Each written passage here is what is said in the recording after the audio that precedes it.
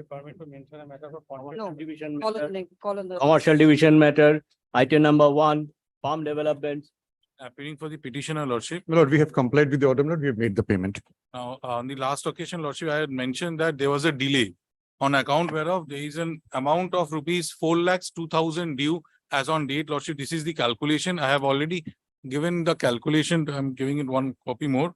I've already intimated my learned friend by way of This an- is, what was the awarded amount? the awarded amount, Lordship, the amount in the execution application pursuant to which the payment has been directed is 1,13,25,000. Yes. This was passed on 11th of April 2023.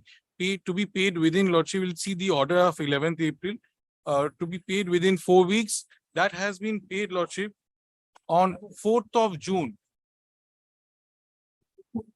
Lordship, 2.5 months have lapsed, Lordship. The interest portion is coming to 4,02,000. So this So you want 4 lakhs more? 4 lakhs more. Yes, Mr. Sinha, what do you have to say? My lord, lordship, if your lordship takes the order of 11th April, my lord, what had happened was they had given their figures, my lord, we have given our figures.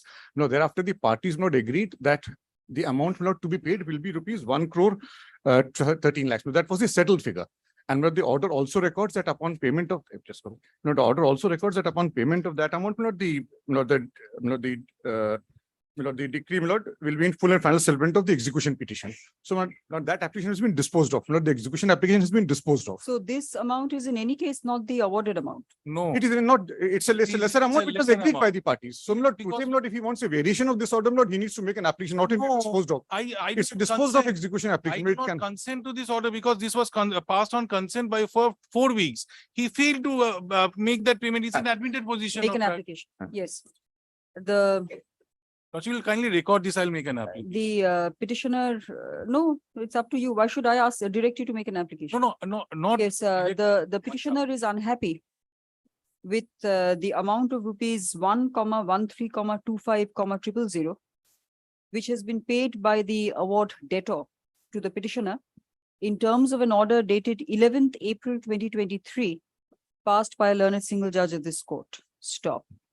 According to learned counsel appearing for the petitioner, the award debtor is required to pay, should pay about rupees 4 lakhs extra, an additional 4 lakhs, should pay an additional rupees 4 lakhs on account of the 2-month delay in the interregnum. Stop. Next, since the order dated 11th April 2023 records that the amount of rupees 1,13,25,000 should be paid by the award debtor to the holder in full and final settlement of the execution petition,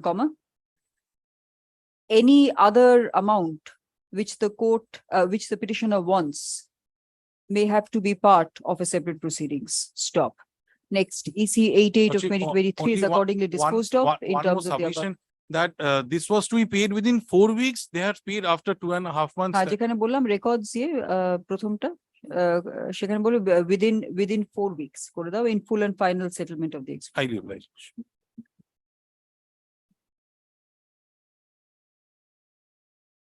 Yes, this order is being passed, EC 88 of 2023 had been disposed of Yes. by the order dated 11th April 2023. Highly obliged.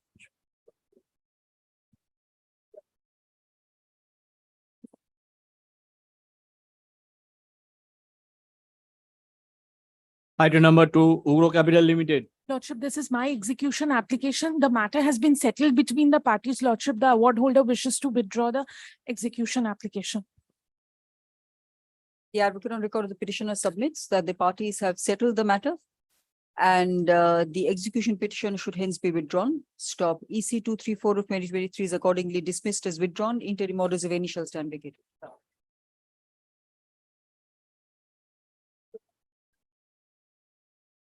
Item number 3, Mr. Singh Construction. Item number 3, my lord, I am appearing on behalf of the opposite parties, my lord. I can't hear you. I am appearing on behalf of the opposite party, my lord, who responded, my lord. On my instant, the matter What is is, came what up. is opposite party? Respondent, my lord. It's an Article 227. On Yes. my instant, this matter is came up in the list, my lord. As because, my lord, the matter has been disposed of, I am not able to file the Bhogalatnama, so I am prayed for leave to file the Bhogalatnama, my lord, in this matter, my lord. What is this application about? Application for, And my lord, this was section 11 application your lordship has allowed and on 14th June and asked me to also correct the cost title and corrected by. No, so what is the disposed of application? This is the disposal of the application. I don't understand. AP 332 is a section 11. Section my 11. So that has already been disposed of. Already So been then what are you disposed. making an application for? So what is the present application before the court? no, my lord, there is no present application, my lord. I am prayed for file the Bhogalatnama, my lord, leave to file the Bhogalatnama, as because the matter has already been disposed of, I am not able to file the Bhogalatnama, my lord. My lord, and on that date, my lord. So on- you did not, there was a direction on you to file the Vakalatnama which no, you my could lord. not I am do. prayed for leave to file the Bhogalatnama, my lord. And you haven't done it till date. No, my lord, as because the cost title is not correct, my lord, and on that date, 14 June 2023, the cost title has been corrected, my lord. So I'm paid for leave to file the. So you do Bhogalatnama it in the course of the day, please.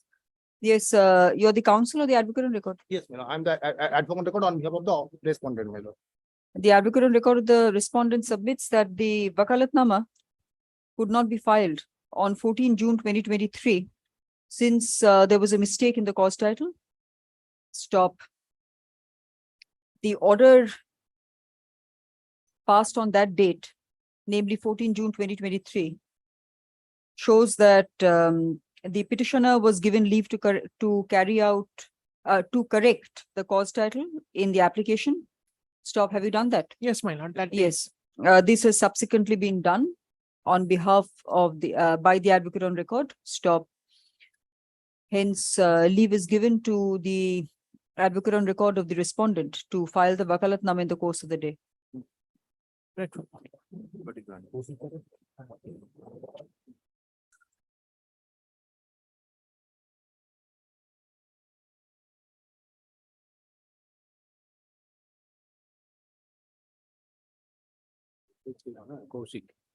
Item number 4, Momita Bera Ghosh.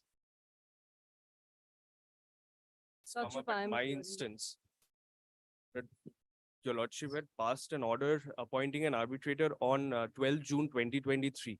I had prayed before your lordship if it could be anybody else apart from a retired justice, your lordship. Because the You have a difficulty is, problem with all retired judges? no, lordship, the problem is that now my application and the arbitral proceeding would be at the end that my share in the partnership business will be decided. So right now, Why your is the lordship. merits important? What is No, the lordship. objection to retired judges? Lordship, my client is in financial incapability of conducting an arbitration under a retired justice, your lordship. So this Any is on the member of the- presumption that member of the bar would be inexpensive compared to retired judges. No, your lordship, but I have some instruction from the client. Lordship, Yes, if but your pursuant lordship to the kindly fourth consider- schedule, it will be irrespective whether it's a retired justice or a member of the bar. My lord, Do you have any objection? No, I will Lord. just record the financial distress and say that it will be Yes. a member of the bar and appoint Lordship, some. I have instruction to object the same as this includes the partnership at will. And there is a dissolution notice as well. could be So Lordship, decided by- I have instructions Both praying of for that. you complete, you make your submissions without even thinking. Dissolution, partnership at will, dissolution. How is all this important for selection of Lordship- an arbitrator, for appointment of an arbitrator? Lordship, I have instructions. I do, my client doesn't want a junior member of the bar. Yes.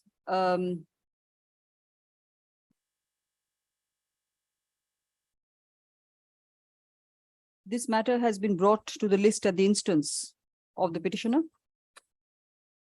Stop. Learned counsel has an objection to expresses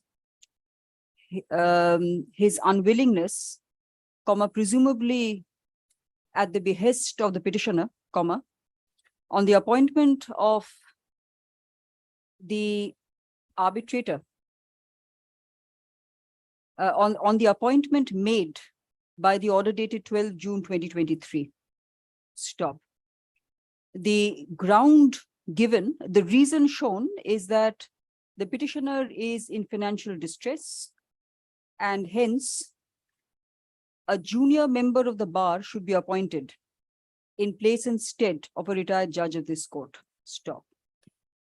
Next, learned counsel appearing for the respondents objects to the same. Stop. Next, after hearing counsel appearing for the parties, comma, this court is of the view that the reason given is completely untenable and proceeds on a presumption which may not even exist. Stop. Hence, there is no reason to vary or modify the order passed on 12 June 2023. Stop. The order shall remain. Next.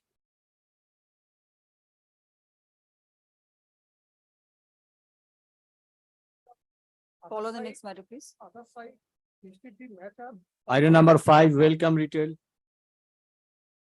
I appear for the petitioner, my lord. Mike. I appear for the petitioner. It's a section 11 application, but my lord, in fact, this is the second round of litigation, my lord, in this. I can't hear you, Mr. Yes, where is your other side? Yes, my lord, I'd better serve and come back. I will serve, my lord. Yes, learned counsel appearing for the petitioner seeks to serve and come back. Stop when? Next Wednesday, my lord, List this matter on 28. 27 June 2023. Next. 6, the state of West Bengal and others versus Mrs. BBM Enterprise. Would it be 28th, my lord?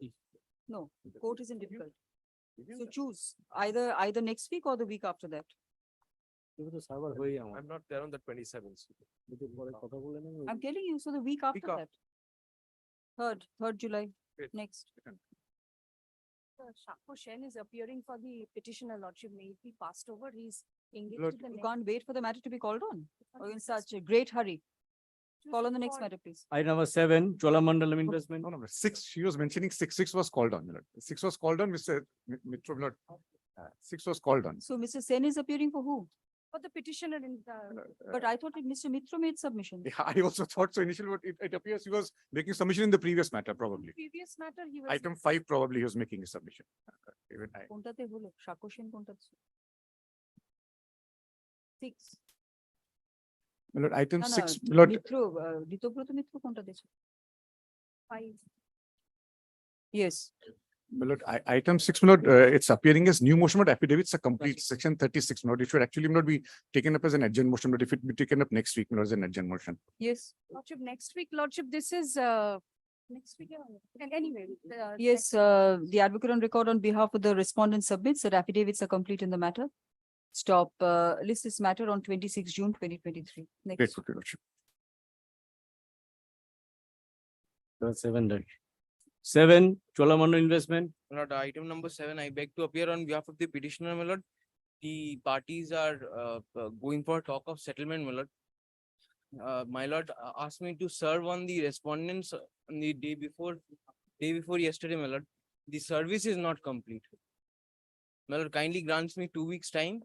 Let me come back after that. 1 week, otherwise I'm dismissing the matter. Very well. Yes, this is the second adjournment taken on behalf of the petitioner. Stop. List this matter on 27 June 2023. Next. 8, Tata Capital Financial. My lord, this is my section 9 application, my lord. And loan cum guarantee agreement dated 30th January. Your other 2021. side. My lord, I have served, but the service is not complete, my lord. Then why are you making arguments if the service is not complete? Yes, where is the respondent based? Lilua, my lord. Lilua. Lilua When did Howrah. you serve them? Dekhi, affidavit of service. 11th June, my lord. 11th May, my lord. 11 May. 11th May 2023. This is my affidavit of service, my lord. Yes, the affidavit of service, Dekhi. My lord, item has returned as addressee left without instructions.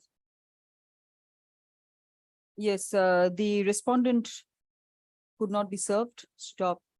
List this matter. How much time do you want? My lord, 2 weeks, my lord. List this matter after a fortnight is paid for. Next. Deeply obliged.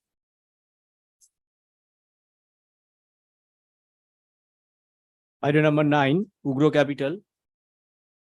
This is my section 9 application, your lordship. Pursuant to your lordship's order dated, Microphone, please. pursuant to your lordship order dated 5th June, we have already served upon them. and it was delivered, Your Lordship.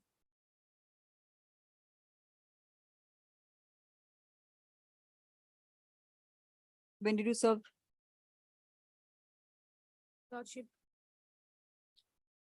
We have served on 7th of June and they have received it on 12th June. Yes, it's what, section 9? Yes, Your Lordship. What is the prayer you want? What Your is the Lordship. order? Sorry, Your Lordship. Prayer A of my notice of motion, Your Lordship.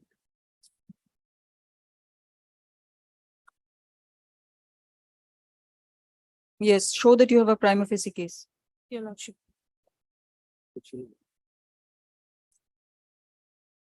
Lordship, the respondents took loan of rupees 15,40,000, which is at page 4, para 5 of my application.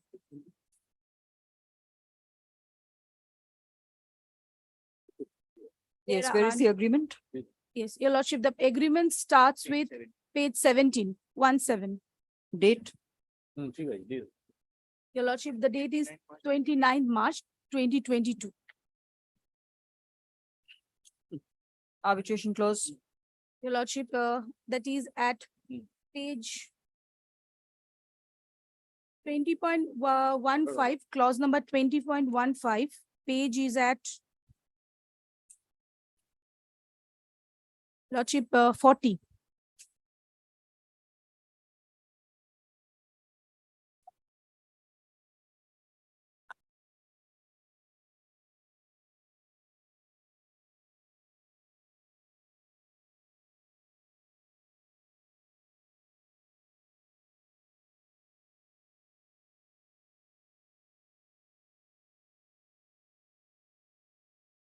Delhi.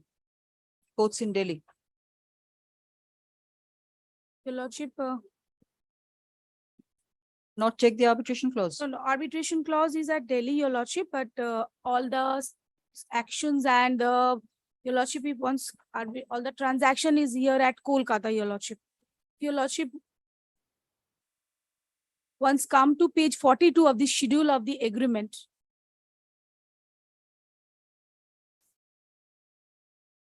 The place of agreement is at Kolkata, Your Lordship. Where? Your Lordship, page number 42, Yes. schedule, place of agreement Kolkata, location of lender's office branch is at Kolkata. What else happened in Kolkata? Your Lordship, thereafter, all the subsequent transactions, payments were made at Kolkata, Where have you said that? Your Lordship. Para 27 to 29, we have already pleaded, Your Lordship.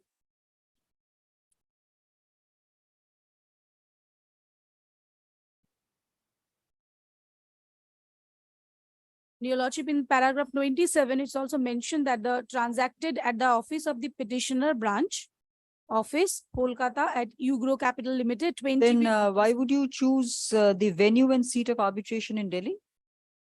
I'm just curious. If everything is in Kolkata, you're based out of Kolkata, why Delhi? Your Lordship, as per the agreement, in some agreements it was mentioned at Delhi, and in some agreement it was mentioned at Kolkata or at the wish of the discretion of the petitioner, Your Lordship. Do you have a jurisdiction clause in the agreement? Your Lordship. Come back, get ready. Yes, That's page 37. no, get ready tomorrow. The advocate on record of the petitioner needs to get ready on the point of jurisdiction of this court to hear the matter. Stop, list this matter tomorrow. Next.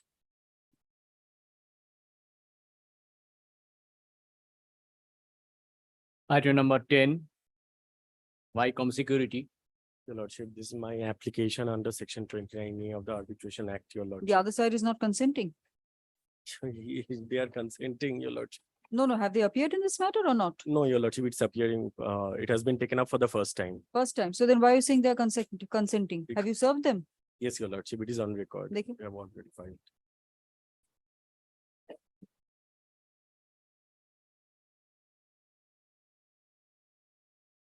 Where is the track report? Where is the track report? How do I know that they have received? 12th May, Very well. serve them. Yes, there is no track report in the affidavit of service. Stop. An endorsement, a handwritten endorsement suggests that the respondent was served on 12th May 2023. Stop. List this matter. When do you want to come back? After Anytime service. next week, Your Lordship. List this matter on 26 June 2023. Fresh service in the meantime. Next. It will not.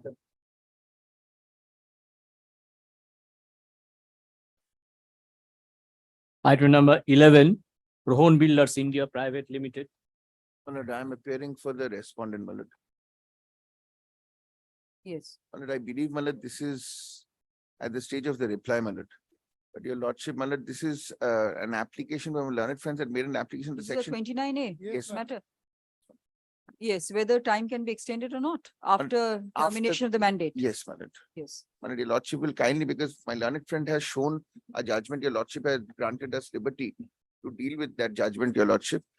Delhi High Court. Delhi High Court. And my lord, we had been also given the liberty. So just let me get the, Yes, pick up the thread. You are saying can be done, you are saying can't be done. Cannot be done. Yes. My lord, we have the Delhi High Court, my lord, but my lord, may I just deal with the Delhi High Court and then? Mr. Ray, before you start, I remember Mr. Mitro was appearing in yes, the my matter. lord, my lord. Yes. Mr. Mitro, one of the days, Mr. Mitro took the position that the court can extend under 29A4, but the mandate remains terminated. That's what he said, but he didn't have a problem with the court extending under 29A4. Mr. Shahu would Yes, bear yes, me- my lord, I've been told that. Yes, yes. I've been told that, my lord. But my lord, I would only request your lordship, my lord, what Mr. Mitra has said, my lord, I do not shy away from that. But under what provisions, that circumstances that is allowed, my lord, that is only what I would like to point out to your lordship. My lord, we cannot go above the law. Whatever the law says, my lord, that is what I would like And to. please address Mr. Ray also on 29A5. My lord, I will. My lord, may I just start with the judgment and then I'll take your lordship to Yes, that? yes, of course. So Delhi High Court, And the, my lord, I have also, my lord, sought to rely upon 3 more judgments, my lord. We have not been made over copies of those judgments, my lord, on 14th. that's fine. Mr. I'm sure Mr. Ray will hand them over We to have you. mailed it Yes. today in the morning, but I'll again hand it over to. Yes. Oh, yesterday evening, but it was also. So, my lord, will kindly take the Delhi High Court judgment, my lord. Yes. My lord, 2 things, my lord, before I proceed, my lord, kindly takes, my lord, this judgment, my lord, kindly takes paragraph 13 first. It says the matter had expired, the mandate had expired on 20th of March 2022. Before that, learned arbitrator. Then says it is in these circumstances that petitioner has filed these petitions under section 29A4. Notice was issued on 26th of April 2020 when the respondents entered appearance. So, my lord, we presume that this has been made subsequently. Thereafter, my lord, kindly comes to the 3 paragraphs. The application was made after termination of the mandate. But I'm not too sure about that, but from the submissions, it appears that it has been made subsequently because it does not talk about when the application was filed, but the notice when it was issued, it is after. Yes. Now, at para 21, on the interpretation of the aforesaid provisions, Mr. Mishra submitted that the requirement of consent of the parties, as expressed in section 29A3 of the Act, is also implicit in section 29A4 and 5. He submitted the present petitions are not maintained on the ground the respondents have not consented to the extension, which must be treated as a precondition for extension of the mandate. Well, this is a case which we are not running. We do not say that 6 months between the parties is the precondition for a court to assume jurisdiction to extend the time post 12 months. Yes. So you're saying that can be done regardless of 29A3. Yes, my lord. If my lord 29A3 is not followed, a person can come to court, but that has to be within that 12 months period. That is our contention. I'm sorry, my lord. So you're saying 29A4 must be within 29A1. Within that period, yes. The application has to be made within that period. I'll point out, my lord, why I'm saying this, my lord, because the word used is, my lord, and not only that, my lord, extend. My lord knows when the age-old, my lord, we have been reading those judgments of extension of a lease and renewal of a lease. My lord, this is an extension. Extension presupposes that the mandate is still surviving. vis-a-vis a renewal, which any void act is renewed again. But here when it says extend, extends means that the mandate is there, is extended further. Therefore, generally what is required to be done before the mandate expires. So if the mandate had, sorry, Mr. Sorry, Ray, if the mandate had expired, then the word would not be extend, would be what? Well, maybe renewed.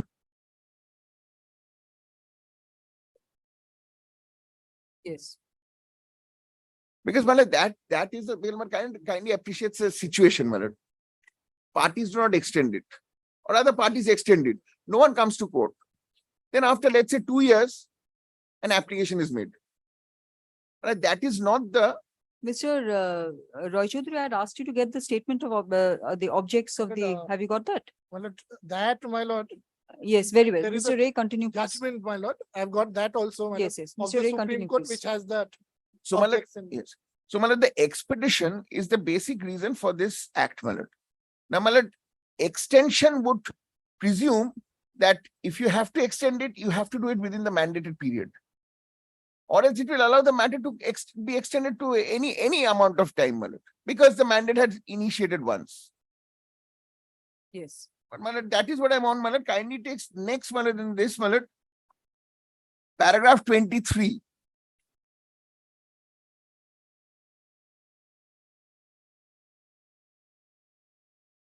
Yes.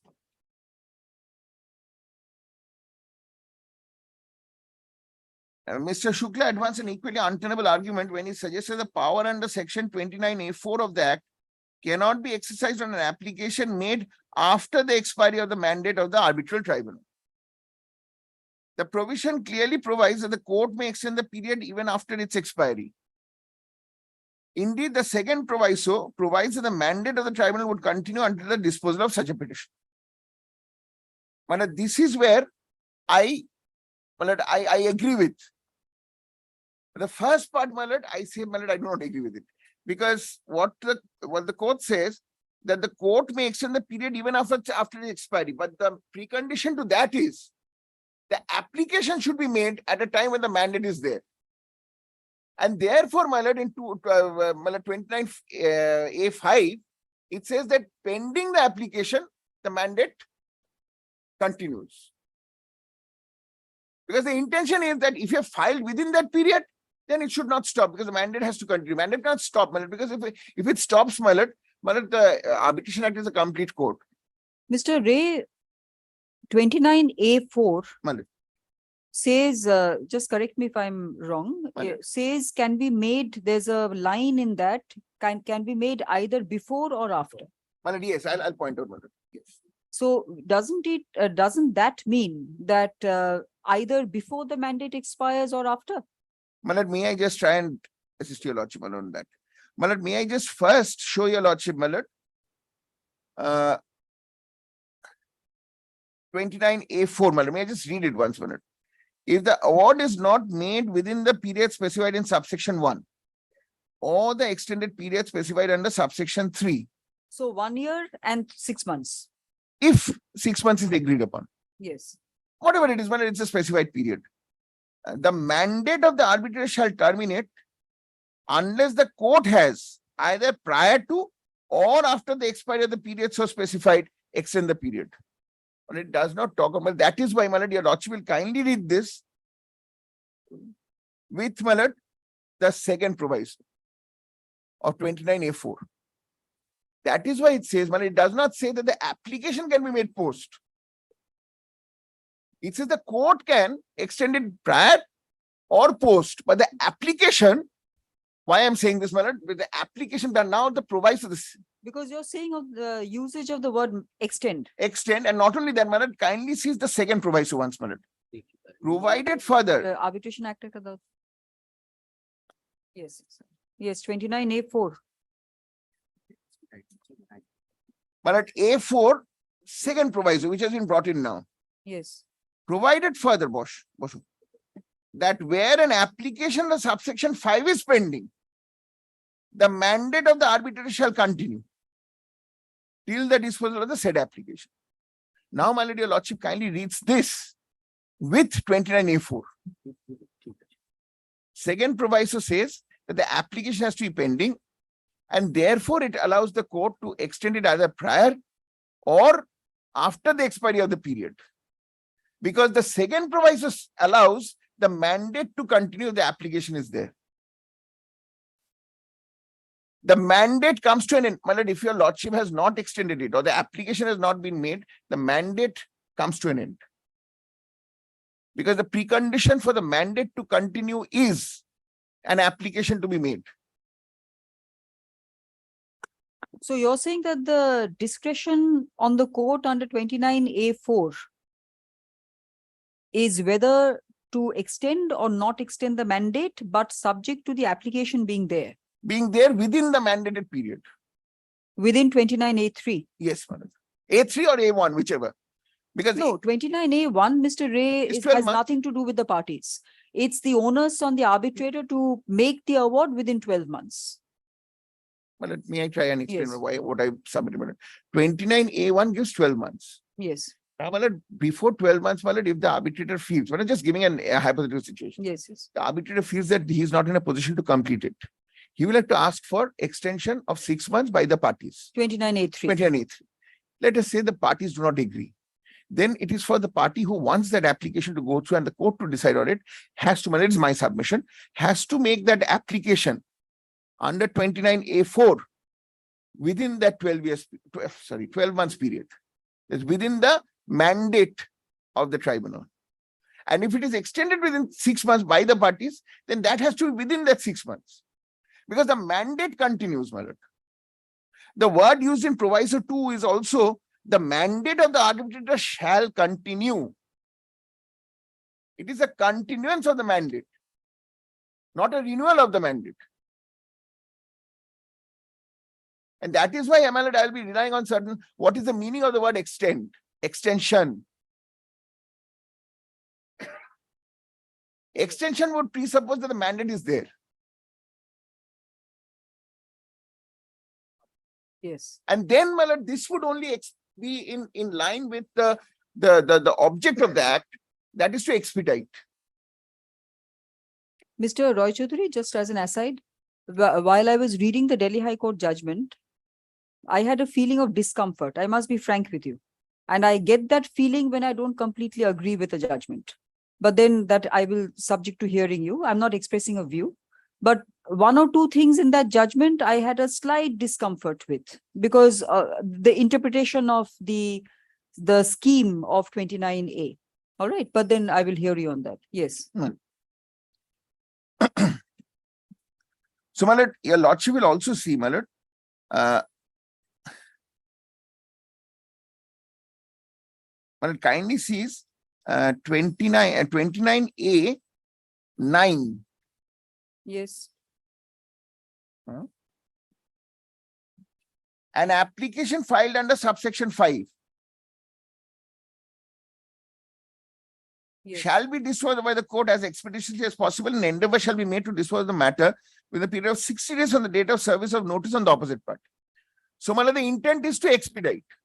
No, that there is no doubt. So, my lord, what I'm trying to submit, my lord, if anyone is allowed to make an application post the mandate, my lord, it goes contrary to the intentions of the act as well as 29A9. Except that, Mr. Ray, that argument has is kind of double-fanged in the sense that it can also go against you. If a party My lord, does not give her consent my lord. to an extension, and the arbitration having proceeded to a certain stage is stalled because of the absence of consent given by the other party, then what happens to the expedition which the act intends? My lord, therefore, I will say, my lord, I am taking into contention, my lord, a rogue litigant.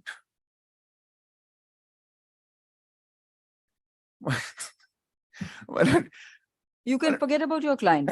You can treat when it as an academic discussion. when I made that submission, I thought that wasn't correct. But my lord, yes, my lord, that is the scope. Therefore, you have to make that application before the mandate expires. My lord, 32 is a termination of a proceeding. That is the same thing. Mandate expires if the arbitrator cannot proceed any further. But it kindly takes once the language of 32 minutes.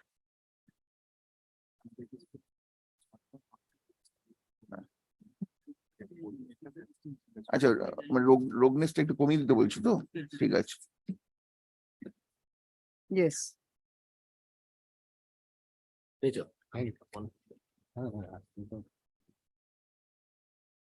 No, this is termination with the final award. yes being made. my lord, or by an order of the arbitral tribunal under subsection 2. Subsection 2 my lord, has 3 provisions. Yes. Claimant withdraws, parties agree on the termination of the proceeding, or finds that the contestation has for any other reason become unnecessary or impossible. And the tribunal has recorded that it is not possible for me to continue. Because he hasn't got the consent. My lord, 6 months consent my lord, had been sought for after the expiry of his mandate, not within that 12 months period.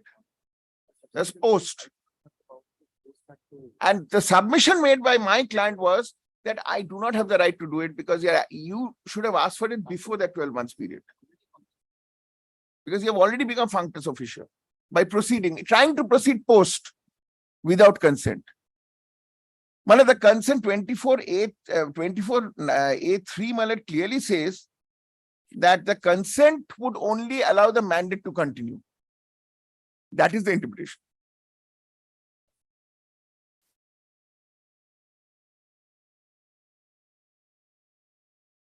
So in this case, you're saying that 29A3 also wasn't there Couldn't have been. because there was no application made. No, well, not only application, this did not require an The application. consent. The consent could have been sought for it, would be recorded in the minutes. If one party does not get the consent within that period, they should go, or the other party should go to the court and say, look, he has not given consent, I'm filing an application. The mandate is still pending. Kindly continues the mandate further. He makes an application, my lord, within that period, that mandate comes to an end. But the application has already been filed. Therefore, your lordship, prior to or on the expiry of the period, can extend it. Under 29A4. But the mandate should be continuing in terms of 29A4 second proviso. So 29A5 also presupposes an application being made within the period. within I'm very 29A1. grateful. My lord, that is what I wanted to submit. Or else, my lord, the mandate cannot continue. It will be renewed mandate. Continuance means, my lord, in itself that there is something which is there, which will continue. Yes.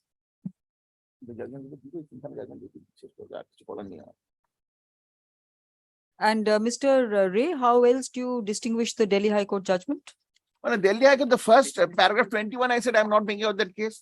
And when it here the word extension or mandate continuing has not been looked into, my lord. With humility, my lord, I say that was not even the submission, and my lord, that has not been considered, my lord. But kindly see paragraph 23 once, I'll just point it out to you, lordship. Yes.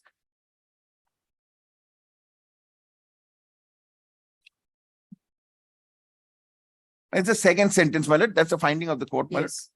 The provision clearly provides that the court may extend the period even after its expiry. Indeed, the second proviso provides that the mandate of the tribunal would continue until the disposal of such a petition. I see no justification in the text of the statute or on a purposive interpretation thereof to hold that the power can only be exercised on an application filed prior to the expiry of the mandate. My lord, why this? My lord, the learned judge came to such a conclusion that has not been reasoned out. And other than that, my lord, what I am submitting, my lord, that extension can only be granted if the original mandate is alive, has not been considered, my lord. It has gone back to 29A4 that yes, the court can extend it prior or on the expiry.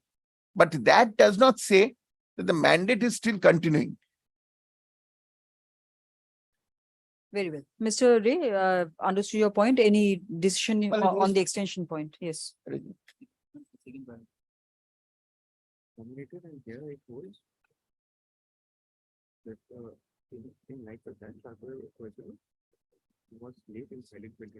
এটা কি এটা কি এটা কি মানে these are মানে this is one small judgment, my lord. It just says that since 1 year had expired and there was no consent on an extension, section 29A will not apply. This is the Bombay High Court. Bichi.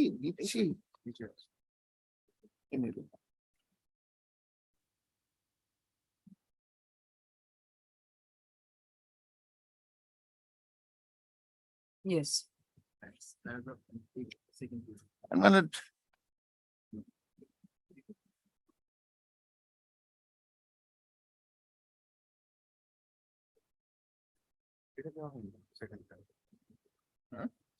Bombay High Court doesn't have any reasons. well, it says more or less on that. And Yes. after that, when an application was made again under section 11, where the court held that since the mandate had expired, you cannot make another section 11. Yes.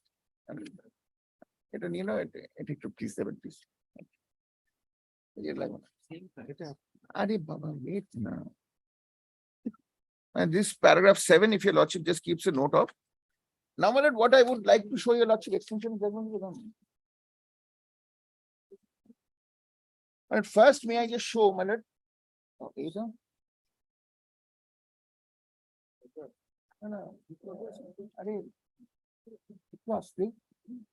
Dictionary.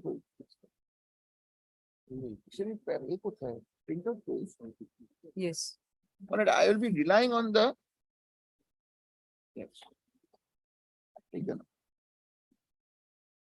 the meaning of the word extension.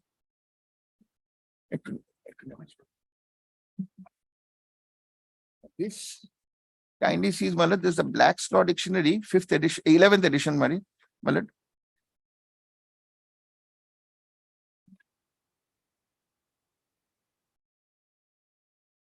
Yes. First, 728, Malad, extension.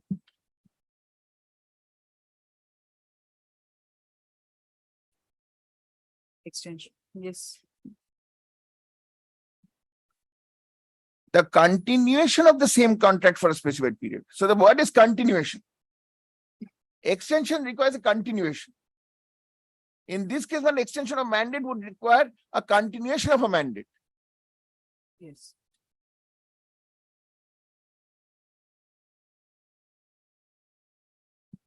And my lord, vis-a-vis this, my lord, your lordship will kindly take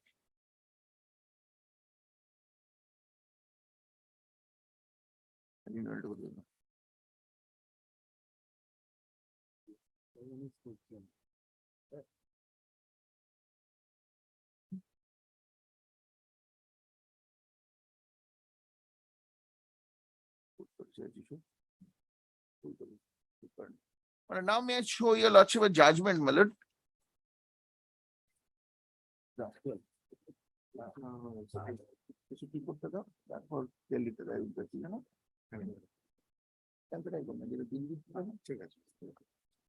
I'm relying on 1989 supplementary 1 Supreme Court cases 487. Yes.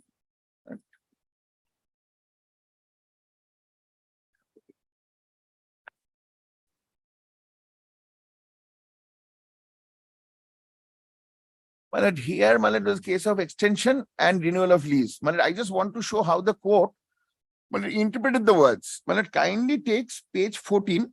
Malad, it would be page number 496 there, Malad. Sorry, para 14, I'm sorry.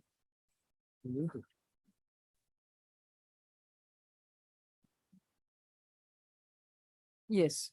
It is pertinent to note that the word uses extension and not renewal. To extend means to enlarge, expand, lengthen, prolong, to carry out further than its original limit. Extension, according to Black's Law Dictionary, means enlargement of the main body, addition of something smaller than that to which if it is attached, to lengthen or prolong. Thus, extension already implies the continued existence of something to be extended. The distinction between extension and renewal is chiefly that in the case of renewal, a new lease is required, while in the case of extension, same lease continues in force during additional period with the performance of the stipulated act. In other words, the word extension when used in its proper and usual sense in connection with lease means a prolongation of the lease. So my lord, I am on that it enlarges and implies that the existence of that contract continuing, then only extension can be granted. To be used interchangeably with the mandate here Yes, my lord. in the present facts. Extension of lease and extension of mandate. Now the next judgment. एक चल तो कौन paragraph बचे बोलो एक ही citation के Indian law reports. Indian law reports. This is ILR 1963, 1 Punjab and Haryana 850.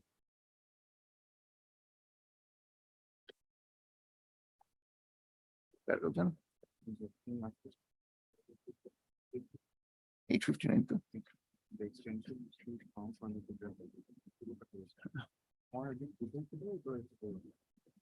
Yes. is most relevant, but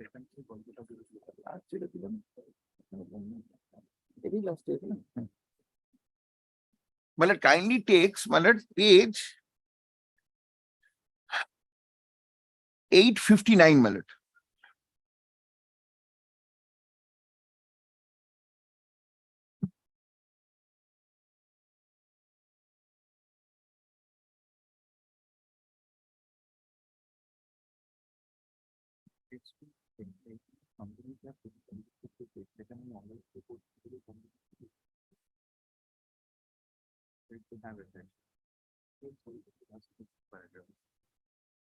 Malad here Malad the scope was Malad Malad section 18 of the Companies Act Malad, whether the period mentioned in that section 18 of being extended from a period of 3 months can be made at any time.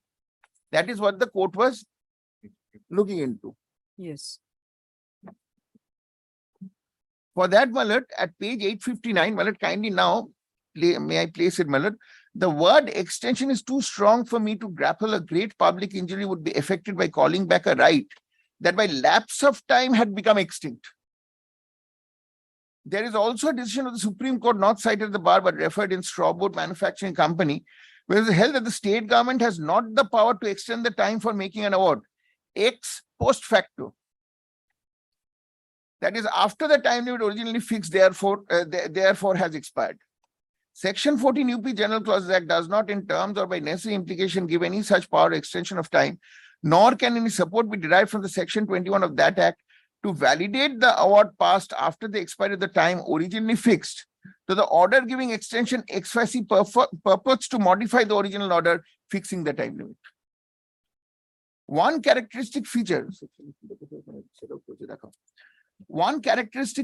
of all these decisions is that the expressions which the courts are called upon to construe were being examined in the light of context and the words and phrases were being interpreted in the background of the statute as a whole.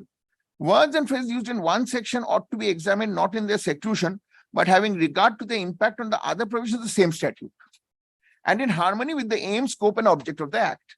A reference to Section 19 of the Act, which deals with the effect of failure to register in accordance with the provisions of Section 18, is necessary. Subsection 2 of Section 19 provides the order of the court under Section 17, subsection 5 becomes void if the documents required to be filed within the register under Section 18 are not filed the time allowed and the period has expired. In this case, the order of this court dated had become void and inoperative after 21st November 1961, which was the last date for filing the certified copy of the order. After the last date was allowed to expire, the registrar could not effect registration and the time could not be extended in order to validate what had become void and inoperative. The two expressions used in subsection 4 of Section 18, namely at any time and extend the time, have to be construed in the background of what has become void and inoperative. I'm on the word inoperative, Malad. According to subsection 2 of Section 19. The only reasonable construction in this context is that at any time means within the period of limitation, namely 3 months from the date of the order was still running. If the court had been moved during these 3 months, the time for the filing of documents could have been extended in any other sense prolonged. So Mr. Ray, you're saying that the court cannot be moved after expiry of 1 year if an application has not been made for extension. My lord. And why I say that? Because the mandate expires. For the mandate to continue, pending the application, the mandate should remain. My lord, the mandate has been allowed to continue by the statute. How, if I may ask myself the question, the statute says if an application has been made, the mandate is continuing. For continuance of that mandate, my lord, I humbly submit the application is the precondition. To make that application, my lord, what I'm submitting, my lord, it's a timeline, my lord, basically. Post 12 months, my lord, mandate is not there. If the application is filed post that, according to the second proviso, mandate cannot continue because mandate is not there.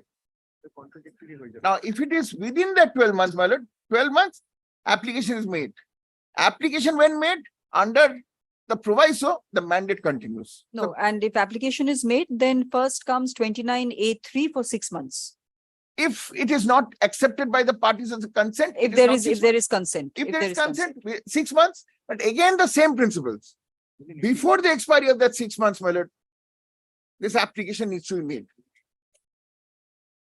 There, my lord, no consent. For the mandate to continue. Yes, there, my lord, no further consent is required. There, a party will make an application. And in this case, the 29A3 also does not arise because there was not the application. This application is under 29A4. Yes. And there was no 29A3. My lord, the arbiter sought for that, but it was post. Sorry, the claimant sought for 29A3, which we said we cannot because the mandate has already terminated because it's post the 12 months period. Yes. Because, my lord, the time 29A4 is applicable to both the situation of 29A1 and 29A3.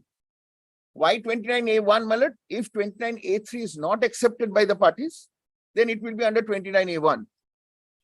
29A1 before the mandate expires, let us say, my lord, consent is not given by the parties, an application is to be made before 12 months. So that the mandate can continue. If it is post that 12 months, mandate expires. It's a statutory mandate, so it cannot continue. The statute said it will continue only in an application being made. And if the application is not made, the mandate is not continuing. So the only way the mandate can continue is the application being made before the mandate expires. And 29A5 is also not against you. Well, no, my lord. And according to me, obviously, my lord, Mr. Actually will not agree. Yes. The extension of period referred to in subsection 4 may be on the application of any of the parties and may be granted only for sufficient cause and on such terms and conditions as may be imposed by the court. But I am not on your lordship's powers, my lord. Your lordships can put any terms, any conditions. But, my lord, on the jurisdiction of your lordship to receive that application, I say, my lord, that has to be before the expiry of the mandate. Yes.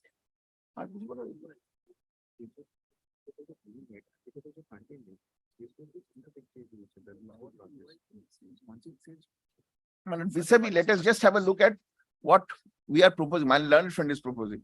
Yes. My learned friend proposes that yes, the time period is expired. Long expired, whatever, let us not go into that. That will be 29A5. My lordship can put conditions then.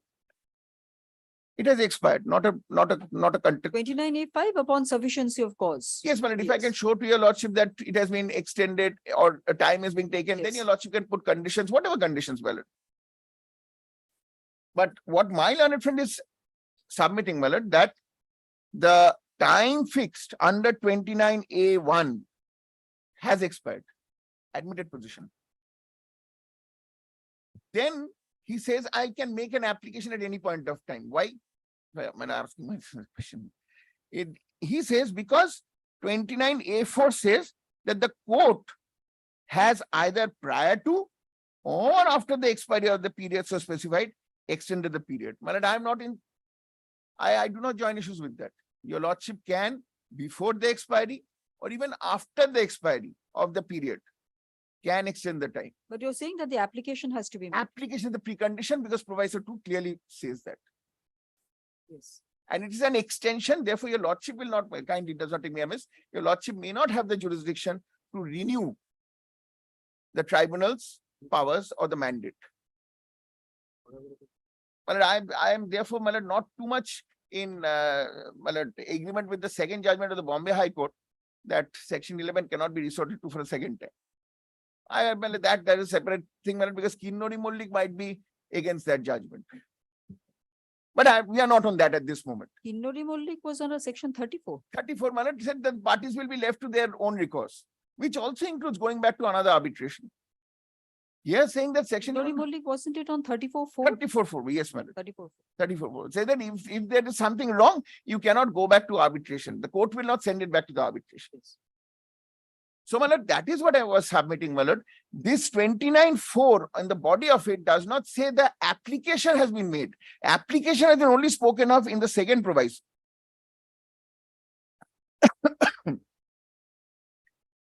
And it only says, second proviso says where the application is pending, then only the mandate will continue. Even till your lordship decides on that. So today, my lord, when the application is not pending, the precondition for the mandate to be alive, for your lordship to further extend it for that period, will not be there, my lord. And it is for expedition purpose also, my lord.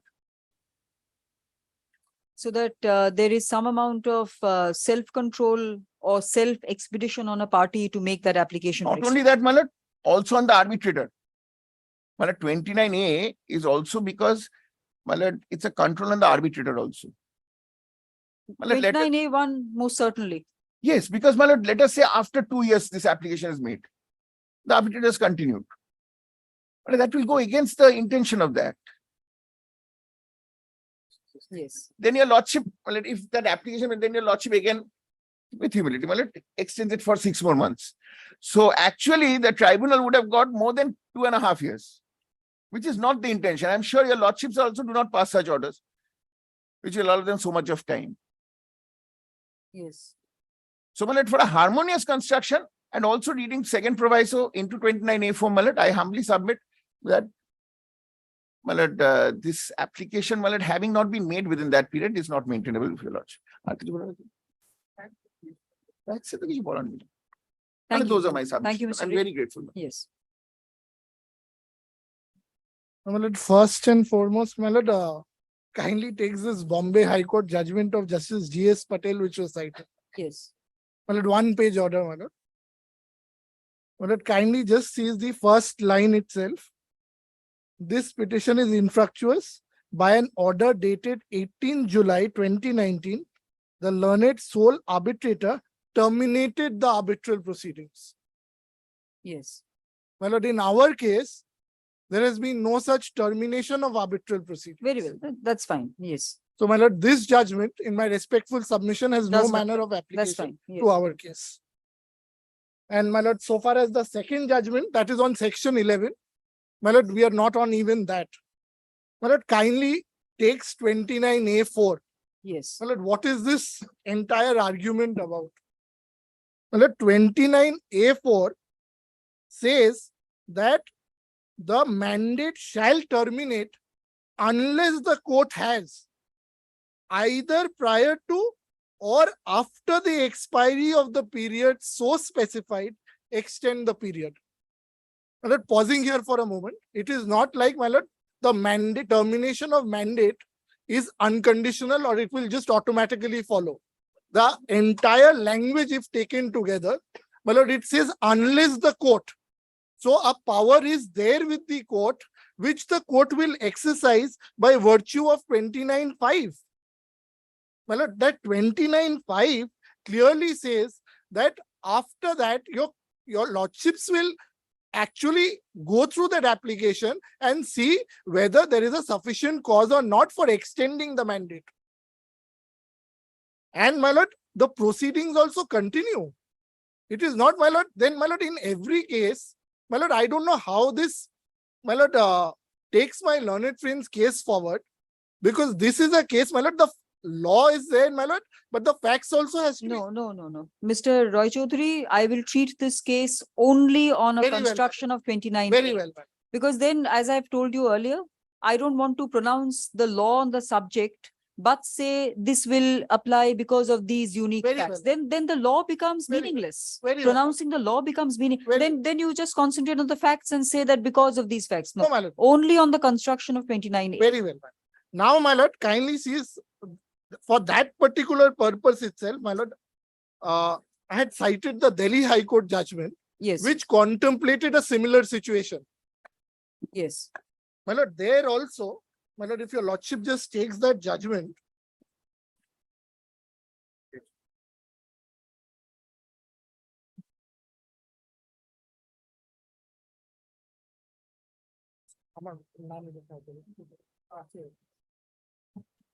I am not supporting Mr. Ray's client's conduct for one moment. That is not what they should have done.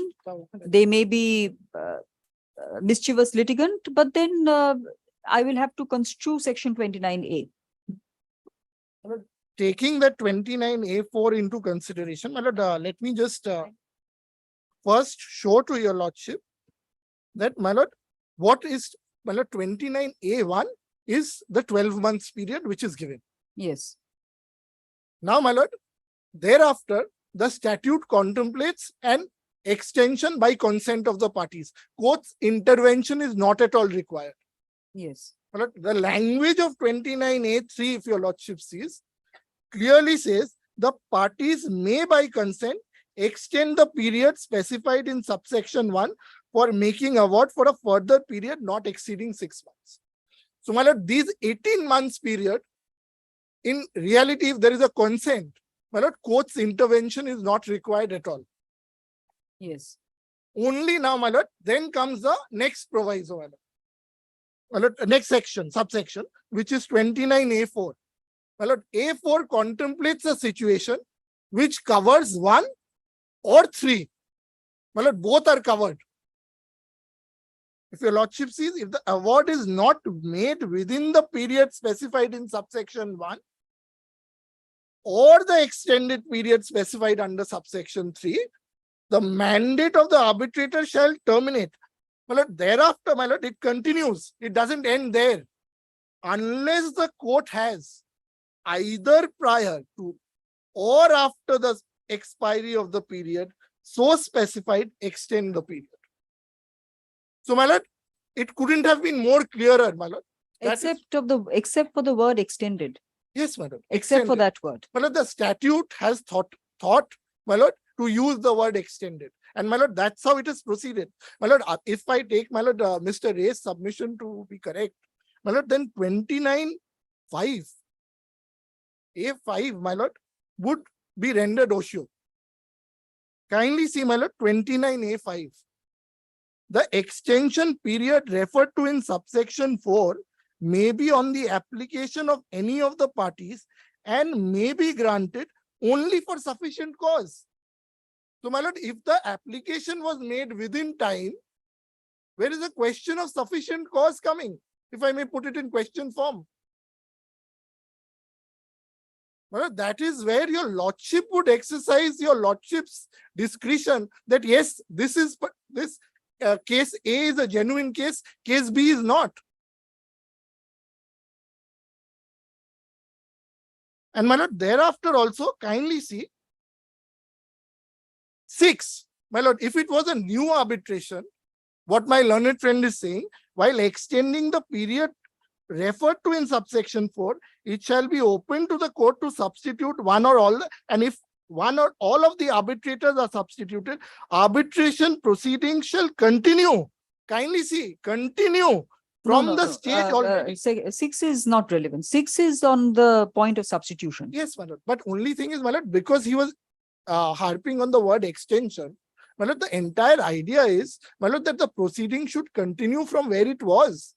The entire idea is to finish the arbitration. And your response to 29A5, that where is the why should sufficiency of cause be relevant? That will come under 29A4 as 29A5 Right. says. And 29A4 presupposes an extension from 29A4 follows from 29A3. A1 So- also. my lord. Yes, so anything beyond 12 months Yes, ma'am. is an extension. Yes, my lord. All right.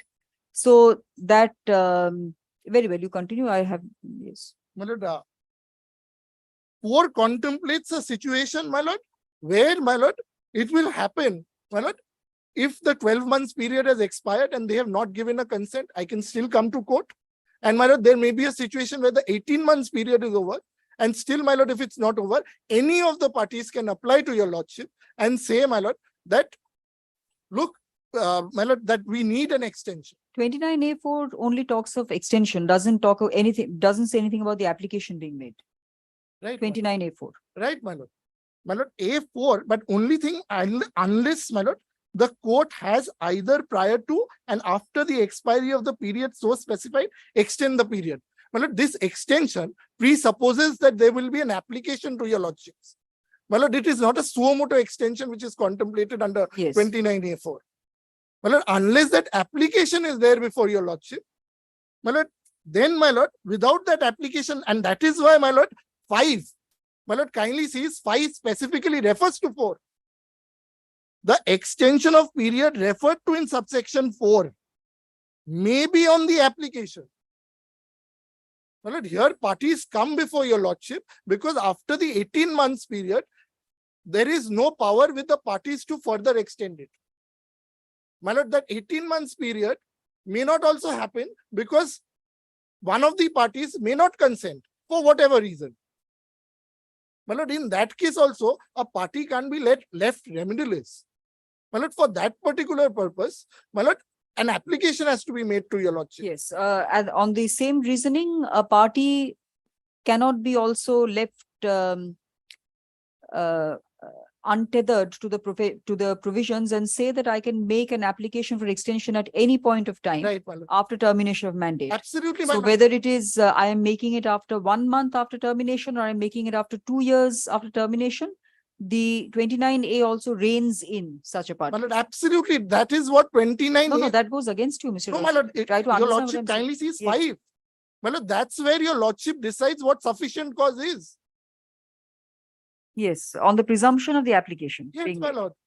No, and my lord, it says sufficient cause. My lord, your lordship adjudicates whether the cause is sufficient or not while extending. Very well, understood. And that is all, Mr. Roy Choudhury? The submission is prescribing a new limitation period, which is not there in the statute. Unless limitation is specifically excluded, it can't be excluded. My lord, the other thing is, my lord, my learned junior rightly points out, my lord, if I take Mr. Ray's submission to be correct, my lord, it prescribes a new limitation period altogether, which is not prescribed under the Arbitration Act. My lord, it would, Yes. my lord, set the entire Arbitration Act into a, my lord, visualizes a situation, my lord. Mr. Ray, Mr. Roy Choudhury, both of you, please, your 2-page points on this by third. Very well. Yes, heard learned counsel on the point of whether the mandate of an arbitrator can be extended after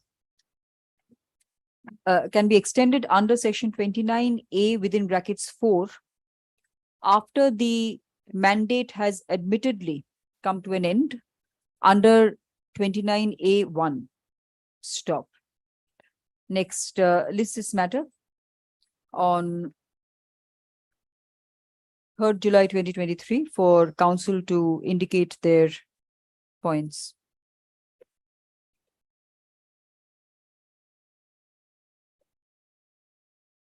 Give the case references also, please. Just, my lord, if your lordship just gives me, for the completeness, my lord, let me also just cite this. My lord, I'll just give my learned friends also a copy. My lord, kindly takes this Supreme Court judgment, my lord, Yes. 2023, 5 SCC 421. Okay, sir. Thank you.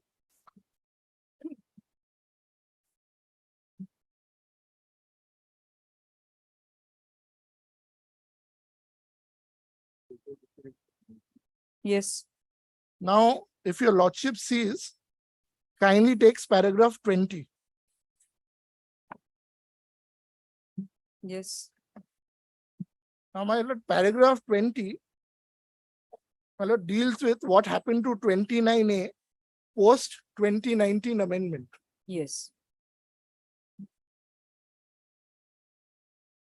Now, if your lordship sees that this particular proviso that provided further where an application under subsection 5 is pending, the mandate of the arbitrator shall continue till disposal of the said application. Where are you?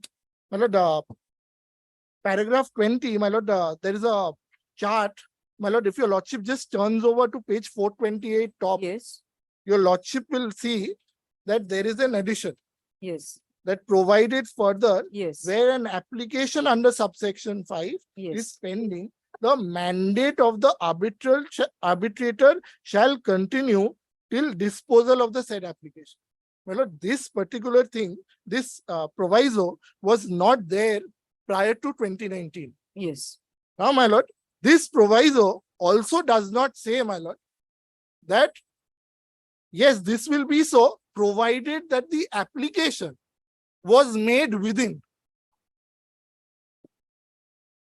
Very well. Anything My lord, else? if the statute, my lord, clearly mentions something, my lord, we don't need to go into, my lord, into Black's Law Dictionary or to some other statute, my lord, with regard to transfer of property, lease, etc. No, no, that was only for the matter of extension. Extension, my lord. Yes. But your lordship will see the Very context. well. And Yes. my lord, one more, my lord, portion is there, Yes. which I should point out. My lord, Please kindly deal with this case. in takes your- paragraph 26, my lord, which Yes. makes the position absolutely clear. Yes. My lord, 26, subsection 3 of 29A empowers parties by consent to extend the period specified in subsection 1 for making an award by a further period not exceeding 6 months. Yes. Thereafter, if the award is not made within the period which is specified in subsection 1 or the extended period specified in subsection 3, the mandate of the arbitrator shall terminate unless the court has extended the period either prior to or after the period so specified. No, So, this my lord, is, this this is makes what the it- section says, 29. Yes, my lord, and this has been quoted, my lord. So, my Very lord, well. Yes, that's all. that is the Yes, call on the interpretation, my next lord, matter, which has please. been given. And one of the scheme is at paragraph 28. Yes, call on the next matter, please. Item number, Deal with this decision, please, in your, yes. Grateful. item number 12, Dr. Profulo Rajaram, Hede. You're for the I'm for the petition. microphone, hurry up. Your Lord, lordship, I'm for the petitioner, my lord. I'm appearing on behalf of the respondent. I have been led by Mr. Shodru Banerjee. I'm just praying for note today, your lordship. What is the relief you want? My lord, here the challenge is, my lord. Can't hear you, microphone. My lord, please. here the challenge is, my lord, It's a the- 37 appeal. arising out from section 17 application. Is it a 37 appeal or not? 37. Say yes or no. Yes, yes, yes. Yes, arising out of a section 11 made by who? The section 17 order passed, the order, my lord, in terms of the impugned order, my lord, Who the made the section 17 application? section 17 application filed by the Are you going to argue the finance matter? company, finance. Are you going to argue the matter? You have a senior leader.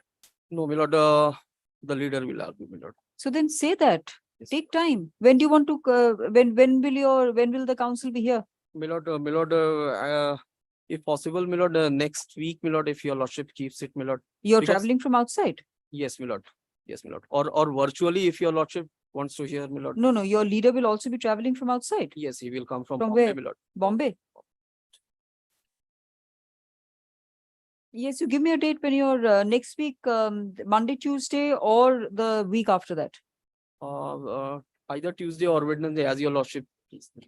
Next to next. Impossible. Yes, list this matter on 3rd July 2023 as prayed for. Great.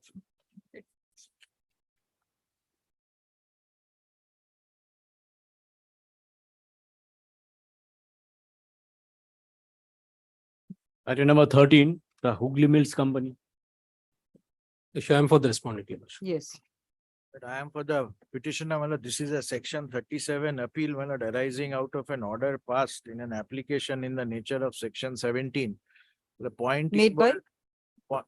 Section 17. 17 of the Arbitration Act Whose filed by the application? respondent. My application, Your Lordship, my Very- application yes. has been. The learned arbitrator has been pleased to stay the arbitration proceedings. So the question of law, my lord, What was the prayer in the 17? my lord, prayer was for stay, seeking For all stay. further proceedings. Stay of my the lord, arbitration Yes, proceedings. but my lord, before I address your lordship, my lord, I have a hurdle to cross. There is a delay of 153 days. So if my learned friend wants I to. would like to file an affidavit, Your Lordship, in the stay application. There is no scope for stay, Your Lordship. The entire arbitration proceeding has been No, stayed. or what do you have to say about On the delay? delay. 153 days, I'll file, Your Lordship, an affidavit. No, no, so you want to address the point of delay as well as There on is the no merits? explanation, Your Lordship, for last 153 days, Your Lordship. Apart from, Your Lordship, the advocate on record was ill. If that is Your Lordship, the reason, Your Lordship, I am not, Your Lordship, opposing that. That is the only reason, my lord. In fact, she has not yet joined also. Privately, I. No, if that is the reason, Your Lordship, 150 days, 3 days, I'm not opposing. So that then is I the- can Yes, my lord, my consider lord. the appeal. And kindly allow me, Your Lordship, to file my affidavit, Your Lordship, in his stay application. Where is the order, Mr. My Chaudhary? lord, kindly takes the memorandum of appeal, my lord.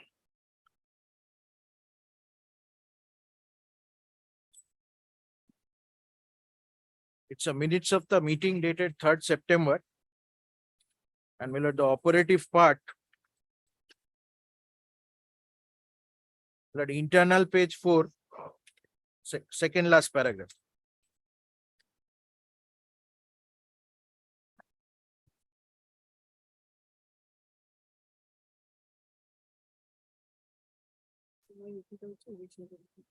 Yes.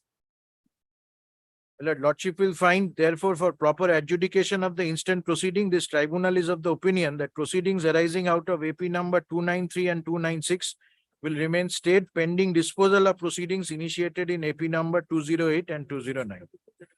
AP So what is 293? 208 and 209, my lord, are proceedings, my lord, for eviction, where an award for eviction has been passed by the same personnel. Yes, Same learned arbitrator. yes. And my lord, that is subject to a section 34 proceedings where, my lord, there were conditional orders pursuant to. So Mr. Shengupta's application for eviction against you. My application against Mr. Shengupta's client, And I have a counterclaim, Your Lordship, One regarding minute, tenants. 1 minute. I enjoy an award in my favor for eviction, That is 208 and 209.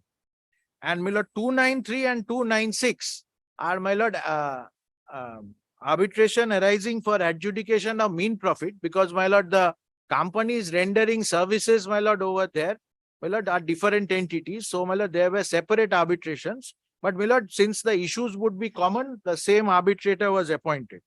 Now, my lord, they have taken a point, the contention So which was. 296 is Mr. Shengupta's application? Yes. Yes. No. 293 and 296 is, my lord, I am the claimant. Section 11 application. For mean profit, my lord, these numbers are of the section 11. The same gentleman was appointed as the arbitrator because the issues are connected. My lord, the application for stay proceeds on the premise that since the award for eviction has been stayed conditionally, don't proceed further because you cannot adjudicate on mean profit till such time the eviction decree or eviction award is confirmed. That is, my lord, the basis. My lord, we have our answers to that. My lord, our first question is whether the arbitrator at all has a jurisdiction to stay its the proceedings. And, my lord, there is a judgment, my lord, only a single bench judgment, my lord, it's there. So this is 293, 296 was stayed. 293 to 296, 293, 294, 295, 296. Yes. And these are all your applications for All my reference. profits. Yes, for mean profits. Lord, each premises had 3 sets of agreement. One was, my lord, the primary agreement of leave and license. One was a facility agreement and one was a maintenance agreement. So the facility and maintenance agreement are subject matter of separate proceedings because, my lord, the facility providing company is a separate entity. The maintenance providing company is a separate entity. So there were different separate arbitration references. Now, the first which was Very well, Mr. Chaudhary, you cross that hurdle when you come to it. very well. And where have you explained your 153 days? My lord, will kindly take GA1. Yes. My lord, page 18, para 45.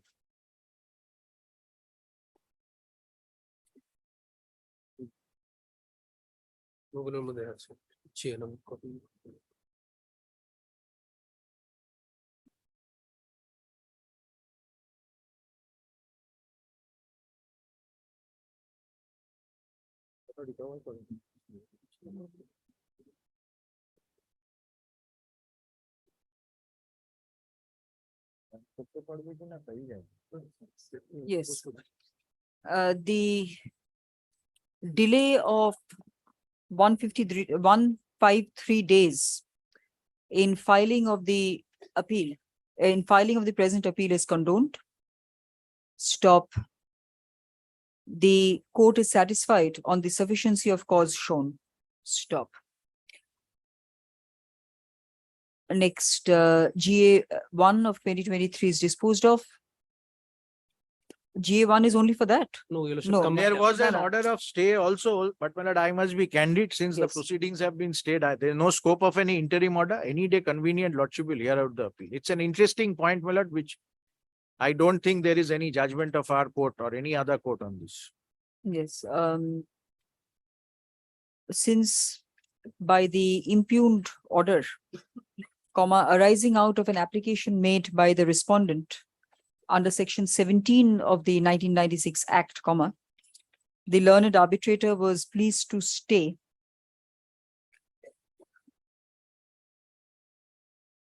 four arbitration petitions of the appellant with regard to mean profits, comma. There is no scope for any interim order at this stage. Stop. GA1 of 2023 is disposed of, is accordingly disposed of on that basis. Stop. Next. Affidavit in opposition by? If it is disposed of, Your Lordship, then I am not required to file any opposition. Your No, Lordship, in the GA1. main appeal you don't want. Very In good. appeal, Your Lordship, is an appeal, Your Lordship. I'll Yes, file, yes, Your I'll Lordship. list APOT 146 of 2023 on Mr. Chaudhary. Well, any day convenient, but I am ready to argue. This week, next week, whenever. Next Next week, week, apart from the last 3 days of the week. Well, Monday, List this matter on 26 June 2023. If any papers are missing, Your Lordship, I'll file a short paper book, Your Lordship. my lord, can the GA1 also be there in the list, my lord, so that the records, my lord, the papers are available, or lordship wants we prepare an informal paper book, my lord, whatever is convenient, because my lord, memo of appeal is just the order. So my lord, for the papers, if lordship permits. Very well. After line likhe do, although disposed of, comma, GA1 of 2023 may be used for the documents therein. Stop. Lordship. And I'll file, Your Lordship. If it is required, I'll file a short paper. Yes, leave is given to the respondent to file a short compilation of documents. If for any papers, for any documents which may be missing from the records. I'm grateful. Grateful.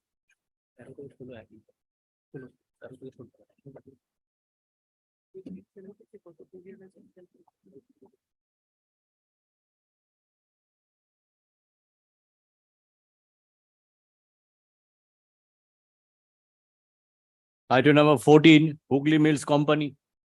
Identical matter, Your Lordship. These are similar matters, only the period of delay will differ, my lord.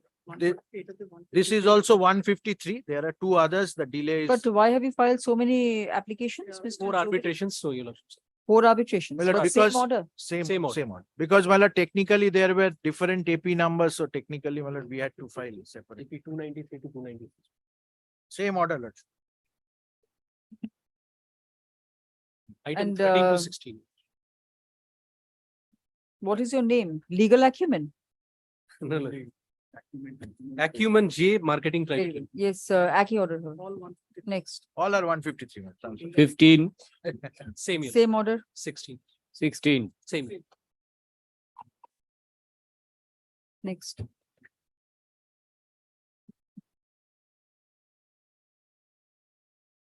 item number 17, new motion, section 34, Hooghly River Bridges Commissioners. My section 34 application. Microphone, please. This is my section 34 application. Will your lordship fix a date for hearing or this will take some time? Why? Well, I will hear both you and Miss Ray Borman today for 5 minutes. it's that one.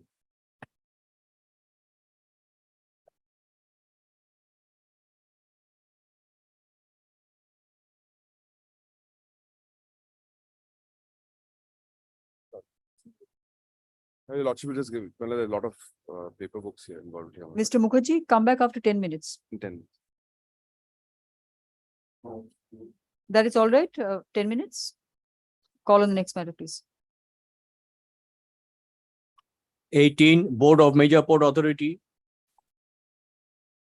For the petitioner, Mr. Dotto was arguing. Microphone, please.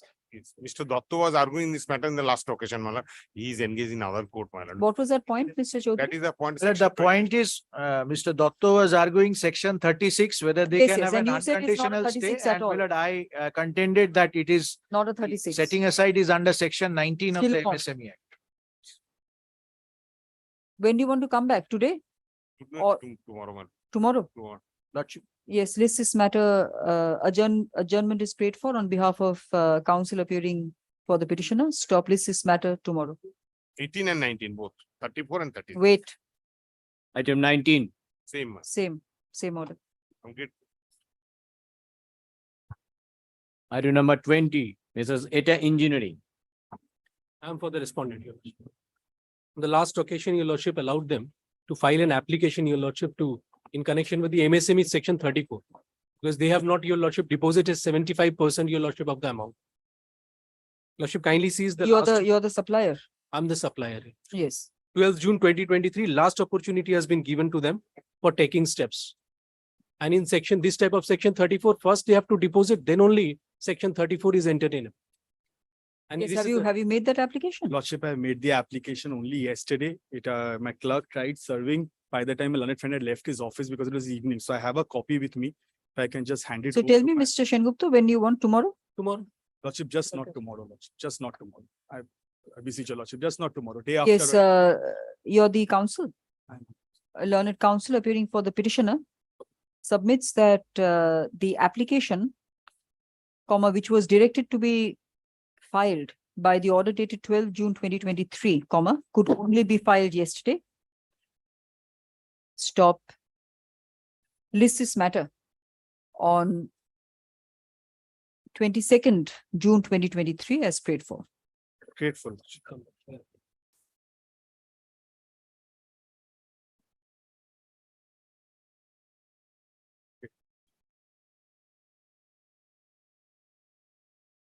Twenty-one, Cart Infraloc Limited. Please, Your Lordship, this is my application under section 34 of the. Microphone, please. This is my application under section 34 of the Act, there were directions for service, I've served twice. You're the appearing? last. Yes, Your Lordship. I'm for the respondent. Then why are you standing there? Come here, please. Yes. On the last occasion, Minister Guha appeared and submitted before Your Lordship, that the respondent had allegedly assigned the loan agreement to asset reconstruction company. I had taken up a point of maintainability that it could not have because it was not a signatory to the arbitration agreement. It was Yes. supposed to make submissions on that. Yes. I was hearing you, Mr. Guho. Yes, my lord. My lord has put a question to me that if a party who is not a signatory to an arbitration agreement pursuant to an assignment, whether that party has the right to continue with the further proceedings or not, or can be replaced. My lord, No, to that this- I asked you on the point of law, Yes, yes. not on the facts of, not on the Not facts. on of the case. facts, because my lord, first and foremost, unless and until the pursuant to the assignment, unless and until the substitution takes place, and in place of Yes Bank, my name, that is the asset reconstruction company, its name comes in, I am not in a position to file my So wakalat. you're not on board as yet. Not on board. That You is want the to be reason. added I want to be added. as the assignee of the debt. Yes. And what is it? Assignment of the debt or what was assigned? Assignment of the entire debt along with the securities. So Yes Bank was a party to the arbitration agreement, but Exactly. you're not. No, I am not.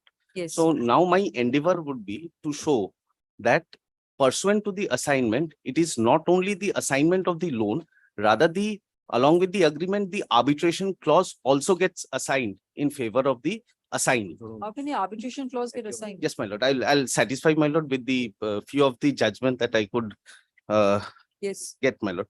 And my lord, second is that. The judgments say what? Arbitration clause gets assigned? Yes, my lord. Show me. And my lord, the second endeavor would be, rather that would be my first endeavor to show that I, being an assignee, is claiming my right under the award, and I have every right to defend this proceeding. That is what section 35 of the So Arbitration you Conciliation have Act already says. got the benefit of the money, No, that is- the amount awarded? no, No. because the award has been passed. Now I will put this award to So execution. if you haven't put the award. No, award not to yet, execution. not yet. Before that, my learned friend within the time period has come up with an application under 34. So Yes Bank has washed its hands off. Yes. So it is the assigner who has assigned the loan to me after conducting the arbitration however, the assignment has taken place during the pendency of the arbitration proceeding. That is there. I know there are many hurdles to cross, but one by one, I will address to all the issues.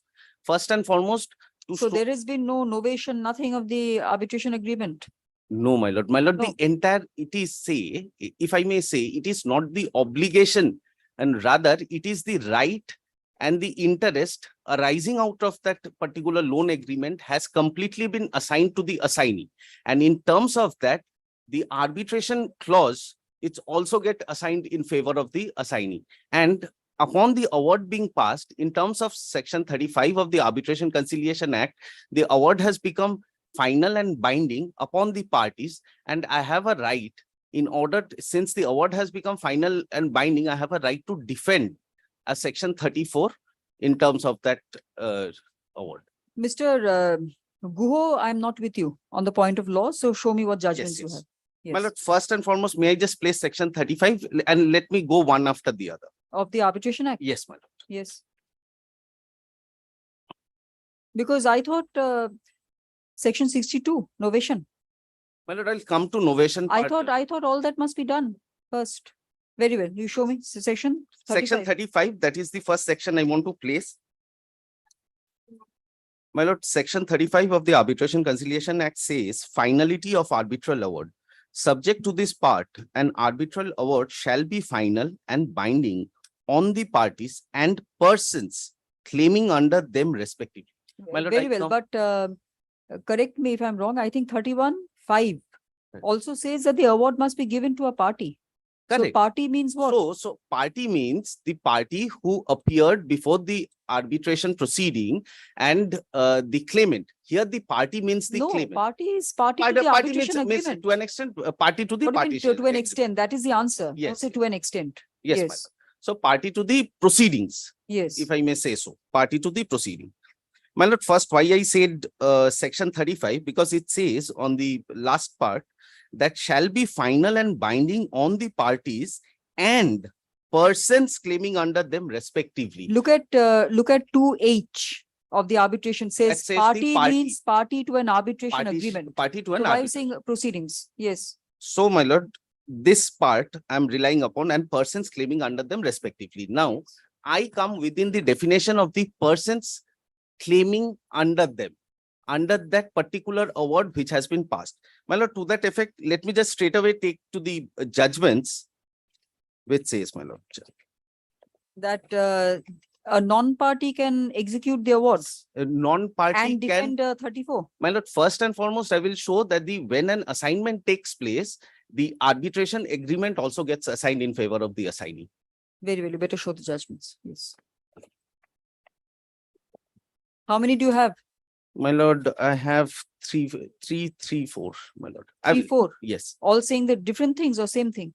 My lord, one of Supreme Court, first two and 3 are on the arbitration part only. And the last one, which I will rely, is of Supreme Court cases, my lord, wherein it takes down the point from the CPC angle, and it says in case of assignment also, the assignee gets the right of everything. Have you Let me- served? Have No, you my lord, given? I will.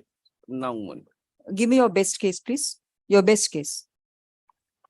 Don't repeat. No, my lord, I will not. And be confident about the case which you're handing up so that it's Yes, the best. yes. My lord, I'll just indicate the respective paragraphs, my Yes. lord. This is 1974 SCC Online, Calcutta 59, further reported in AIR 75, Calcutta 8. But I don't know, 1974, 1996 Act, it all. No, not 1996 Act, but the analogy, my lord. My lord, kindly bear with me for a moment. Because 1996, particularly after 2015, has become extremely Correct, my lord, but the focused and honed in. But my lord, the fact is that this complete analogy, whether in terms of assignment, the arbitration also arbitration clause also get assigned or not, that's been dealt. And I will show a subsequent judgment. Which page? My lord, paragraph 2, if I may place, my lord, these were the 2 points that were taken. I'll try to be as brief as possible. In the petition, 2 grounds were taken. It was urged, firstly, that the arbitrator had given no reason for their error. This ground was rightly not pressed by the council. My lord, may kindly ignore this, kindly turn the page. The second ground. It was secondly urged that the reference to arbitration was by a party with whom the petitioner did not have any agreement containing an arbitration clause, and the award in favor of Messrs. So-and-so company, which was a partnership firm, was invalid and Mr. illegal. Guho, this is at the point of reference. You have Yes. chloro controls and all those judgments. My lord, I do have chloro controls, but my lord, here what has happened that a section 34 application was filed, as 34 application was filed, wherein they took the point that I was not a party to that particular agreement. Hence, the award pass is not binding upon me. So court says that when this assignment takes place, it comes completely with the arbitration clause also. And you cannot. Which page does it say that? My lord, may I just kindly it takes, may I just read, my lord? No, It is no, just show me the relevant part. relevant part. My lord, kindly come to paragraph 5, 6, and 7. 5. My lord, may I just place? Therefore, from the observation of the court, both of England and in this country, it appears to me that the correct position of law correct position in law seems to be that whether the contract is assignable or not depend upon the nature of the contract. A contract in the nature of a personal covenant cannot be assigned. Secondly, the rights under This the is contract. relevant. Just come to the relevant part, Mr. Guho. Yes, my lord. Now kindly take paragraph, my lord, because it says in the last part, it talks about, but in particular case, arbitration clause may be so worded as to afford an indication about the contract being personal or not. But apart from the existence of an arbitration clause does not, in my opinion, either affect the rights or the assignability of the contract if it is otherwise assignable. No, this is different, Mr. Roy. Mr. Guho, what are you saying? My lord, it went on This is to the rights of the assignee. exactly rights of the assignee to pursue an arbitration proceeding. No, I'm not with My you. lord, my Yes. lord, the next, may I just place the Yes. next judgment, my lord? It is a 2006 SCC Online, Rajasthan 101. Paragraph 21 and 22. A small judgment.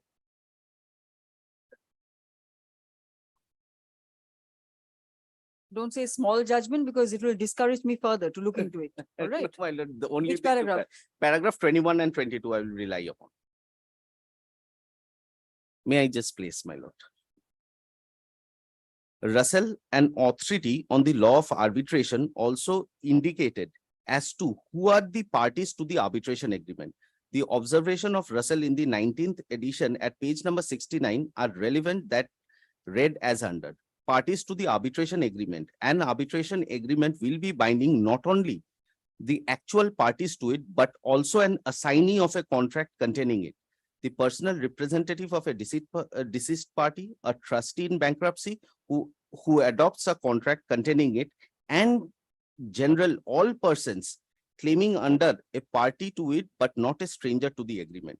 The ratio indicated in so and so reported in 2003-5 SCC 531 may be noticed at this juncture. It was indicated in paragraph 15. Thus, the relevant language used in section 8 is in a matter which is a subject of an arbitration agreement, the court is required to refer the parties to arbitration. Therefore, the suit should be in respect of a matter which the parties have agreed to refer and which comes within the ambit of arbitration agreement, where however a suit is commenced as to a matter which lies outside the You're arbitration. referring to what, Sukanya Holdings? Yes, my lord. No, you know you know Sukanya Holdings a law now.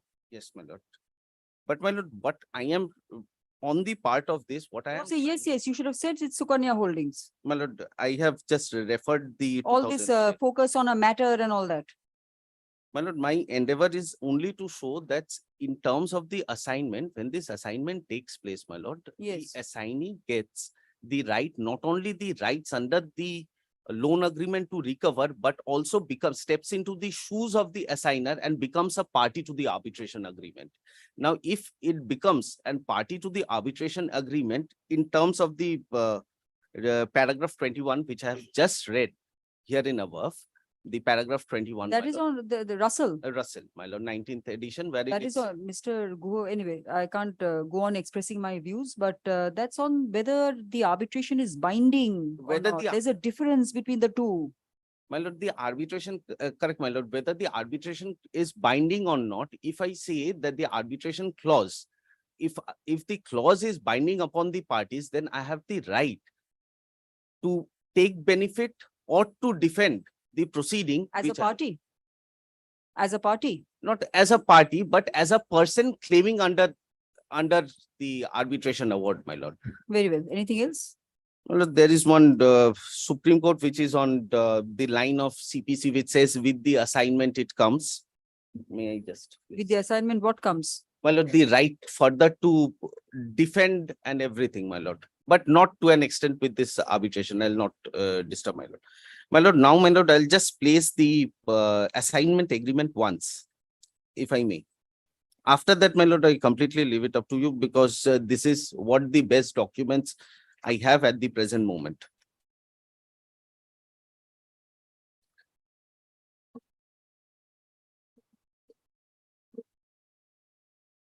Are you not convinced about your case? No, my lord, I myself is, to an extent, I myself is convinced because as per my understanding. What is the extent? My lord, as per my understanding, my lord, when a complete debt gets assigned, that is what the other judgments, if I go through the entire judgment, it will show it is not the point which was raised is that the obligation part and the right part. When a complete contract is getting assigned, it gets the entire right. So if the assigner has the right under the agreement, in case of any dispute, to invoke the arbitration Mr. clause. Guho, 31(5) and 2H of the Arbitration Act, but you better check also the Yes. other provisions. Yes. Digita, you want to rely on something? No, my lord, this is the assignment agreement because I should bring this on record. After that, my lord, whatever my lord passes the order. Yes. Which My lord, page do you want to show? My lord, this is the first page. My lord will see that an assignment agreement was executed on 16th of December 2022. However, the same was registered. In the second page, my lord will see though it's written in Hindi, the date my lord will see is 31st of January 2023. Yes. Now, my lord, the agreement thereafter, the agreement starts. My lord, kindly come to page, the third page, which says definition, which starts at the third page below of the assignment agreement. If your lordship kindly turns the page, at H, my lord will see the cutoff date. While assigning, my lord, this cutoff date has been mentioned. Cutoff date means December 1, 2022 being the date with effect. Very well. Which clause gives your rights as the assignee? My lord, this cutoff date says this from December 1, 2022, I will be entitled for all the economic benefits arising out of the loan agreements.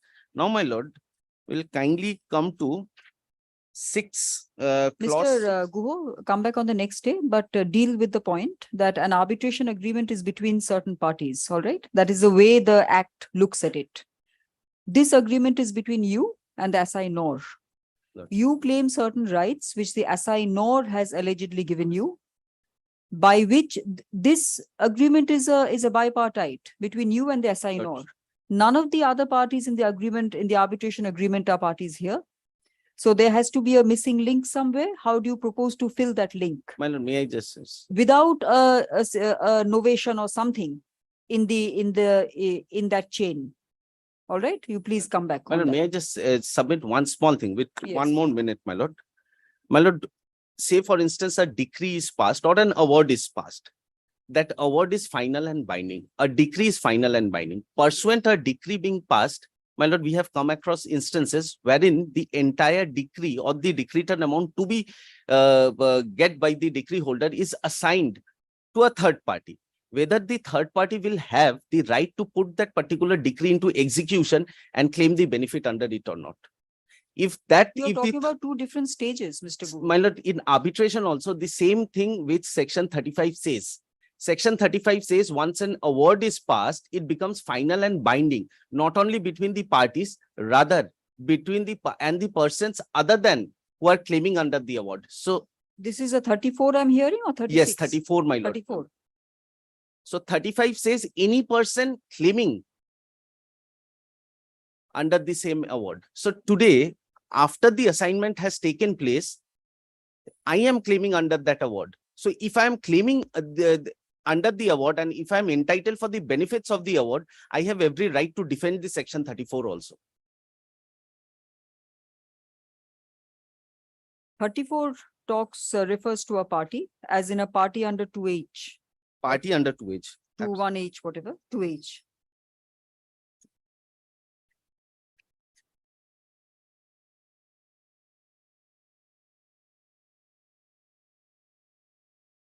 Because my lord, today after the assignment has taken place, now Yes Bank cannot come and defend this proceeding because they have already assigned their right.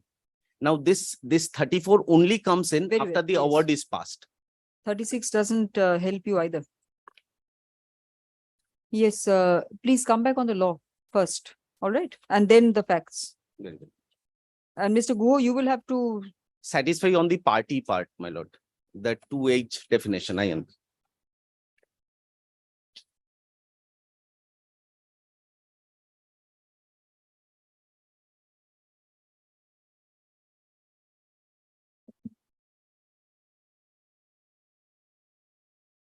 and you are Mr. Mal, my lord. So you realize that you will have to reign on his party. My lord, it's fine with me because he did not deem himself fit enough to get himself Yes, substituted. call on the next matter, please. Grateful.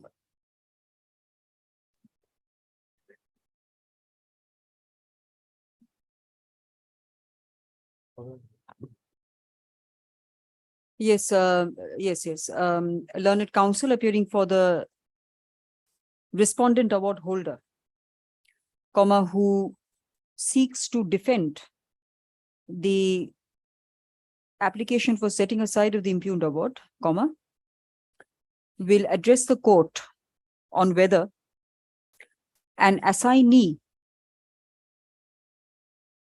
can claim the benefit of the award or any other rights, including the right to defend an action under section 34 of the Act. Stop. Next, list this matter on where Mr. Guo, yes, My lord, anytime convenient to your lordship. list this matter on 27 June 2023. Great. Call on the next matter. 22, Messrs. Binoy Trading. Yes, my lord, I'm addressing this report, my lord. Mr. Chakraborty, microphone, please. Section 34, my lord, common question is arising in all the matters, my lord. I'm for Kindly- the award kindly let holder. me be Respond. allowed to Mr. submit. Chakraborty, microphone, please. My lord, kindly allow me to submit, my lord, in this matter, my lord. Common question is arising in all the matters, my lord. What all the matters? My lord, some matters regarding same party, my No, lord. there is a group of matters here. My lord, in this court, 5 matters have been filed, my lord. Same, almost same parties are same, both parties are same. My lord, in all cases, my learned friend is taking my lord recourse to section 44. My lord, I submit. 42. Section 42. 42. My lord. My lord, I submit, my lord. Your lordship knows the arbitration proceeding can be held only in the district court or in the high court. My lord, a question arose whether, Why only the district court and the high court? my lord, the arbitration act says that arbitration proceeding can be held only in the district court or in the high court. Which provision? my lord, in the court, the definition of the court as per the section 21E, 21E. My lord, as the to be read in conjunction with 42. yes. So, my lord, so the question arose whether city civil court is a district court or not. Honorable Justice Sanjeev Banerjee held that city civil court is not a district court. So that court cannot hear out any arbitration matter. Honorable Justice Tandon held that no, city civil court is a district court. Then both the matters, my lord, were different since the coordinate held different angle. The matters were referred to, my lord, the division bench of Honorable Justice Indira Banerjee and Honorable Justice another judge, my lord. And that court held that city civil, in case of a arbitration or dispute, which is concerning No, what am I hearing? It's a 34. 34. So what are you saying? That Em- city civil court will not have jurisdiction? No jurisdiction. But because- have you gone before the city civil court for something? No, I know, my lord, I filed suit. That is not Lord, arbitration. May I, my lord? Right, and raising the point of I maintainability. conclude, then you, sir. Well, I never, One minute. when initiated any arbitration proceeding in the city civil court. My friend filed arbitration proceeding under section 9 with regard to one vehicle. where Pre-arbitration. No, my lord, Post award. he stated PI arbitration in the section 9 proceeding. While the section 9 application was moved, it was stated that no arbitration proceeding has been commenced. But the award shows that before that award has been passed. He stated the arbitration proceeding. Very well, very well. Yes. Post award section 9. Yes. Yes. Then, my lord, my lord, in my suit, I filed a suit.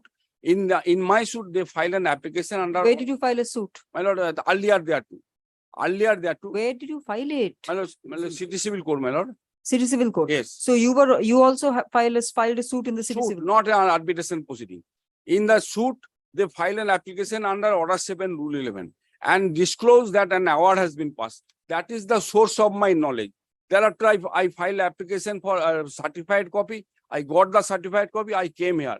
The award, section 9 proceeding was made for one vehicle, where what the petty amount was the amount of the agreement amount, but 4-5 vehicles have been entangled. Mr. Chakraborty, please don't go on the facts now. No, facts. You are trying to My lord, resist an argument on section 42. Yes. Are you resisting that? I don't know. No. I'm saying that the award amount is 44 lakhs. Awarded amount is 44 lakhs, where this division bench has held that in city civil court is district court up to the extent where the subject matter is 10 lakhs. So I cannot file any 34 proceeding in that court. My friend's argument is, since he filed on section 42 in that court, I am. No. What, why 42? You're saying 9. I'm sorry. He filed section 9, so I am compelled to Because of 42. 42 as per his. If he file a proceeding in a wrong court, I am bound by the same. Why will you say it's And a why will you say it's a wrong court? wrong court, because my lord, that court has no jurisdiction, because the award is section 44 lakhs. By taking No, you're saying section 9 was filed in a wrong court. section 5, my lord, that is also wrong court, because the value of the vehicle is about 10 lakhs. If they file in the wrong court, be that as it may, award amount is 44 lakhs. But by section 42 cannot enlarge the jurisdiction of the court. And since he filed section 9, if I file a 34, the court cannot hold that. Yes, my pecuniary jurisdiction has been enlarged. I can entertain your section 34. So the argument made by my learned friend, since section 9 was filed by his client, I am bound to file section 34 in that court. And if I file that, in the court's jurisdiction will be enlarged, court will be under authority to hear out the application. I fail to understand this argument, my Very lord. well. Yes, Mr. Banerjee. My lord, And my lord, then my lord, no section 21 notice. My lord, no service of the statement of claim. So that is on the merits of 34. No, my Yes, lord. yes, Lord, I'm addressing your lordship on the maintainability issue. yes. Both the parties, upon Millard passing of the award, have approached the city civil court under section 9. No, has Mr. Chakraborty Yes, also gone under that is, section my lord, 9? apparent from page 20. Your lordship has heard a matter similar with similar facts, and your lordship has held that 42, section 42 No, is no, applicable. did he file a 9 or did he defend your 9? He defended my 9 and he filed an independent 9 itself. And an order has been, my lord, recorded. That is, my lord, at page 20 of your 20? lordship. Yes.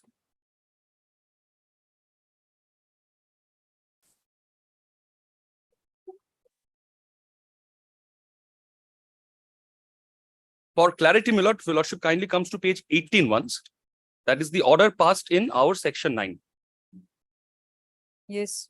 That is, my lord, miss case number 7417 of 2022. Yes. We are the petitioners, my lord. Your lordship will find at page 18. Now I'll directly take your lordship to the order recorded in the application filed by the petitioner before your lordship now, who is the opposite party in the section 9 before the City Civil Court. That is at page 20, my lord, the order dated 29th March 2023. This is a put-up petition. Yes, the put-up petition was filed by the opposite party before City Civil Court. That is Mr. Chakraborty's client. Yes, how do I know that this is under 9? My lord, It is a kindly put-up says, petition. and an application for releasing the motor vehicle bearing police. No. How do I registration. know that this is not an application made under your 9? This cannot be an application made under my 9. This is his independent application. And my application, Mr. Chakraborty, please. my lord, kindly comes to page 18 once, my lord. I should have, my lord, taken a lordship. 18.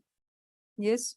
My lord, this is our application. Learned advocate for the petitioner moves the application under section 9 of the Arbitration Conciliation Act for default of payment. Yes. My lord, in this proceeding, Mr. Chakraborty's client is the opposite party. This is our independent This is section fine. 9, This is your and we section get an 9. order. Yes. Thereafter, my lord, kindly sees the order which was passed on 29th March 2023. Yes. Record is put up today by a put-up petition filed by a learned lawyer for the opposite party, number 1, and Vakalatnama and an application for releasing the motor vehicle bearing police registration number such and such. Copy served upon the petitioner, and learned lawyer for the petitioner is present. Heard learned lawyer for the Very opposite well. party. Show me the application copy, please. No, they have not annexed the application copy. Where do I find that, Mr. Chakraborty? Hello, case number is same. Hello, kindly see. He is But this is confused. an Case independent number is application. Same case. How I can file a section? If he is asking for If I release, file a section 9, our number will be different. my lord, if Mr. No, this Chakraborty's is client, 7617. The other one was 7417. Mr. Chakraborty. my lord, if Mr. Chakraborty's client wants to get a relief for release of the vehicle, that, my lord, can only happen under section 9. This is This is exactly, my lord, which your 34. lordship has. What held. about the And division the- bench judgment of the pecuniary Yes, jurisdiction? my lord, Yes. may I hand up to your lordship the notification of the commercial courts? March 2020. After the division bench order. This is much after the division bench order, of which is of 2015.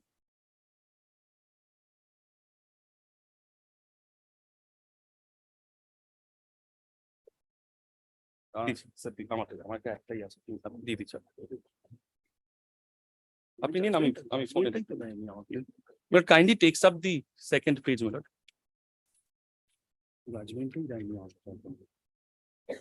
Yes. My lord, this is the notification of 20th March 2020. I'm not in exercise of the power conferred. My lord, I am on B. Yes. In case of commercial courts within the territorial jurisdiction of the City Civil Court at Calcutta, of an amount not less than rupees 10 lakh and not more than rupees 10 lakh exclusively. You know, the claim amount before your lordship alleged is 44 lakh. Not less than 3 lakhs. Why are you saying 10 lakhs? My lord, I'm reading from a very from the Yes, mobile. 3 to 10. Yes. Exceeding rupees 10 lakh, but not exceeding rupees 1 crore, concurrently with the commercial division of the High Court. Arbitration. Now, they have already invoked, my lord, the section 9 jurisdiction before the City Civil Court, which is a competent court. I have just handed up to your lordship the notification. Mr. And I'm, Chakraborty, my lord, relying on the order passed by your lordship in a similar matter. Yes, ma'am. Mr. Chakraborty, the miscellaneous case numbers are different. Yes, All right. I shall take, my lord. Yes, so Inquire, my lord. please don't inquire, get the copy of your application tomorrow. Not tomorrow, next week, madam. What? I Tell cannot. me when. My The lord, numbers are different. It shows that you filed yes, an my lord, independent definitely, application. That's a question to be answered. Well, next week then, I am not sure whether I can be able within tomorrow.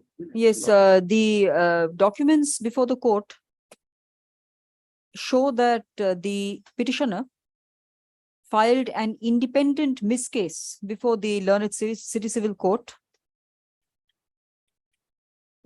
praying for release of the vehicles.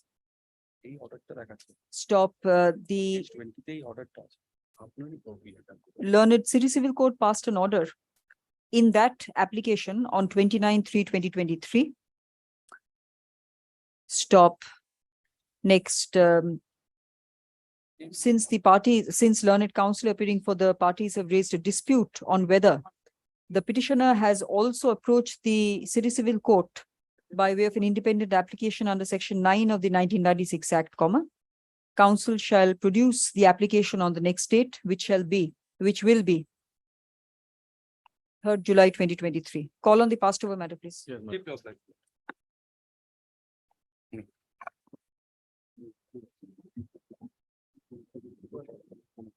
Passover matter, item number 17, Hooghly River Bridges Commissioners.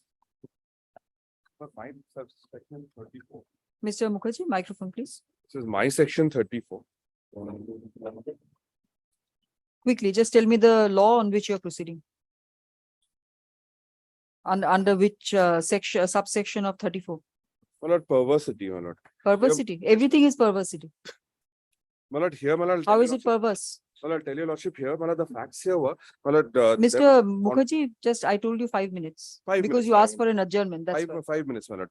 My lord, we are, my lord, HRBC, we had given a contract for construction of a bus terminus in Srirampur, my lord, Grand Trunk Road. My lord, the contract was to be completed within 18 months. It was not completed within 18 months. We had granted 4 extensions. The extensions which we had granted, those were without imposing. So Mr. Banerjee's client is a contractor? Yes, ma'am. Yes. Yes. My lord, the extensions which we had granted, those extensions at the time of granting, my lord, we had not imposed any liquidated damages. So my lord, the arbitrator has found that because we had not made any demand for or claimed any liquidated damages at the time of granting extension, therefore, my lord, the delay was not attributable to the contractor. Yes. So that is the main point. Who was the claimant? My lord, the claimant, my lord, was the contractor here, my lord. Asking for? My lord, they were asking for, my lord, some costs for work which was done for which they were not paid. They were also, there's a liquidated damages claim also, not liquidated, a loss of profit claim which has also been granted. Altogether, claims of 14 crores have been granted. My lord, final award or 31/6? Final award. Yes. Final award. We had a counter claim also. That counter claim has been rejected. Very well. Altogether. Yes, what is apart from perversity, what else? My lord, perversity. My lord, why perverse? My lord, subject to correction, your lordship, we will also place law, my lord, the judgments on this point. Just because we had not imposed liquidated damages at the time of granting extension, it cannot be said, my lord, that we had there was no delay on part of the contractor. Only because of that reason, my lord. That is the primary ground, my lord, we have taken. The contract laws also, my lord, is contrary to what has been held by the arbitrator, my lord. So materials disclosed or materials not disclosed? My lord, the contract was there. The contract clause which has been interpreted, it runs contrary to the contract clause itself and the law which is, my lord, the law of the country, law of the land. Yes. Any other ground for setting aside? My lord, this is the primary ground. That we have other grounds also, my lord, evidence which has not been considered, but this is our primary ground, my lord. My lord, the clause, and it is on the basis of this clause, my lord, that the award has gone against us. And this is the only point which has gone against you? Because you said that you had a counterclaim as well. My lord, our counterclaims are on the basis that we are entitled to liquidated damages. Okay. But my lord, since it has been held that while we had granted extension, we had not imposed liquidated damages. Therefore, we are not entitled to liquidated damages. And loss of profit has also. So counterclaim rejected on that ground also. On that ground, and loss of profit which they've been my lord, given, my lord, is also on that ground because they have worked beyond the period of the contract, which according to the arbitrator, my lord, the extension was granted. But for us, my lord, extension was not at the point when we had granted extension because we had not imposed liquidated damages. Therefore, my lord, the arbitrator has held that we could not have imposed liquidated damages, and my lord, the delay is not attributable to the contractor. Therefore, they are entitled to loss of profit as well. Very well, thank you. I asked you to argue because you sought for an adjournment. No, That's no, all. my lord, we are. Yes, otherwise Mr. ready. My lord, also also sorry, with the ready. greatest respect to my lord, Mr. Yes. Mukherjee. My lord, they never claimed liquidated damages. One, even my lord in the arbitration. Secondly, my lord, their termination was found to be wrongful, my lord, because of reasons, my lord, given factually, including that, my lord, there was no building plan sanction for the bus terminal which they gave us. My lord, we have been merely, in How fact, did you work, Mr. Banerjee? my lord, that's my lord, we started work, my lord, when they, without my lord, that they told us to work. The arbitrators held, how can there be a commencement of work without the building plan being sanctioned before? Then it got subsequently, my lord, sanctioned. Not only that, my lord, we have been only given, my lord, in fact, my lord, we are aggrieved because we have been only, my lord, returned, my lord, our unpaid bills. We have been paid our unpaid bills, my lord, when I show the claims, 1 crore 64 on that. My lord, we have been given the retention money. We have been given, my lord, the performance guarantee back, and only 13% on loss of profit, which would have happened if, my lord, the work was not completed. Nothing has been given to us, my lord, for delay damages. But no 34 has been filed by my learned friend, Correct. my lord, My lord, I'll show, my lord. In fact, my lord, we should have been agreed, but my lord, we wanted, my lord, because we are contractors, my lord, if we challenge, my lord, the whole thing, my lord, will again, my lord, go So your into this. claim was for, or for an amount of how much? My Total lord, amount? so total claim, my lord, was 56 crores. 56. And how much were you given? My lord, 14. 14. And only profit, my lord, loss of profit is only, my lord, 13%. Nothing given, my lord, in, my lord, delay damages. Nothing. And after, my lord, it's been held. My lord, I'll show, my lord, in fact, my lord, we should be agreed, but since, my lord, we have not filed section 34, we can't do anything. My lord, after it's been held, they were the ones, my lord, who were liable for the delay. And it's a factual finding. I'll show, my lord, all So documents. better to have 14 rather than nothing at all. That's right, my lord. Very well. Mr. My lord, it's a 250 pages award, my lord, which has been, my lord, there are around Mr. Mukherjee, 21 now that you volumes. have crossed the hurdle of not being ready in the matter, you can come back on some other. Yes. My lord, we are ready. There are 21 volumes and notes of arguments. No, that's why I asked you to come back because you said, I don't have this, I don't have that. There were 21 volumes. My clerk had not thought of the brief. Ensured, my lord, we are both. My lord, we are ready otherwise. Your lordship will fix the date, my lord, we'll argue, my lord. Tell me which date. My lord, I'm led by Mr. Kishore Dotto. 2 weeks later, my lord. 2 weeks. My lord, we have also, my lord, prepared our notes, my lord, and I filed the notes also, my lord. My lord, Notes are filed in the matter? Yes, yes. Pursuant to directions? Yes. We have not filed it. We have not filed it. We have filed. My lord, there was also, my lord, a honorable, my lord, I think, honorable Supreme Court, my Direction lord, of the learned single judge? yes. Because I couldn't have, I'm hearing the matter for the first time. Yes, yes, my lord. It's been heard once. And my lord, just to bring to my lord's attention, my lord, there was also, my lord, a direction, my lord, by the honorable Supreme Court, my lord, with regard to, my lord, hearing on the matter. next week or the week thereafter, my lord, we'll That come this and- is the direction of 6 months. This is the matter? Yes, 4 months, my lord, correct. 4 months. Show me the direction, please. Yes, my lord, this is it. I don't know, my lord, whether my lord has that, my lord. AJ, order. Next page is second paragraph. Next page, my lord, second paragraph, my lord, this.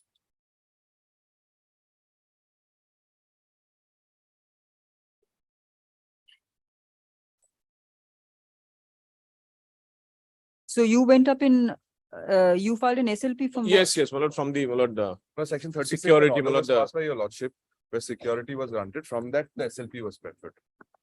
Very well. Yes, learned counsel appearing for the petitioner, comma, who seeks setting aside of an award dated, give me the date, please, 29 June 2020. And the award holder places an order passed by the Supreme Court on 5/1/2022.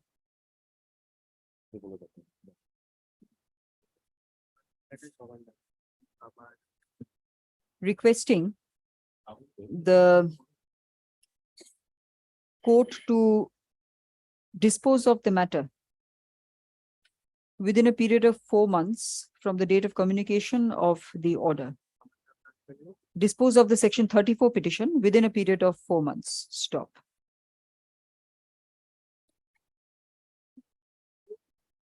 Four months from the date of communication of the order. Stop. It also appears next that Asking for the challenge. Thank you.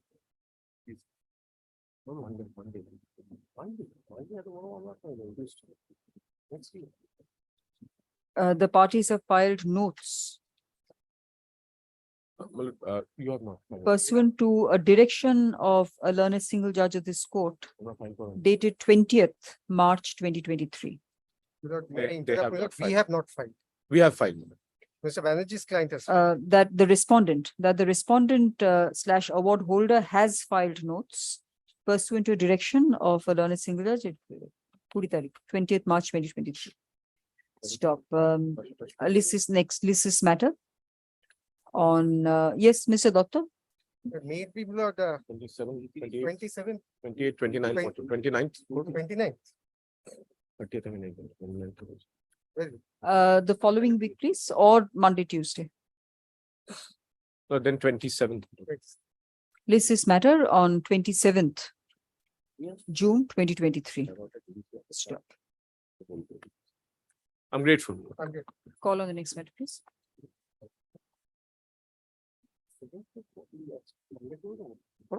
And Monday Maybe on 26 minutes, 27th, I've got a matter fixed at 11 Yes, o'clock. 26. 26. Dalmia Securities. I'm so sorry, Mullah. I'm Dalmia Securities, final hearing.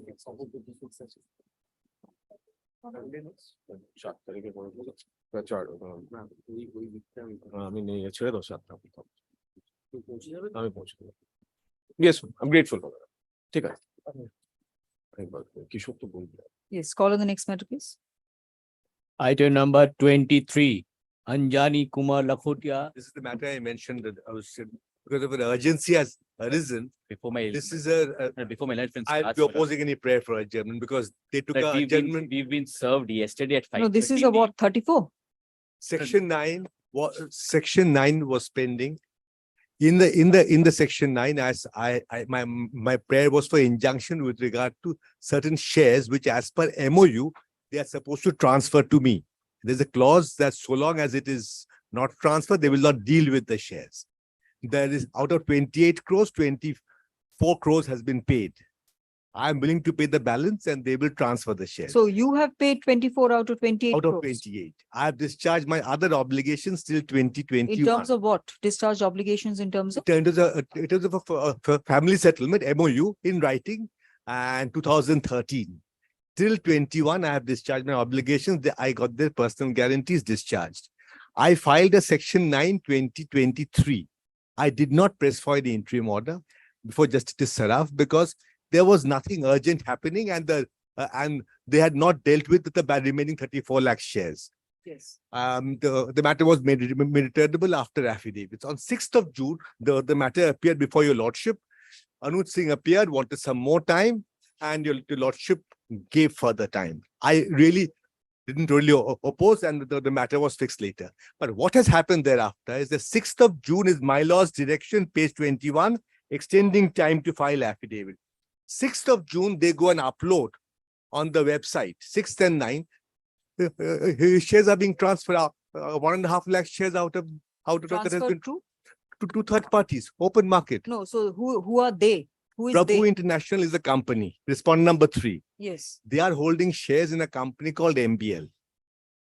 And the agreement is inter alia regarding transfer of the shares of MBL. It's all specified there, including those held by respondent number 3, Prabhu, to my client. And out of the shares which were to be transferred altogether, it's a full list given, 55 lakhs, 20 lakhs odd shares have been transferred. Now, after 6th of June, when they took extension, in fact, we came to learn while the reply was being settled, 6th and 9th, they have transferred the shares. They took adjournment because they said I could not make it ready. And the 6th June order was passed on which application? On my section 9. On your section? In my section 9 AP, where I have sought for injunction, and your lordship gave extension. And the injunction is against transfer of shares, or what is it? I am praying for injunction against transfer of shares.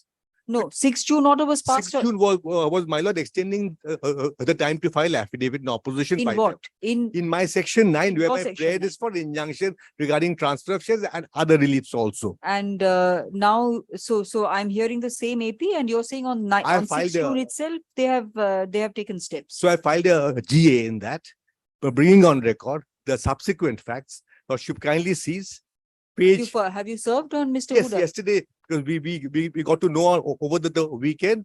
Page 21 is my lord's direction, extending time to file affidavit. In fact, I oppose, but the law, fine. Then that very day, over 3 years, nothing has happened. Page 22, return is uploaded by the respondent number 3. Recording Where do I get that date? Page 22, left-hand top, 6th of June, page 22 and page 24. 24 is 9th of June. And the transfer they are showing is, one is on a back date, obviously, page 23. They're showing the transfer to have happened, or you will see the 11th column, 31st March 23, 2nd June and 5th June. Post section 21 notice after filing of section 9. And Lordship sees more dangerously, page 25.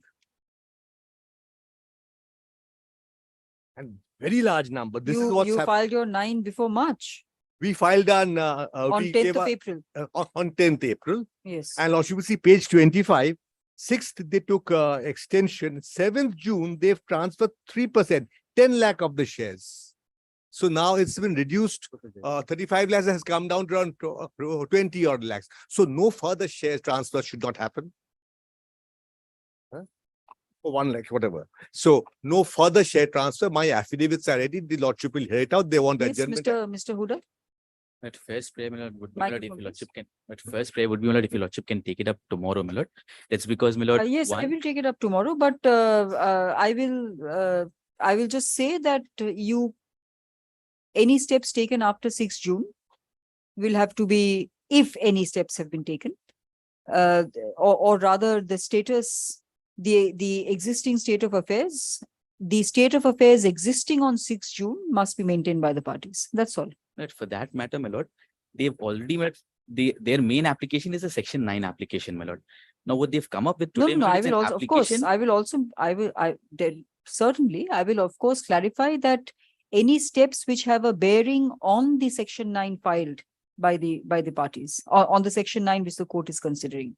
Yes, my I lord. will say that. Yes, my lord, but the question is, my lord, Of course, whether, if you have transferred shares which have no connection to the section 9, that will not be bound by the order. true, my lord. Who the agreement? But is for that, my specifically lord, they'll have, included. my lord, their conduct also has to be seen, my lord. My lord, lordship will kindly, my Mr. lord, Huda, I will definitely, I'm not no, forming any since- view on this. since, my lord, lordship is of the view that perhaps lordship will pass in order for them, No, my no, lord. if for you them- have taken steps which have no connection with the section 9, if you have taken steps pertaining to some conduct or something, whatever, that step must not have a bearing on any decision which the court may come in the section 9 application. That is all. That is the usual order, which, I mean, that is the Well, equity. that is the usual order, my lord. Perhaps, my lord, when your lordship disposes of the section 9 application, my lord, then, my lord, of course, everything would be decided, my lord. It's the section 9 order, my lord, that Yes, will. but then the section 9 cannot be rendered either infructuous or ineffective to any extent by any steps taken by the parties before the court. That's all. That's correct, my lord. But for that, my lord, if an applicant comes before a court, my lord, and prays for, my lord, certain release, my lord, they should be entitled to those release, my lord, on the basis of their conduct, my lord. My lord, I there are, will hear that. And definitely you will get the opportunity to show But I that will whatever show. Mr. Mitro is saying is have completely incorrect. that I have received. Yes, very well. My lord, Yes. may I show, my lord, just, my lord, just two Yes, things, my lord. yes, yes. One, your lordship will kindly take, my lord. But Mr. Huda, I don't understand. If a section 9 was before this court on 6 June, you were here, adjournment was sought for on behalf of your client, and I granted that adjournment. I remember Mr. Mitro was opposing. If you have taken some steps after that, and you are even not even sure that those steps are in the section 9 would affect, not affect, you stay your hands till the court hears a section 9. What is so unusual about this order? My lord, in the section 9 application, my lord, there were directions, my lord, for filing of affidavits, my lord. Lordship had extended time, my lord, for me to file the AO, my lord. There are 3 parties, my lord. I have filed my affidavit in opposition, my lord, a composite affidavit in opposition for respondent numbers 1 and 2. and another affidavit in opposition for respondent number 3, my Very lord. well, They have yes. not filed their AR yet, my lord. Yes, yes. yeah, So, but so For them, no, they have not, my lord. Mr. Gupta, I hope you realize that filing of affidavit, you are the one who took an adjournment, not Mr. Mitro's client. For 2 Then days. why are you saying they have not filed their reply? You took the adjournment for filing the opposition. My lord, they filed their reply only Very well. only to, my lord, The more you make these kind of submissions, I will pass that order in specific terms, which I was not wanting to do. Yes, the present GA has been filed by the petitioner who is already before the court in a section 9 application. Stop. Next, learned counsel appearing for the applicant submits that the application has been necessitated by steps taken on behalf of the respondent, steps taken by the respondent, Respondents, multiple respondents. by the respondents on 6th June 2023 for transfer of certain number of shares in favor of one, what do you say, Third MBL? parties, In favor of third parties. Name. Stop. Next, learned counsel appearing for the respondent submits that the allegation must be seen in the context of the petitioner's conduct.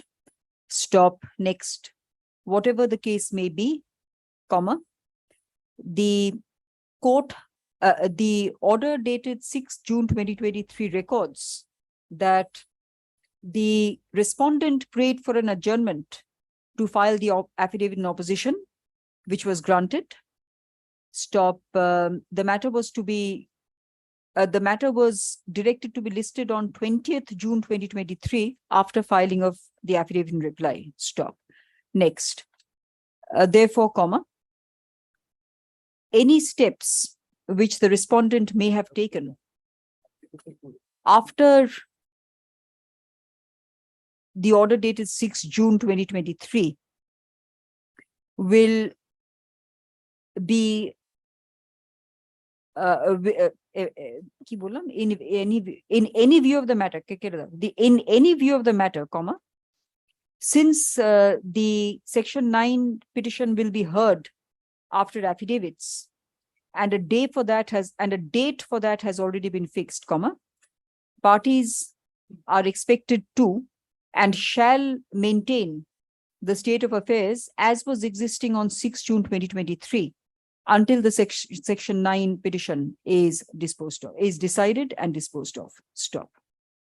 List this matter along with the GA along with the section 9 petition on 20th is tomorrow, which is 20th June 2023. Tomorrow is 21st, today is 20th. Yes, list is tomorrow, i.e. 21st June 2023. My affidavit in reply has been two affidavits in reply. Yes, the affidavits in reply in One the has not been served. I'm serving. One has been served. The other has the not. affidavits in reply in the section 9 petition are taken on record. I'm grateful.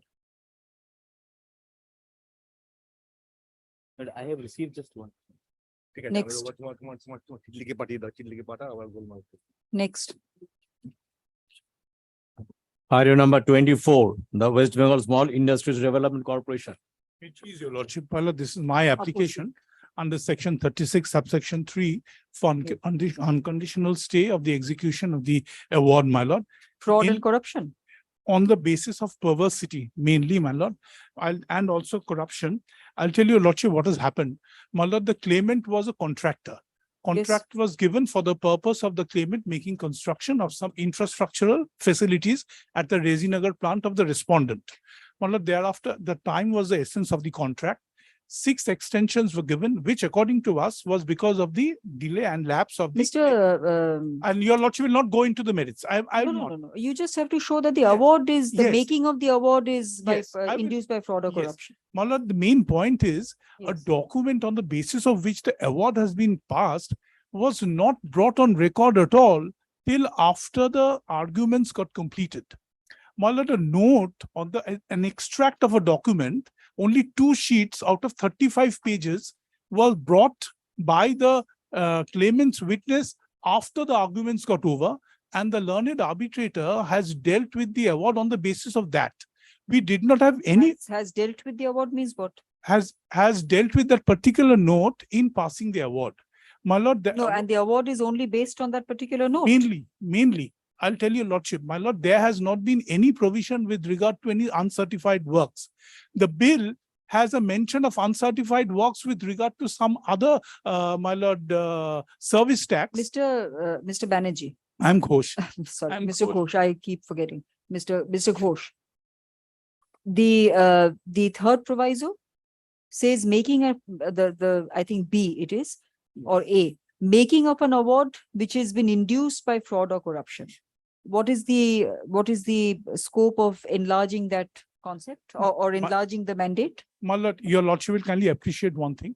In this particular case, a party, my lord, natural justice and fairness is what has to be, my lord, seen also.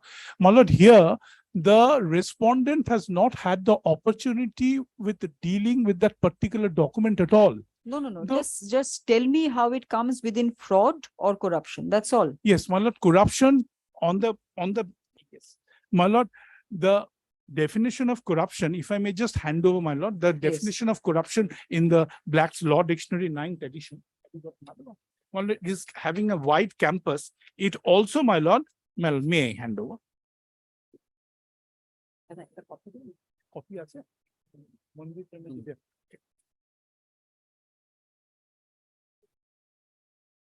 My lord, if I may read out, my lord, your lordship has got it. It's to the Yes. left, my lord, corruption. Yes. Depravity, perversion, my lord, I am also on perversion, and that I have been also deprived. Or taint, an impairment of integrity, virtue, or moral principle, especially the impairment of a public official's duty by bribery. My lord, I am not on that. Next, my lord, yes. My lord, next, my lord, your lordship will kindly come to the second part. The act of doing something with an intent to give some advantage inconsistent with official duty and the rights of others, a fiduciary's or official's use of a station or office to procure some benefit either personally or for someone else contrary to the rights of others. Then, my lord, if your lordship kindly again comes to Wharton's Law Lexicon.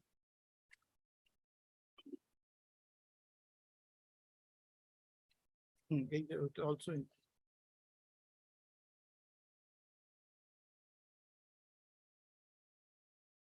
Yes. my lord, the Wharton's Law Lexicon has been handed over, my lord. Yes. To the left, your lordship will kindly see corrupt. The definition of corrupt.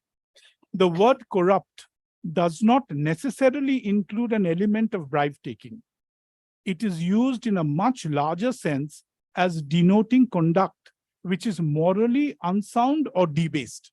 My lord, this is where I shall rest. My lord, your lordship will kindly see the conduct of the learned arbitrator. My lord, here, at the time of filing the statement of claim, there was no mention of this document. At the time of the affidavit on evidence being filed on behalf of the claimant, there was no mention of the document. This document was unilaterally relied on by the arbitrator and the award was passed. Yes, my lord. Not shown to you. It was after the argument was over, at the last date, when only the advocate on record of the respondent was there. My lord, then this document was allowed to be tendered by the claimant. My lord, at the point when the claimant's witness was being examined, the claimant's witness had wanted to get this document tendered. On our objection, because this is a copy document. On our objection. Copy document means what? They are saying that the original is with us and that they have only got a copy. But they had not, my lord, at the time of production, your lordship knows that. You're the respondent in the arbitration. I am the respondent in the arbitration. Resisting a statement of claim. Yes. We don't have any counterclaim on the statement of claim. Yes. My lord, at that point of time, when the copy document was about to be tendered, we had raised objection and the learned arbitrator had sustained the objection. My lord, my humble submission would be that puts an end to the document till the document gets tendered or marked exhibit. My lord, now after the argument, the learned arbitrator relies on that document and passes the award. My lord, it's and the entirety of the award is based on that single more or document. less, yes. My lord, there are the claim is number 2. It's mainly on this document, that is uncertified work. My lord, first my submission before your lordship would be from the agreement itself, your lordship would see that there is no provision of any uncertified work at all. Whatever payment is to be made is, Mr. again, that is 34. Please don't go into the facts, Mr. Ghosh. yes, my I lord. told you once. Yes, my lord, uncertified. Nothing pre-award. 36(2) is post-award, Mr. Ghosh. Yes, So yes. concentrate Yeah, on the will- award, I- please. yes, my lord. Yes. My lord, this document has allowed the arbitrator to give a major part of the award.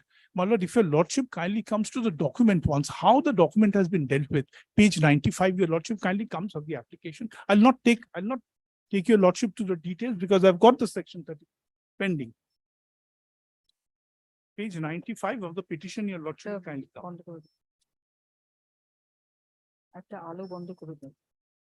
Page 95. Of the application that has been filed by my client, my lord, 36. Yes. First of all, your lordship will kindly Page note, 95 is what? Annexure B, page 95 is the document on the basis of which this claim number 2 was passed. Yes. So how many claims were there? My lord, there were 11 to 12 claims. So you're only concerned with No. claim number 2?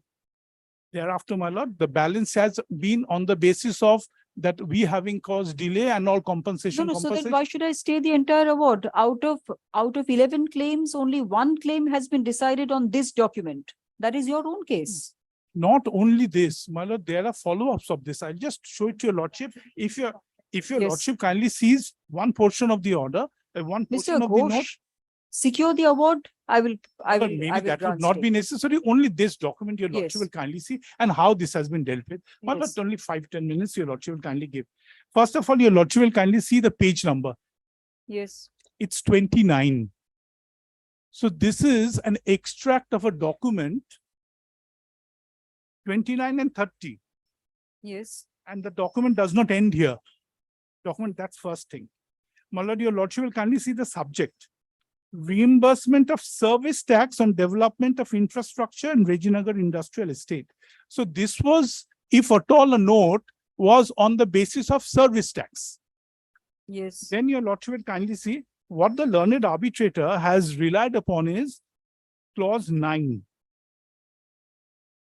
Under the detail heading project details, my lord, value of work executed, the learned arbitrator has taken this amount to be the value of the total work that has been done. And there has been a value payment with regard to the scheduled certified work. So what he has done is he's subtracted that amount and he has held that uncertified work is the remaining balance. Your lordship will kindly see that next item 12 is percentage of work done. That is 87.6%. Yes. My lord, under no calculation, this this amount of 18 crores comes to 87.6% of the tendered amount. That is item number 5. Neither does it come. Mr. Ghosh, you are on arguments which you should be making in a 34. I have got, my lord, only I'm Even now 34(2)(a) restricts you, stops you from doing that. My lord, I am just showing the prima facie, my lord, the prima facie palpable, my lord, differences. Doesn't appear to be palpable to me that there is either fraud or corruption. My lord, your lordship kindly see this, how he has, when he has brought it, that is my case. No, My no. lord, how it has been brought. What is the fraudulent or the corruption aspect of it, Mr. Ghosh? Yes, your lordship will kindly come to the award. What is the total amount of the award? How this document has been introduced. My lord, this document was never allowed at the time of the witness action. The learned arbitrator has disallowed it. Very well. May have changed his mind. My lord, if I may ask a question to myself. Yes. My lord, I ought to have been given an opportunity of dealing with the document. No. Were you not told that he was going to rely on this document? No, my lord, he was he was, my lord, stopped from relying on this document. I'll tell you. No, no, during the time of witness action. Last day, it was, yes, it was, this document was allowed to be Very produced. well. Show the minutes of the proceedings on the last day, My please. lord, may I just show it from the award itself as to how it has been done? My lord, your lordship will kindly permit me from the award it is quoted. The answers are quoted, the questions are quoted. My lord, your lordship will kindly give me that liberty.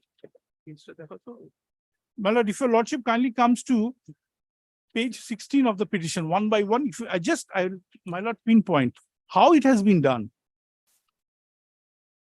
With deepest of respect, my lord, there has to be a procedure of the document being introduced. Only 2 or 3 points, I'll just, my lord.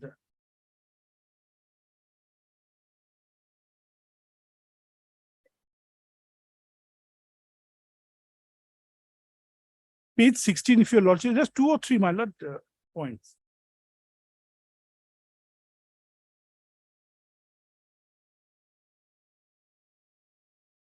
My lord, if your lordship kindly sees the second paragraph. And whereas the claimant's witness was examined from 8th sitting, that is 16th February 2017 to 17th sitting, 25th of September 2018. That was the claimant's witness. My lord, thereafter, if your lordship kinds, yes. Again, if your lordship kindly comes to the respondent's witness, when the witness action was over, the last paragraph, 11th of December 2018, all the witness action got over. Then, my lord, if your lordship kindly comes to page 17, I'll just brush past only the dates. The claimant's argument got over, my lord, on the 9th of February 2019. If your lordship kindly comes to the first paragraph. Then, my lord, second paragraph, the respondent commenced his argument on 12th February 2019 and concluded the same on 7th March 2019, which with respect is wrong. It was only on 7th of March 2019, after all witness action got completed, after the arguments got completed, that this document is allowed to be produced. That's there in the award. Very well. Show me from the minutes. Yes. One of the arbitrator himself has held it from in the award itself as to when he has allowed. Mr. Ghosh, you may be very convinced of your case. I am not. Just show me about the fraud and corruption. That's all. Would your lordship just permit me to point out that in the section 34 application, there are no grounds of fraud or corruption. This is taken, Lord, only in section 36. For the first time introduced in section 36.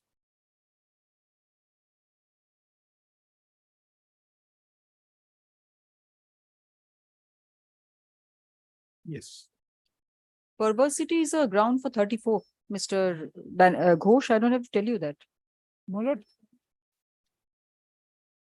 your lordship has been pleased to see the definition, my lord. The definition has the term with regard to corruption, my lord, has been enlarged to include perversity as well. And no, doesn't say so. My lord, my lord, depravity and the conduct as to how, my lord, No, it is, that is enlarged. That's not been enlarged. It's been put on a much higher scale. This is not depravity. What are you saying? My lord, perversion, my lord, I am basing my case on the basis. This is not perverse. I am not with you, Mr. Ghosh. Now show me the documents from the minutes. My lord, if your lordship will kindly see. It's a good ground for a 34. I'm telling you that. My lord, we have filed a 34. My lord, this is, my lord, 30. May I hand over it? My lord, may I hand over, my lord? This is the last minutes. This is the last minutes, and this is the minutes where only the advocate and record was there. And this is the minutes where this document was allowed to be introduced for the first time. For the first time, this was allowed to be introduced. Prior thereto, this document was rejected, disallowed. Don't go on the same thing, Mr. Ghosh. It was allowed to be introduced. Was it an ex parte thing? What did the arbitrator in the seclusion of his room look at this document without your being put on notice? What is it? We were not put on notice. Or relying on this document unilaterally without your being put on notice or your being made aware that this document will be considered Yes, yes. in yes. passing of the award. Yes, yes, my How lord, do you, which- how do you establish it Yes, before the court? yes. Yes. If your lordship kindly comes to page 35 once, the answer and the question which has been set out in the award, that will be clear, my lord. Yes. Page 35.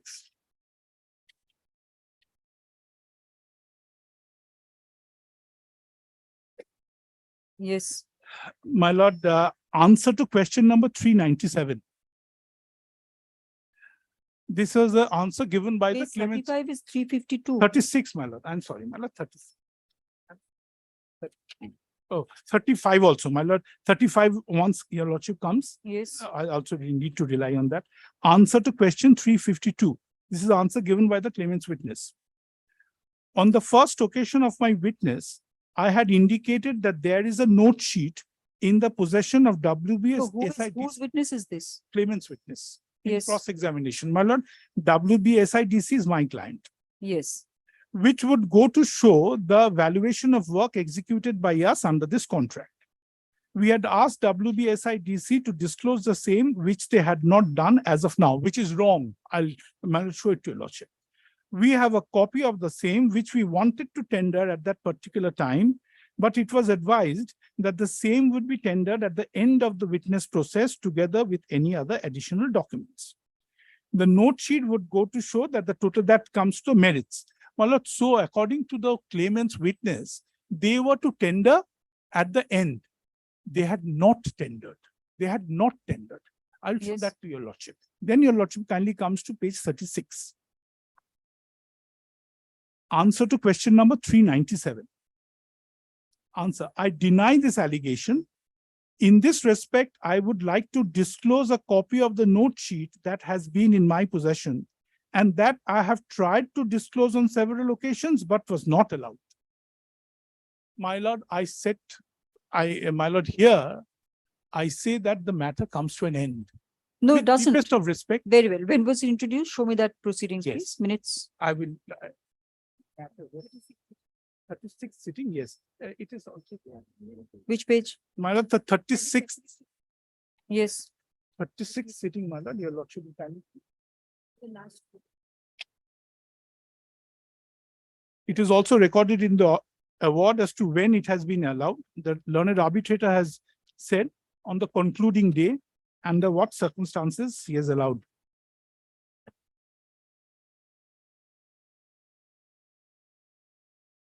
Yeah, where does the minutes refer to the note sheet?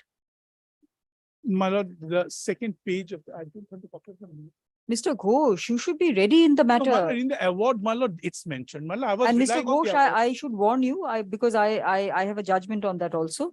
If a party says unconditional stay, and if the court, in my judgment, I have found that it's wastage of court's time, not only security, but costs. I'm warning you. My lord, my Yes. endeavor will be to show it to your lordship that we had not got the opportunity at all to deal with the note. That's The note was a introduced- ground in a 34, if at all, but now 2A and all that is against you. If at all, My lord, if not I in a may- 36. If I may show it from the, oh, my lord, it's time is. Yes, tomorrow, come with all the documents. My lord, tomorrow. I was only praying for Thursday, my lord. Tomorrow I have some personal difficulty. I may not come in the first half. Yes, the petitioner seeks stay of the award under section 36 within brackets 3 of the Act. But on an unconditional basis. Namely, that the making of the award was induced by fraud or corruption. Stop. This came by way of a 2021 amendment. 2021 amendment, but was to be treated with effect from 23rd September 2015. Is that correct or not? Yes, yes. Yes, 23rd September or 23rd October. No, it is from 23rd October 2015. 23rd October 2015. Stop. Next,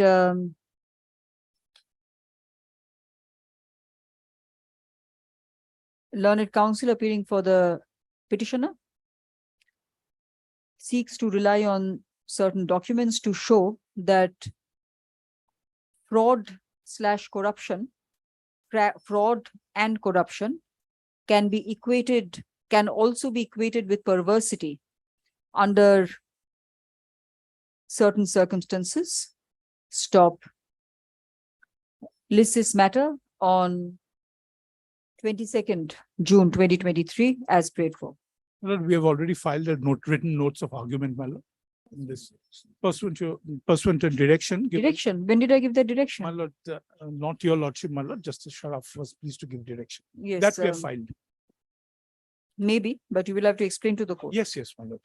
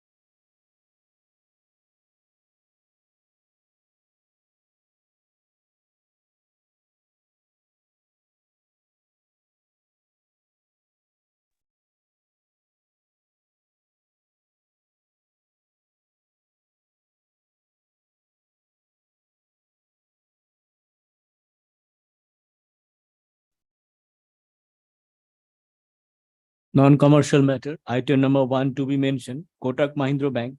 Lordship, this is my execution application. Lordship, I wish to withdraw this application as the matter has been settled between the parties. The warrants may be discharged against the judgment debtors. How many warrants? Lordship, there have been two. The advocate on record of the petitioner seeks to withdraw the execution petition on the ground that the parties have settled the matter. Stop. EC 369 of 2018 is accordingly dismissed as withdrawn. Interim orders, if any, shall stand vacated, and the warrants of arrest are also discharged. Lordship.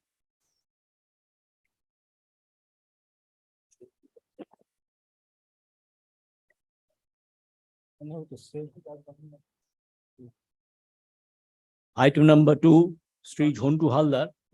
And I am for the respondent. Lordship, I am for the petitioner, Lordship. On the last occasion, Lordship are directed to serve Lordship pursuant to a publication. And here is my affidavit of service. You are appearing? Yes, ma'am. My lord, I have no objection. If your Lordship appoint the arbitrator, I have no objection. As per instruction. It's an 11. Yes, Lordship, it's a section 11 matter. What is the dispute? Lordship, it's a development agreement, Lordship. Lordship, it's a development agreement which has not been carried out, Lordship. The agreement is at page 45. Date 45, it doesn't start. Starts from where? Yes, Lordship. Give me the page.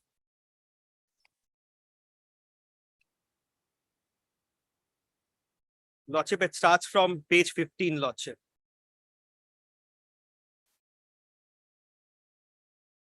Give me the date. Are you not ready or what is it? Lordship, it's 15th day of March, 2018. Yes. Between Jhontu Haldar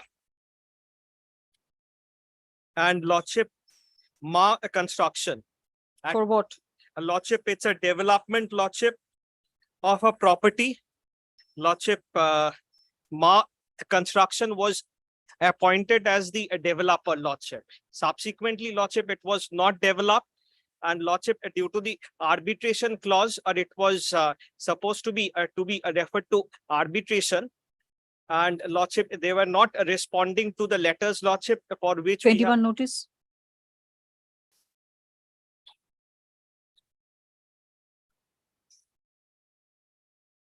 Lordship, 21 notice is at page 105.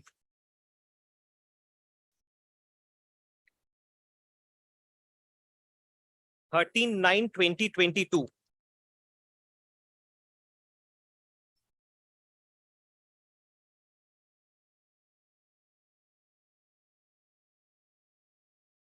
This is your letter to them. Lordship, it's a letter by Ashish Kumar Das. Lordship, he has sent in the letter. Who is Ashish Kumar Das? Lordship, he is the advocate, Lordship, the previous advocate. So say that. I'm asking you, it's your letter, so say yes. Yes, Lordship. Why are you saying Ashish Kumar Das? Does the court know who Ashish Kumar Das is? And the letters were being delivered, Lordship. The delivery report is at page 108 and 109. What is the dispute?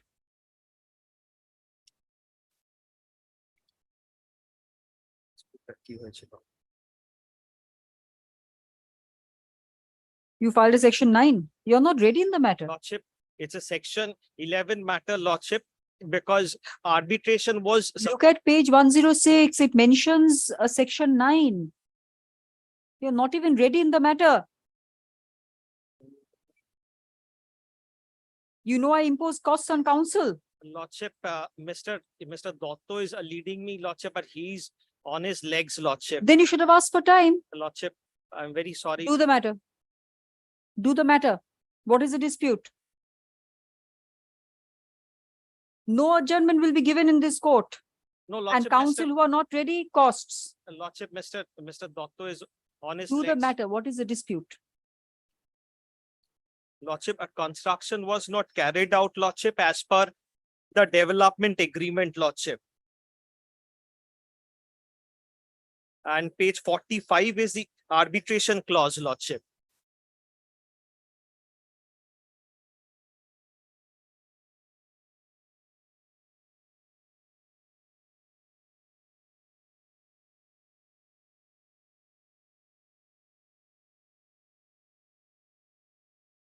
What is the value of the work? Who is claiming against the respondent? You are claiming. Lordship, What is the value of the loss you're saying? I am the owner of the property actually.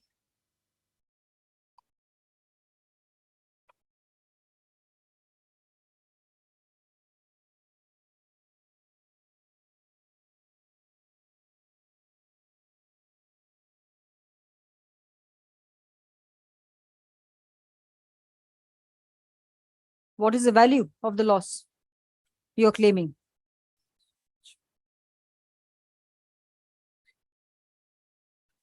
You're the counsel or the advocate on record? Lordship, I am the AOR, Lordship.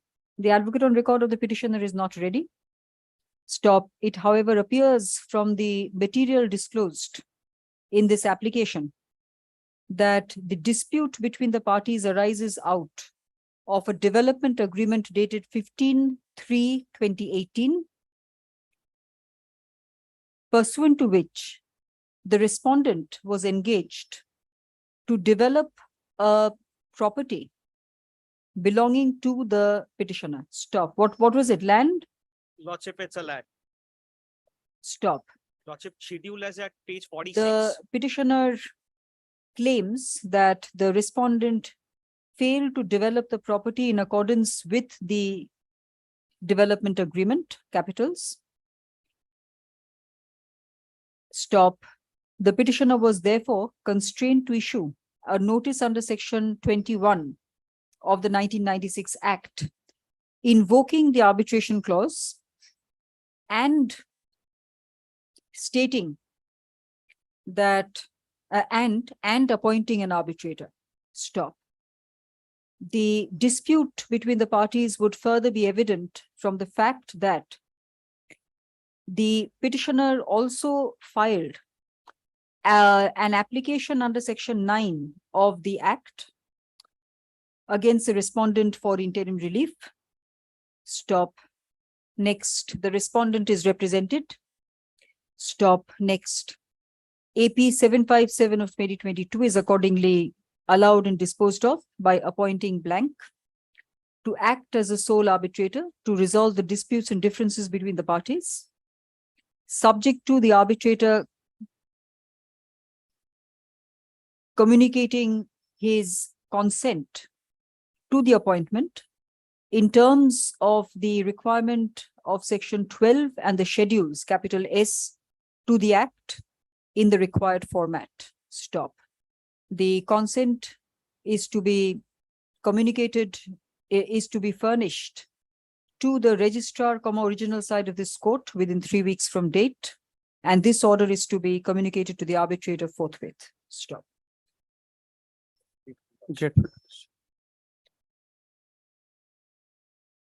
All on the department.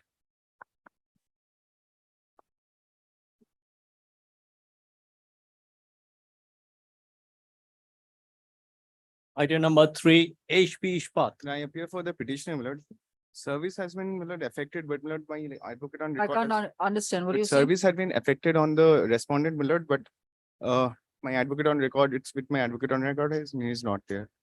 And besides that, my lord, The since there affidavit is a resolution. services not produced before the court. Stop. List this matter when? Lord, whenever you, tomorrow. List this matter tomorrow. Great, my lord. Next.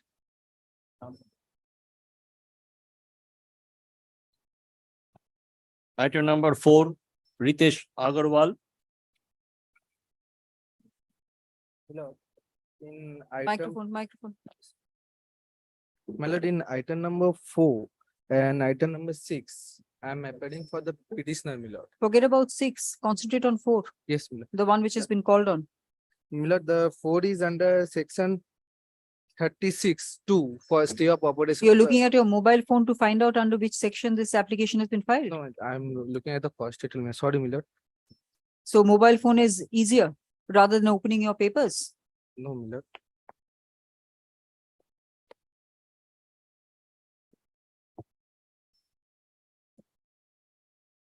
Lord, I have challenged the award on the, on 34. 2 points. Yes, 34. 34 on the 2 Affidavit of service.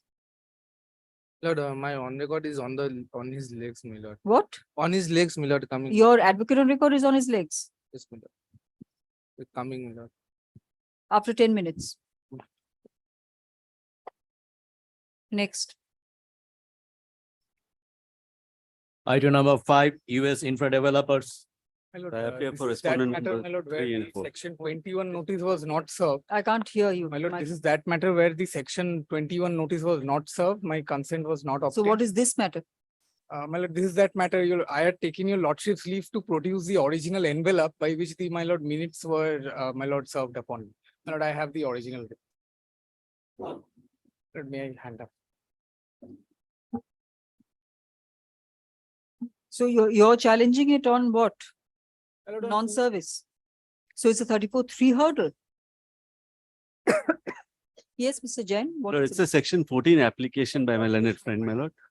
Yes, Lord, on yes. the basis of this document, Lord, I say, my lord, there is no dispute. Oh, yes, yes. My lord, my Yes, learned friend is a party respondent in the arbitration. My lord, I have served the claimant, my lord. They are not appearing. My lord, may I be permitted to file So my affidavit? how does this document, how do you say that this document is addressed to you, My lord. this proceeding? This minutes My of the lord, will proceeding? kindly take, my lord, page 43 of my petition.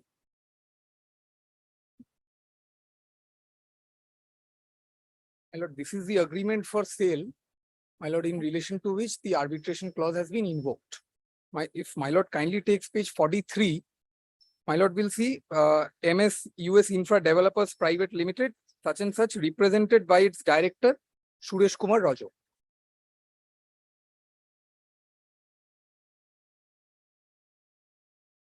Suresh Kumar Roy. My lord, Suresh Kumar Rajo. My lord, at page 43, if your lordship sees.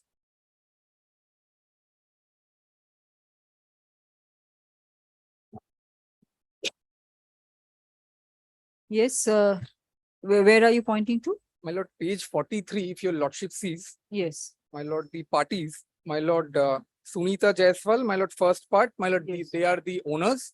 My lord, I am the developer, that is Yes. US Infra Developers Private Limited. My lord, Yes. represented by its director, Suresh Kumar Rajo. My lord, he Yes. has been served with the minutes.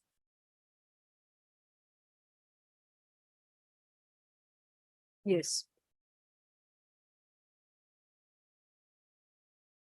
Moreover, if your lordship sees the arbitration clause, my lord, sole arbitrator had to be appointed. My So lord, where does it say Suresh Kumar? my lord, Rajo? on the envelope, if your lordship sees, Yes. my lord, to Suresh Kumar Rajo.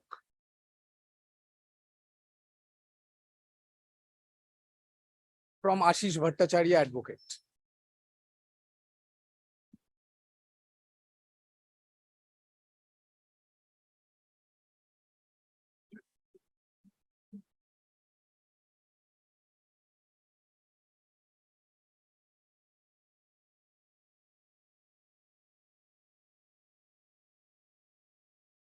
Very well. So it was fixed on 24th March. So what is the problem? My lord, Even if I accept your submission, that it was given to your representative. lordship. Yes. Lordship, the appointment, my lord, was made unilaterally, number one. Number two, my lord, the appointment was made in contravention of the, my lord, the clause. Now, my lord, if I, my lord, Contravention of which clause? arbitration agreement that was entered into between the parties, may I place the same before your lordship? My lord, that is at page 67, clause 14.1.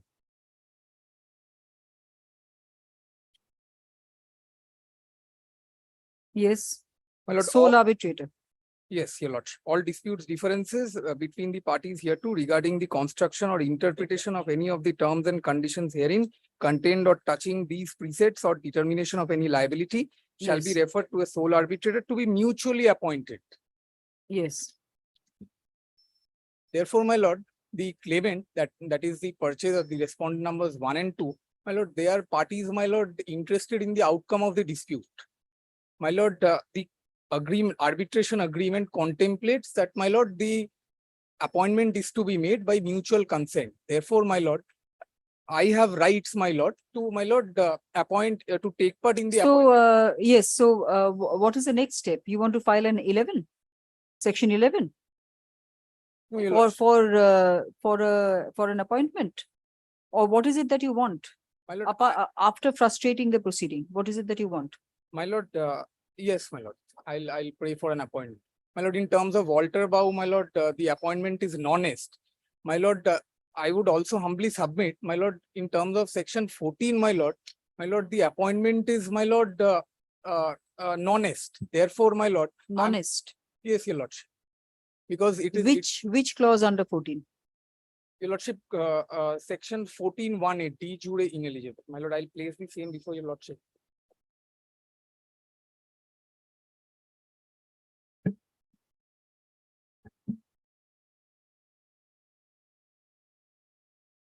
Becomes de jure or de facto? Lordship. How does it become de jure or de facto? In view of the fact, my lord, that the appointment, my lord, is not in terms of the clause. Number one. Number two, my lord, he has been appointed unilaterally without taking my consent. My lord, my lord, perhaps covered by the, my lord, Perkins judgment. My lord, I have researched, my lord, I have gone through your lordship's judgment. In paragraph 51, my lord, the perceived Perkins problem, your lordship had distinguished in that matter that there was express, my lord, waiver by way of participation by the respondent in that case. My lord, I have not participated here. My lord, immediately upon receipt of the. You have researched. My lord, What were the 3 judgments preceding Perkins? What were the 3 Supreme Court judgments preceding Perkins?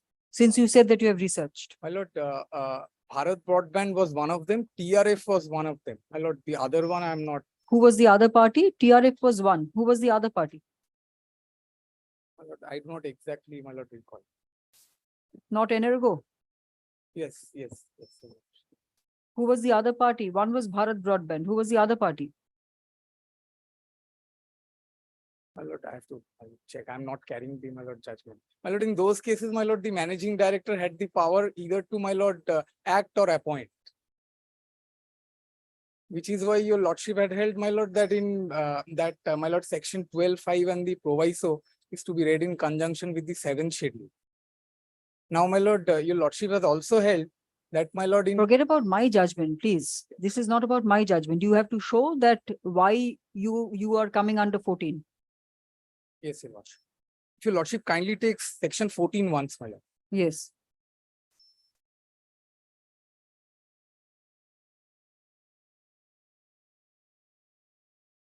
Lord, failure or impossibility to act. The mandate of an arbitrator shall terminate and he shall be substituted by another arbitrator if, my lord, he becomes de jure or de facto unable to perform his functions or for other reasons he fails to act without undue delay. My lord, I am on he becomes de jure or de facto unable to perform his functions, my lord. What is the meaning of de jure and de facto? My lord, de jure perhaps, my lord, means without any authority in law. And my lord. What is the difference between de jure and de facto? My lord, de facto, my lord, perhaps the, my lord, Don't say perhaps. You should, it's your application. You want removal of the arbitrator. What is the difference between de jure and de facto? My lord, may I research and come back? On costs. This is the 2nd day. You should have been ready. You're relying on a clause 14(1)(a). You should know what is de jure, what is de facto, what is the difference between de jure and de facto. My lord, de facto, my lord, is the ineligibility, my lord, in the facts of the case. How is it different from de facto? How is it different from de jure? My lord, de jure is, my lord, an ineligibility in law. My lord, by operation of because de facto has fact, therefore ineligibility and facts.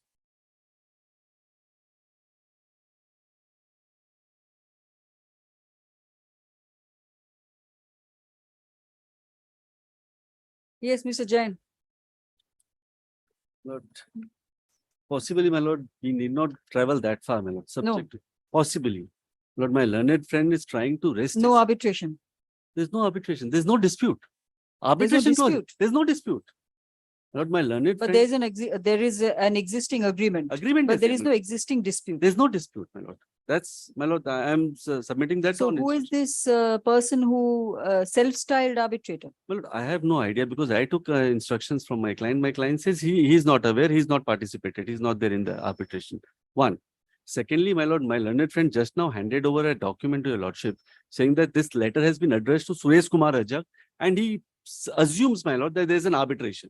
Now, if my lord for once takes the arbitration agreement once, my lord, the arbitration agreement, who are the parties, my lord? Agreement starts at page 39, my lord. At page 67. No, my lord. At page 43 are the parties. Page 43. Parties, Yes. lordship will kindly see. Sunita Jaiswal, Vinod Kumar Jaiswal, Reena Singh, Seema Singh. Four, my lord. These are four owners. My lord, I am Sunita Jaiswal, Vinod Kumar Jaiswal. Then, my lord, second party comes US Infrastructure. It's a limited company, my lord. Yes. My lord, my learned friend does not show a single document, my lord, which is addressed to US Infra Developers Private Limited.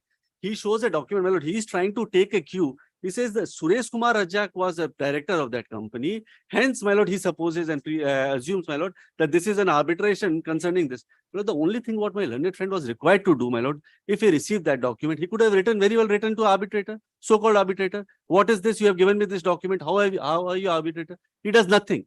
He jumps straight away and rushes to my lord. Lord, there has to have some foundation, my lord. There is no section 21 notice. Little knowing that he would have to answer de jure and de facto and all that. My lord, that's why, my lord, I said that possibly we need not travel that far. Yes. Anything else, Mr. Jain? So, my lord, in my respectful submission, there is no arbitration agreement. There is no invocation of arbitration. This section 14 today, as it stands, my lord, is premature, my lord, because there is no arbitration. Yes. And there is no dispute. My lord, in reply, Yes, Mr. Banerjee. my lord, in reply, may I, my lord, only show two clauses of the agreement? Agreement. Yes. Your Yes. lordship. My lord, page 57, your lordship sees. Yes. My lord, clause 5.1. My lord, the developer will complete the said flat. My lord. Mr. Banerjee, how is all this relevant for a section 14? You want to take the court through the facts? No, your lordship, I was only showing that there is a tripartite agreement. My lord, I am a party. My lord, can there be an arbitration, my lord, where only two of the parties to a contract, my lord, arbitrate and I am left out? My lord, Subject to there being an arbitration in the first place. my lord, we have been served Yes, with a this is an corporate- application My lord, may I only for indicate one- termination, no, for termination of the second day. For termination of an arbitrator's mandate under section 14 of the 1996 Act. Stop. The petitioner seeks to place the action on section 14 within brackets 1 within brackets A, choto a, namely that the mandate of an arbitrator shall terminate if the arbitrator becomes de jure, italics duto alada kotha, de jure, JURE, de jure or de facto unable to perform his functions, or for other reasons fail to act without undue delay. Stop. The petitioner is only concerned with the first part of 14 within brackets 1 within brackets A, namely that the arbitrator's mandate must come to an end since the arbitrator was appointed unilaterally, as well as contrary to the procedure under clause 14. Your lordship, clause 14.1. Yes. 14.1. 14.1 of the agreement.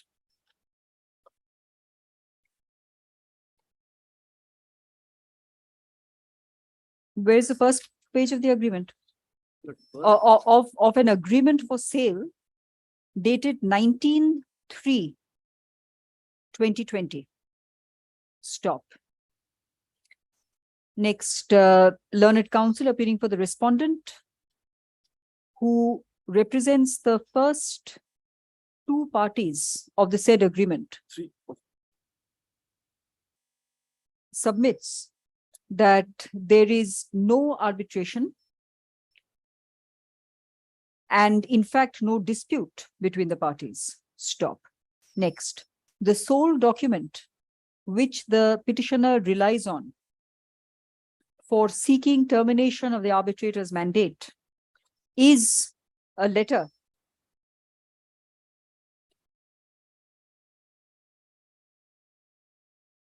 dated 9/3/2023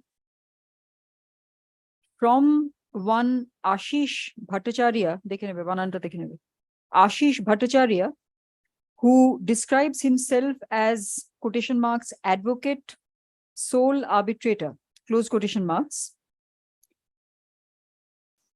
with containing a minutes of the proceeding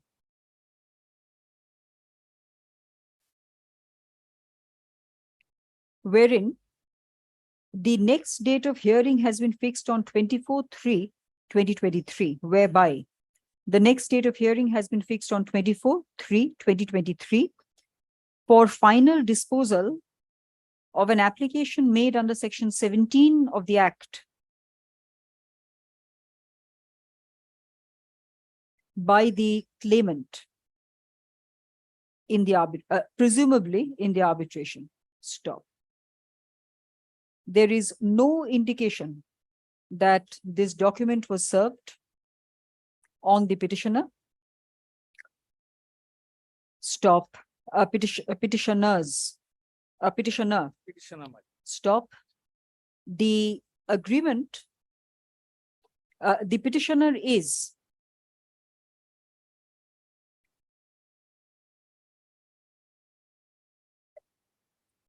the agreement is dated what? I have mentioned some other date and now I find. No, my lord, 19th of March, lordship, at page 39, my lord. March Page 2020. 39 is the agreement. 19th March, 2020, my lord. 19th March 2020. Page The- 39, parties, my Yes, lord, will yes. find. The page 43. agreement, the petitioner is the second party.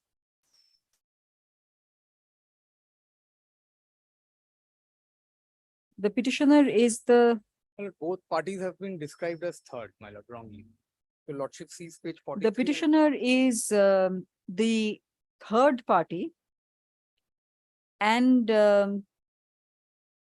is said to be represented by its director, one Suresh Kumar Rajak, page 43. Stop. The document placed before the court contains a handwritten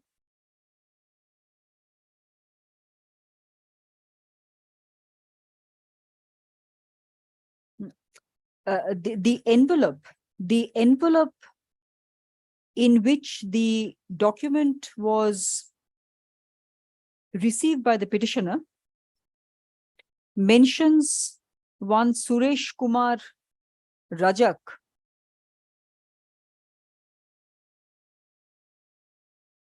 without any further evidence that the document was meant for the petitioner who was a party to the agreement.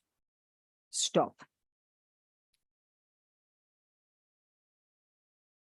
Next, hence, comma, this document alone is wholly insufficient to buttress, B-U-T-T-R-E-S-S, buttress the petitioner's plea for termination of the arbitrator's mandate. Stop. Next, the other curious fact is the petitioner received the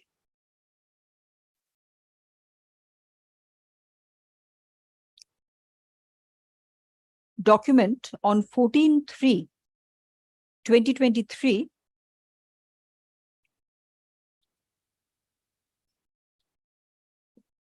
and instead of seeking a clarification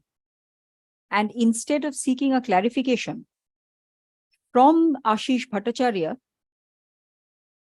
as to the scope and purport of the letter, comma, came to this court instead and sought for termination of the arbitrator's mandate. Stop.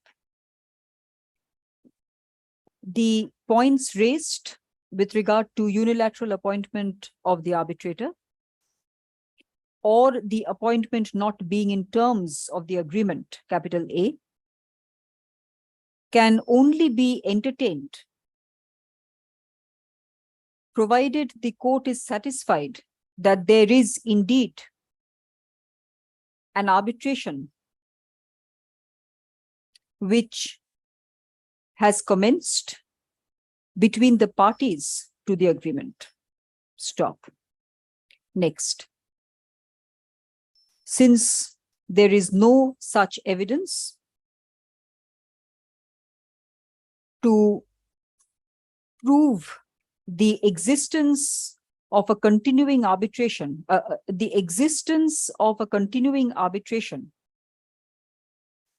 comma, AP 204 of 2023 must be dismissed.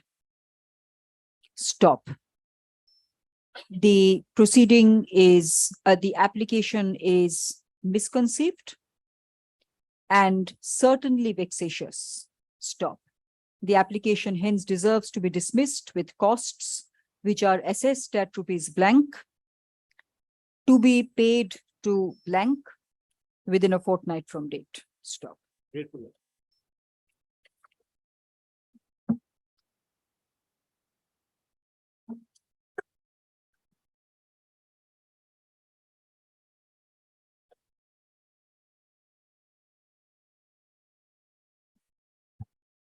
Next. Item number 6, Ritesh Agarwal versus Aditya Birla Finance. Lord, in item number 6, I'm appearing for the petitioner, my lord.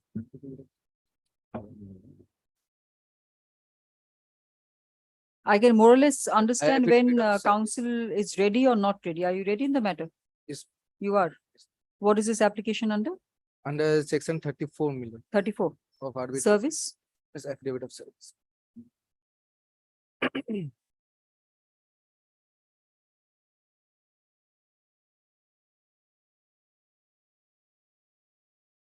Where is the postal endorsement? Where is the track And report? hand service Hand service, when? to the advocate on record, my lord. On 14th? 14th? You're the advocate on record or you're the counsel? 14th. She is my advocate on record, my lord. Sorry. On 14th? Yes, my lord. Yes, my lord.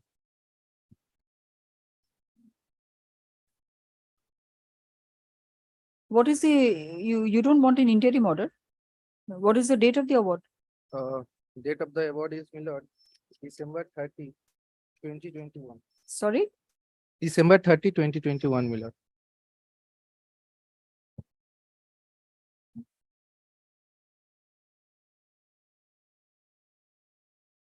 My lord, I want to What about 34.3? My lord, what had happened is, I have not been served with the original copy of the award till date. I have requested them to give me a No, 34.3 says 90 days. from then the after day, 30 from the receipt, day of receipt, Yes. or whatever the word is, receive the award. When did you receive the award? I have never received the award from the arbitrator itself. I have gained the knowledge of the award by the execution petition served upon my advocate on record on April 4. April 4 of which year? Of this year. My lord. May I just indicate?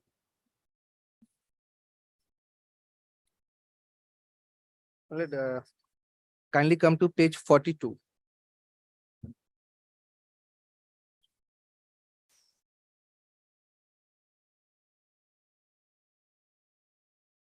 It was served on the erstwhile advocate and record and received on 4/4/2023.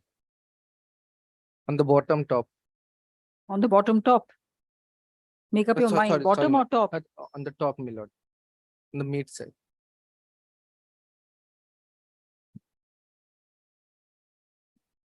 But till that arbitrator has not served yet.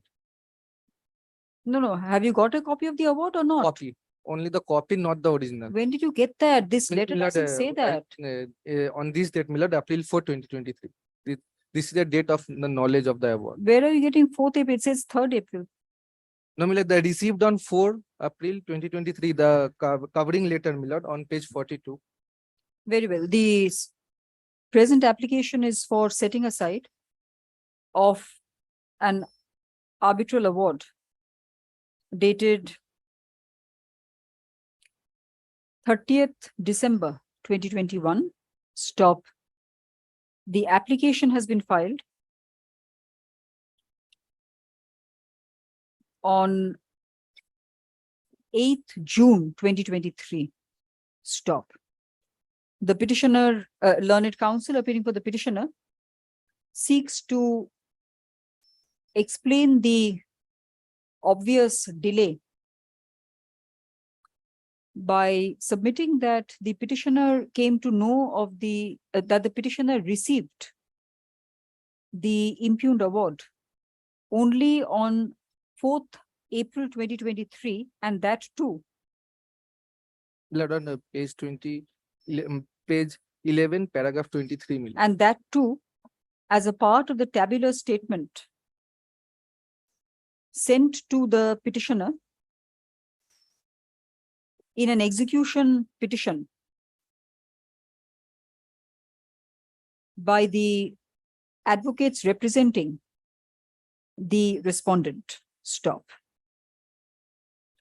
Next, no one appears for the respondent. My lord, may I point one more thing, my lord. My lord, by order dated, order of this court, it transpired that the petitioner were unable to serve any notice to me. Page 41. Any notice to you? Yes, my client, my lord, What?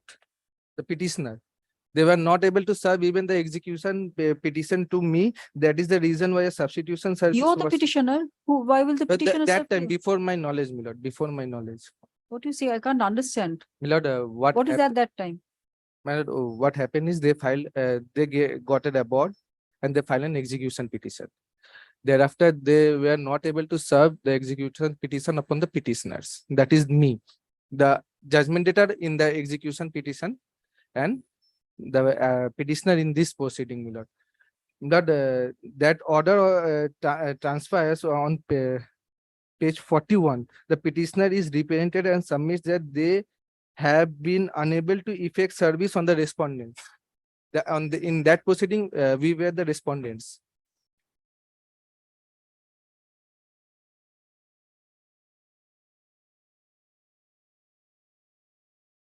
This is the execution case. Yes, my lord.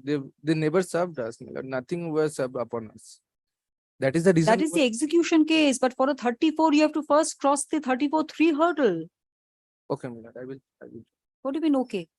I will do that, my lord. But at paragraph 23, I have taken the plea that by service of the execution petition, I got the knowledge of the. So why are you interrupting the court? Can't you hear what the order is being dictated? Ki bolo?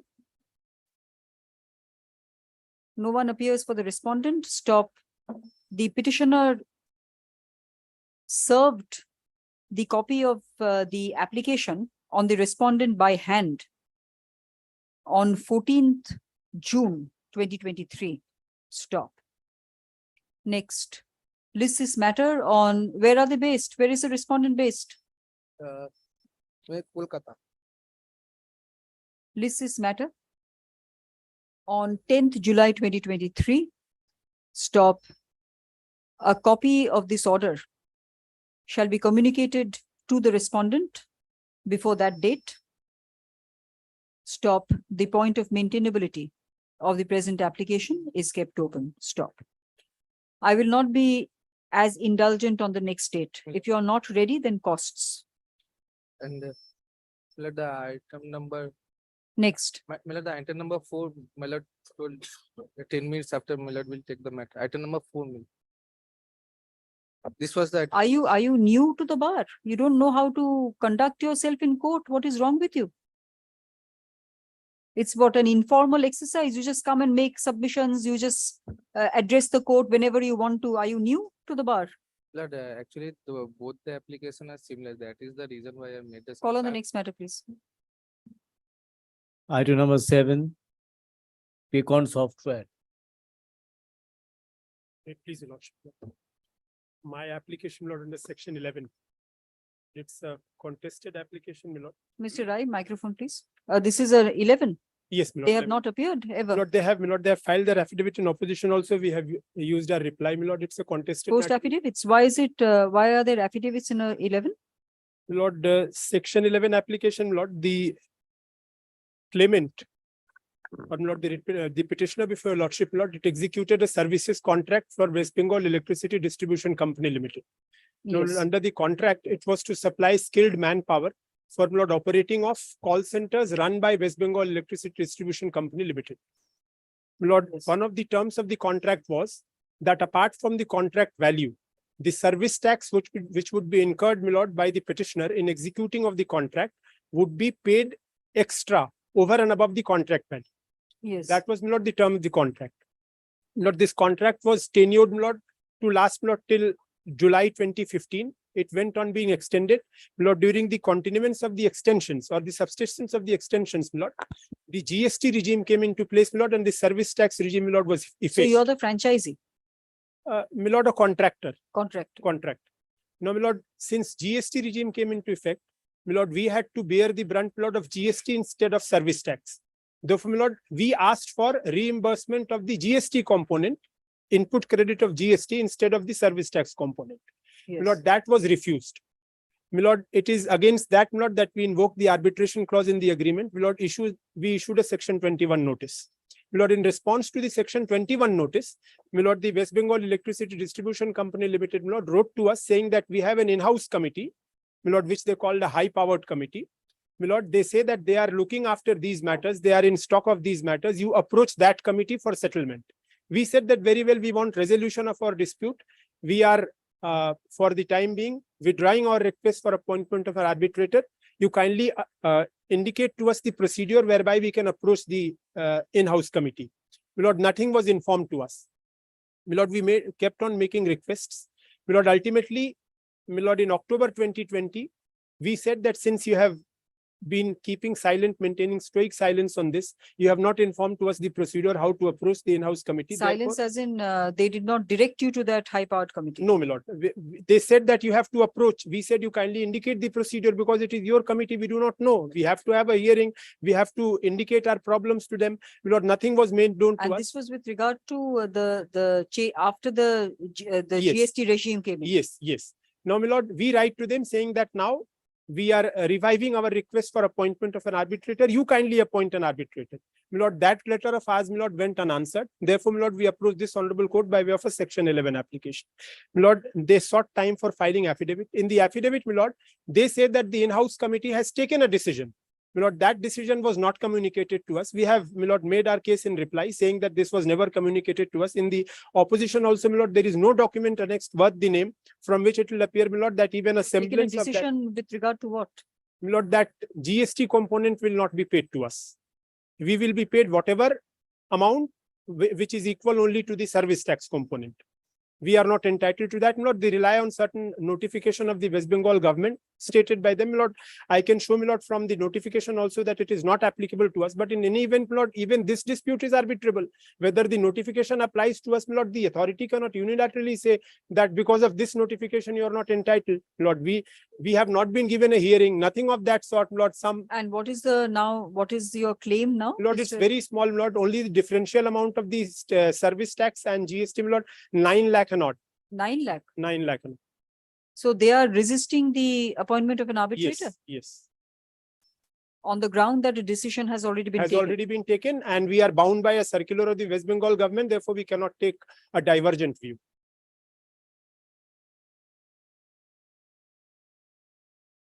So they were represented? Yes, Lord, they were. Is there anything else you want to say, Mr. Rai? Lord, that's about all, Lord. Yes, no one appears for the respondent. Stop. Next, learned counsel appearing for the petitioner has concluded his submissions. Stop. The main thrust of the arguments is that the amount claimed by the petitioner is only to the extent of the differential between service tax and GST, which comes to about rupees 9 lakhs. Stop. Council submits that the affidavit in opposition submits that the ground that the respondent's ground apostrophe s the respondent's ground for opposing appointment of an arbitrator is that the respondent has already taken a decision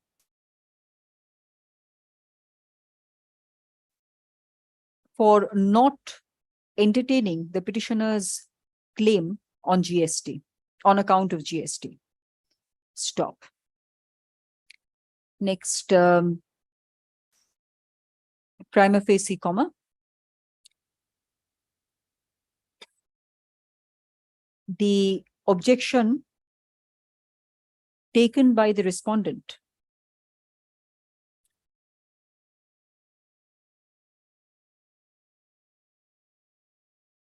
cannot be a tenable, cannot be a tenable ground under section 11 within bracket 6 of 6A, 6B, 6A, 6 within brackets choto a of the 1996 Act. Stop. Next, list this matter. Mr. Rai, when? Then you will have to tell them to come. My lord, next Tuesday, my lord, if it comments to lordship. List this matter on 27th June 2023.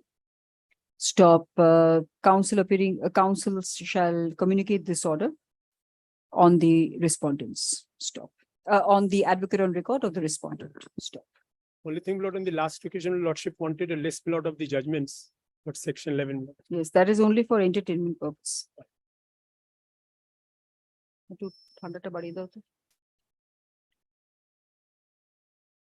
Thank you. Great.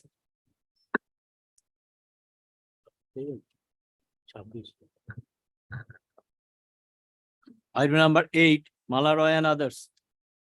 Well, this is my application under section 11 for appointment of an arbitrator, my lord, arising out of an arbitration clause, my lord, contained in an agreement dated May 12, 2013, my lord. Lord, the claim is on account of money due and payable on account of supply of iron ores, my lord. You supplied? I supplied. But on the last occasion, my lord, I had argued, my lord, but the principal defense which is being sought to be taken is the question of limitation. My lord, what has Limitation for raising the claim, for- monetary claim. How much is the monetary claim? My lord, the claim will be in the region of 1 crore 90 lakhs, my lord.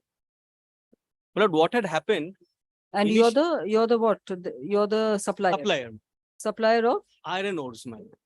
Yes. My lord, what had happened is, I had supplied iron ores, my lord, pursuant to which money became due and payable initially. My lord, Yes. initially I served them a notice under section 434 of the Companies Act. But after serving that notice, my lord, the parties entered into a settlement agreement, out of which the present proceedings arise. My lord, that settlement agreement contains the arbitration clause. My lord, the settlement what was entered is, my lord, kindly comes to page 3. My lord, 25 lakhs of rupees was paid to me at the time of signing the agreement. My lord, I was given 5 post-dated checks for rupees 25 lakhs, which would be deposited by me, subject to them placing order for rakes of iron ore, my lord. The arrangement was they will place order for rakes of iron ore. I will load the rakes and then I will deposit 1 check simultaneously. What had happened, my lord?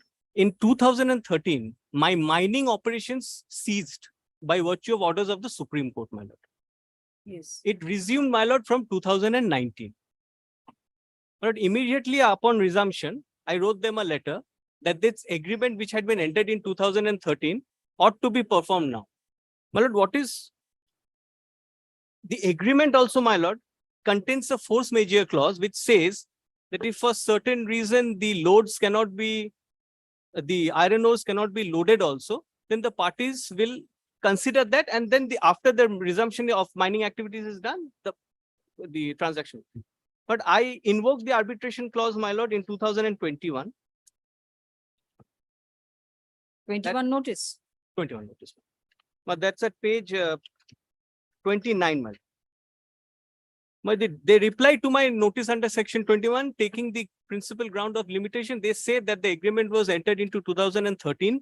The transactions are all dated of 2013. Hence, it's expressly barred by limitation. But in my humble view, my lord, there are at least 2 Supreme Court judgments of which. So they are saying that, so effectively you made the claim when? In 2021? 2021. And they said the 2013, all the claims should are dated then, 2013. Yes, madam. So That's it's barred by limitation. But my point is, my lord, this question of limitation in view of the force majeure clause and in view of the fact that my mining activities were suspended, which was known to them, but this becomes a question which has to be decided by the tribunal, my lord. My lord, they do not say that the dispute is not arbitrable, because the arbitration clause is clear, my lord. It says all disputes which arise out of this settlement agreement. So they don't, my lord, that point is not taken that this is not an arbitrable dispute, non-arbitrable dispute. The only point is barred by limitation. My lord, there are at least 2 Supreme Court judgments, my lord, which I would like to refer, my lord. One is, my lord, 2000 saying that the arbitrator will decide the point of yes, my lord, limitation. and my lord, there is a, my lord, the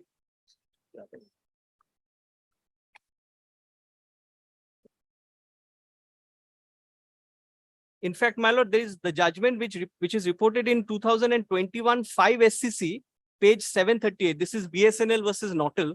My lord, that goes on to the extent of saying, may I just read paragraph 47, my lord? Paragraph 47.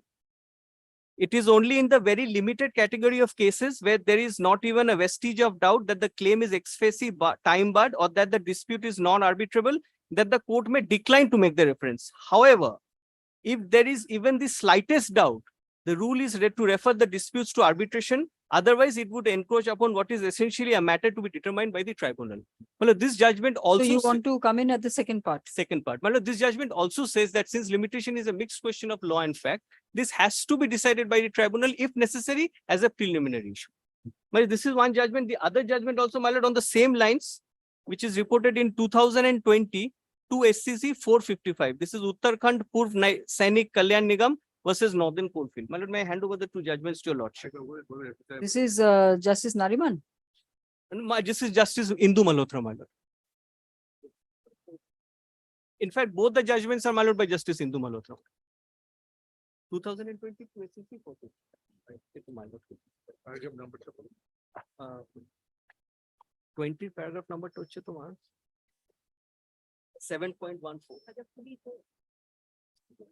14.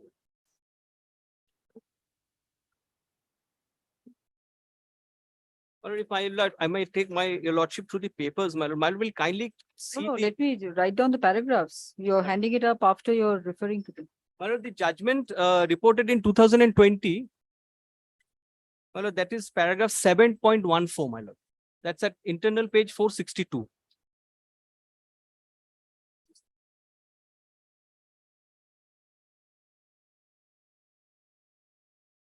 But the last few lines of that paragraph, under subsection 5, section 16, the tribunal has the obligation to decide the plea. If it rejects the plea, the arbitral proceedings would continue and the tribunal would make the award. Where is the plea clarified? My just the few lines before that, my lord. If the tribunal finds that the claim is a dead one or that the claim was barred by limitation, the adjudication of these issues would be on the merits of the claim. Under subsection 5 of section 16, the tribunal has the obligation to decide the plea, and if it rejects the plea, the arbitral proceedings would continue and the tribunal would make the award. But in the other judgment, my lord. Yes. My lord, one is at paragraph 40, my lord, internal page 762.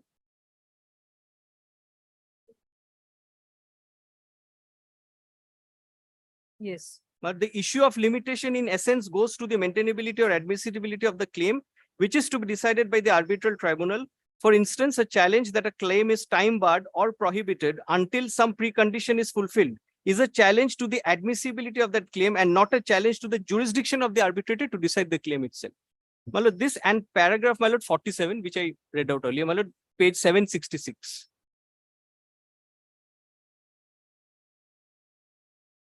In my humble submission, my lord, I would come under the second finding, my lord.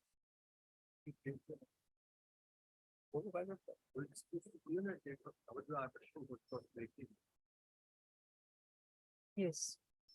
And if my lord kindly comes to the arbitration clause, my lord, that is at page 18 of my application, my lord, clause 14. Clause 13, my lord. Sir. Yes. But and whereas in case of any dispute or difference between the parties arising out of or in relation to the agreement as to the validity of this agreement, which they have not challenged, my lord, the same shall be resolved by mutual discussion. If both the parties fail to do so, then the matter shall be referred to arbitration. As per the Arbitration and Reconciliation 1996, cost of such. Reconciliation Act. My lord, very sorry, this was not drafted by me. I don't know. It should be Yes. arbitration and conciliation. I'm extremely sorry, man. My lord, there are, I have, my lord, after my mining operations were resumed, there are correspondences exchanged between the parties, my lord, where I have tried to arrive at a mutual settlement. Yes. But my lord, failing that, I had to invoke the notice under section 21, which is at page 21, my lord, to which they replied, which is at page 22, my lord. To which, sorry, my lord, page 29, my lord, the typed copy is at page 29A.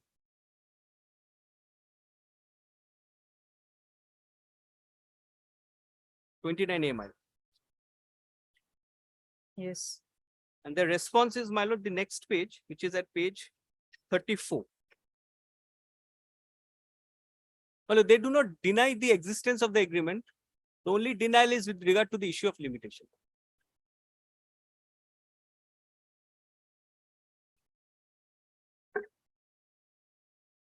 And if only once, my lord, I can show your lordship two more things. Where is the force majeure?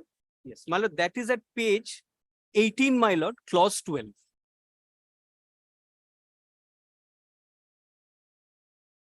Clause 12, my lord. Yes.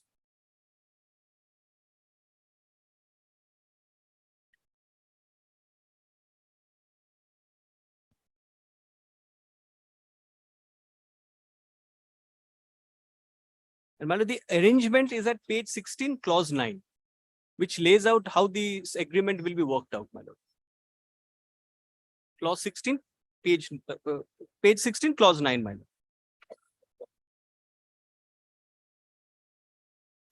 So what did the Supreme Court say? But That you can't carry on mining activities? Yes, my lord, my mining operations are suspended, my lord. It resumed in 2019. Immediately thereafter, my lord, I wrote them a letter asking them to make payment of the amount which is due and payable by them. The claim is also admitted, my lord. It is not that the claim has not been admitted. In fact, this, if my lord sees the agreement, my lord, they had sought adjustment of a part of the claim against a group company of mine, which I had agreed also.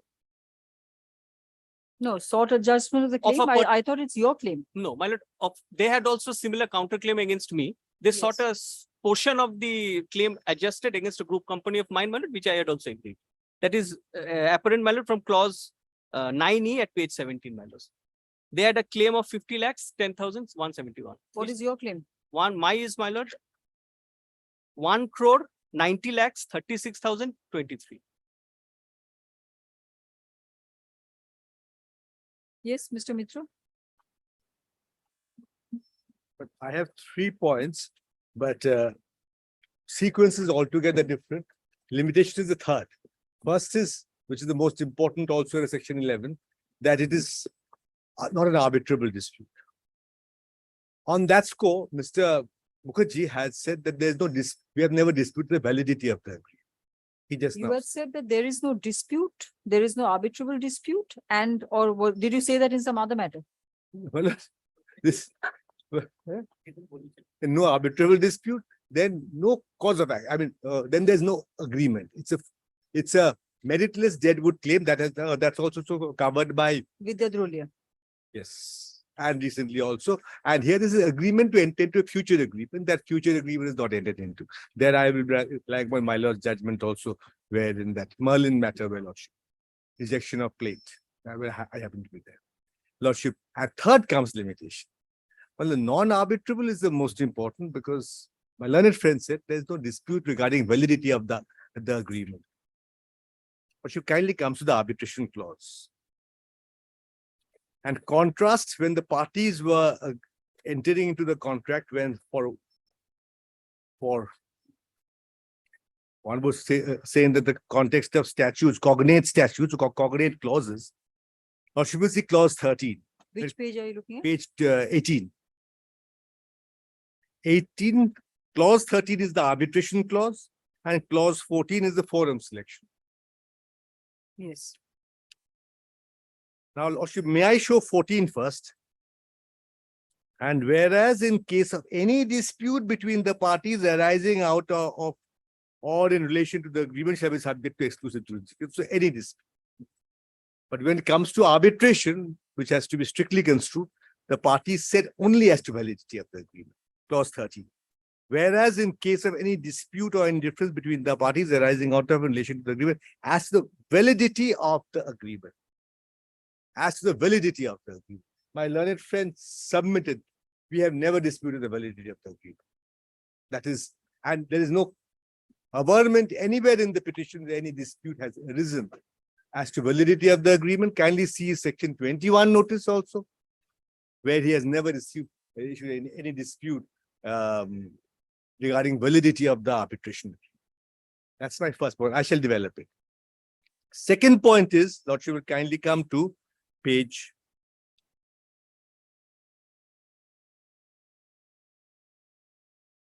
14. It's well, I am not saying for a moment because this is not beyond the scope. They may have a claim, may not have a claim, but this is not covered by the arbitration agreement. Or should we see page 14? Yes. Clause 2 is what was due and payable. Or should will kindly come straight away to the last 4 lines of clause 2 at page 14. Therefore, upon adjustment of the said amount and amount rupees 1 crore 96 lakhs only became payable to the creditors herein by the debtors. Who are the creditors? Lordship will see Malaroy. And the debtors is Jaibaraj. Now, Lordship sees clause 40. When is the repayment to happen? Clause 14, page 15. So 1 minute, Mr. Mithru, page 14, debtor according to you is who? Debtor is my client. Yes. Jai Balaji. Yes, very well. So 1 crore 96 is debt due and payable. Clause 4. Clause 3 repeats that. Clause 4, when does the cause of action arise? Whereas towards repayment of the debts of the creditors, 4 different checks on different dates were issued by debtors, that's me, which upon presentation to the bank for payment were all dishonored by the bank for insufficient and other reasons. The list of dishonored checks is enumerated below. So these are checks issued by you. This is the 2011 checks, which are referred to 11 and 12 checks, which were dishonored. Yes. Now, Lordship kindly comes to page, now comes when is the money payable? Lordship kindly comes to clause 9. Clause 7 is a winding up notice was given.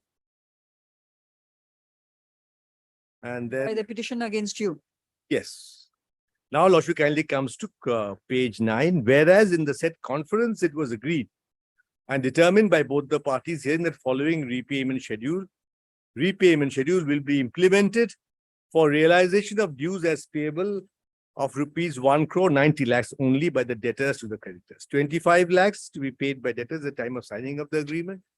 And B, 5 numbers of post-dated checks of rupees 20 lakhs each will be handed over by the debtors to the creditors. 5 numbers of purchase orders of 1 rake each of sized RNOs will be placed to the creditors. That will be placed by me. The said 5 checks mentioned in clause 9B of this agreement will be presented one by the creditors, each on the day of actual loading of rake. A sum of rupees 50 lakhs only payable by MR Mining Corporation will to Jai Balaji will be adjusted by debtor against the dues payable to the creditor in terms of the agreement to be entered into between MR and Jai Balaji Steel. Whereas upon settlement of this agreement, the creditors agree and undertakes to withdraw the winding up notice. Now, Lordship will see what is the obligation. 5 numbers of purchase orders of 1 rake each will be placed to the creditors. So we have to place them. And so it contemplates purchase orders to be placed by us on them. And when they load the goods, they will encash those checks. Purchase orders were not placed. When would so this contemplates another future contract to be purchase orders being placed. For non-placement of purchase order, if at all there is a cause of action, it arose in 2013. There was no purchase order placed by us. But that is not a dispute again raised. Lordship may, because Lordship will see that the 21 notice. Purchase orders you were supposed to place. I was supposed to place this 2013 agreement. Yes. Their cause of action to get the money is only after they load the rakes against the purchase orders to be placed by us. That is their cause of action. This is the parties have entered into this agreement, both commercially, and the arbitration court can't, I mean, this is bound by the terms of the agreement between the parties. Now she will see page 29. This is where no claim and also the limitation are mixed with each other. Because you will see page 30, page 29A, this is the 21 notice.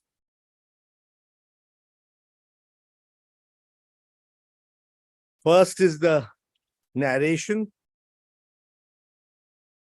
Up to page 30 or 30A, one may, 30 is fairly legible. Or you will see up to clause 7 is the Roman 7. The agreement is narrated, page 30.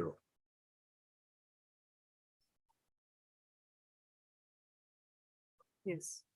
The 5 clause is 30A. Yes. Now, clause 8, that is the event. That in terms of the aforesaid agreement dated 12th May, checks aggregating to rupees 1.25 lakhs were received by us.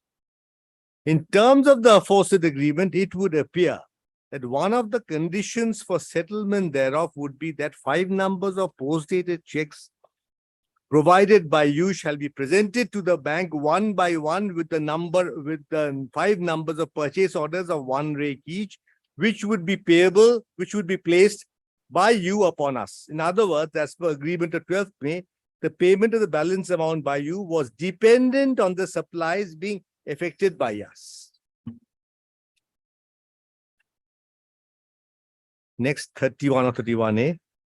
However, for reasons beyond our control, no mention of any mine closure, I will come to it. For reasons beyond our control and to your knowledge, our mines were closed from 16th May 13th, and they were not in a position to dispatch material from their mines within that short period of time after execution of the agreement of 12th May 2013, and you agreed to wait for supply of materials until normalcy was resumed.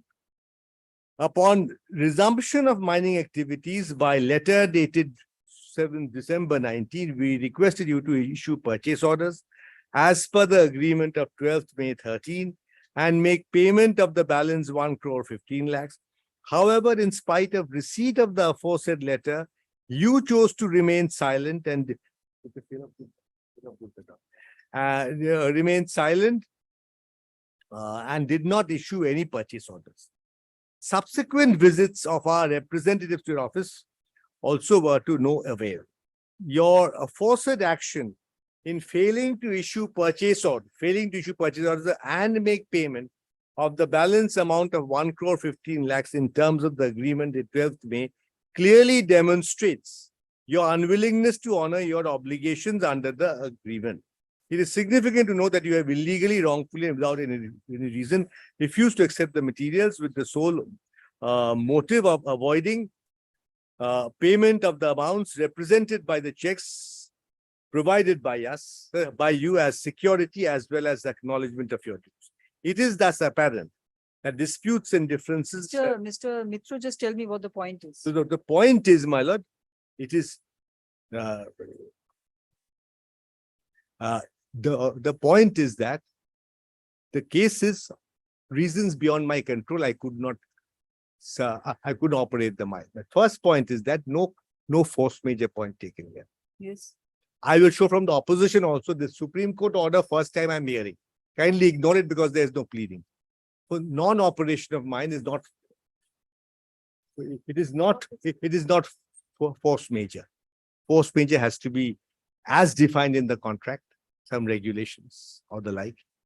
No case of any force major made out.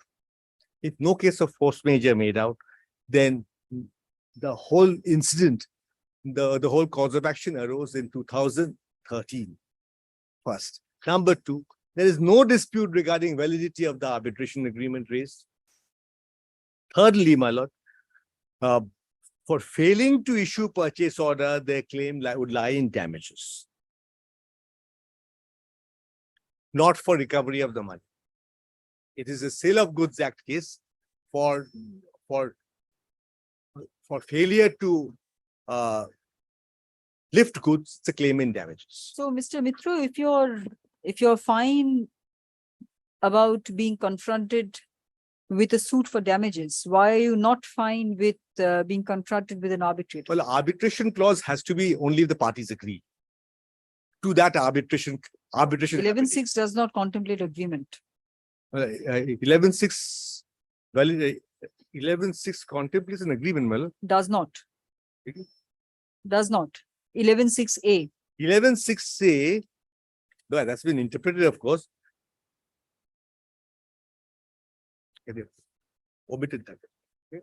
Lordship behind this. This is the one. Many of the books have excluded 11.6A, even though. No. 11.6. I know it very much. Small a. Small a.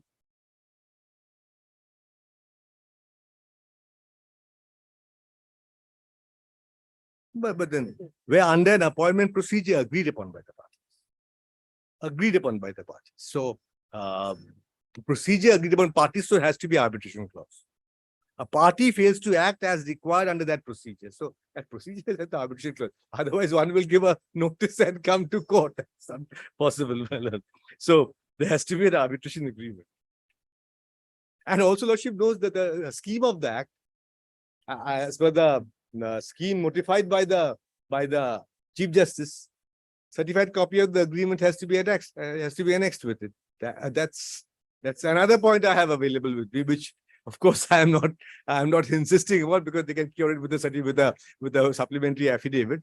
But the agreement is a must, the arbitration agreement. So there has to be an agreement firstly. So there's no dispute with regard to validity raised at all. So that is and then I will show those judgments when there are two clauses for a cognate situation. One is. What is a cognate situation? One is when disputes arise, what does one do? Arbitration and court. Two clauses, one for arbitration, one for courts. For courts, it is any dispute without the qualification of validity. When it comes to arbitration, only if it regards to validity. So both arising out of the same when the contract breaks down. I can always give you liberty to confuse Mr. Mukherjee, but not the court. I'm not trying to confuse anybody, my lord.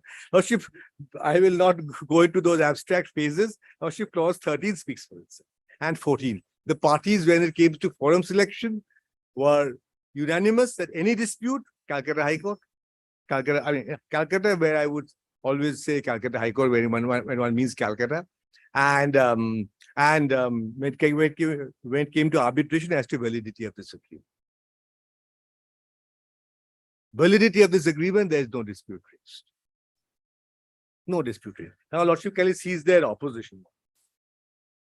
Your opposition. Sorry, my opposition and Mr. Mitro, you were arguing all this while as the petitioner. well, Lordship kindly sees page 5 of the petition, page 5 of the petition. Of the opposition or the petition? Petition. First point is time bar. Now, I mean, factual point. Yes. Time bar. Paragraph 9. For reasons beyond the control of the petitioner and within the knowledge of the respondent, the minds of the petitioner were closed. Or she will kindly contrast this with the force major clause at page 18, clause 12.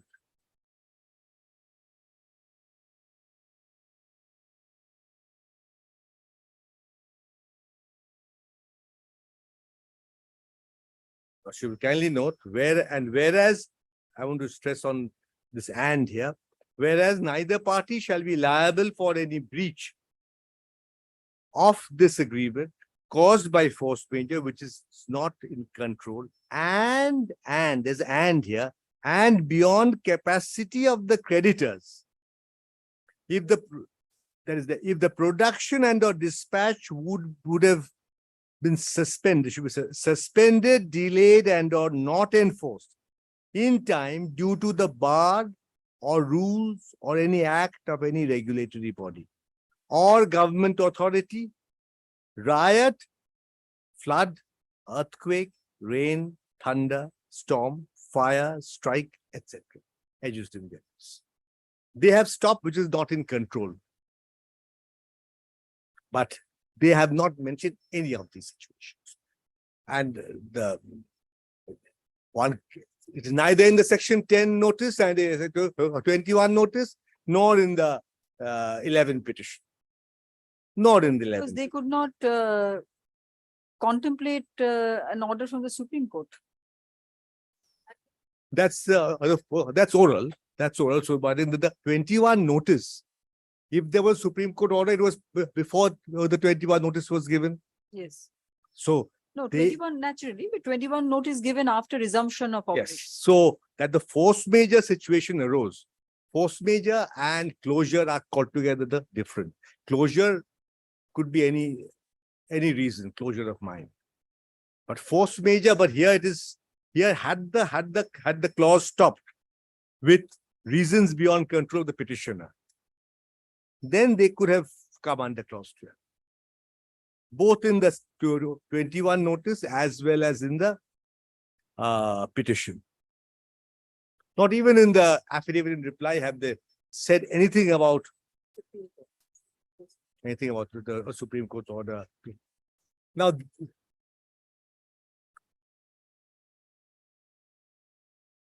she will kindly see once again in the affidavit in reply, page 5. Beyond control has to be plus something to make it force major. Otherwise, there'll be no difference between force major and a breach. Breach caused by a force major event. Closing the mill plus something. Page 5, very top. However, before the agreement could enforce the said agreement, petitioner could enforce that agreement due to reasons beyond its control, the minds of the petitioner were closed from 16th May 13 till 2019, and consequently, the petitioner was not in a position to dispatch materials from their minds within that short period of time after execution of the agreement. Such fact was made known to the respondent, who agreed to wait until normalcy resumed. I further say that the agreement contains a force major clause, which came into effect during the period of forced closure of the mine.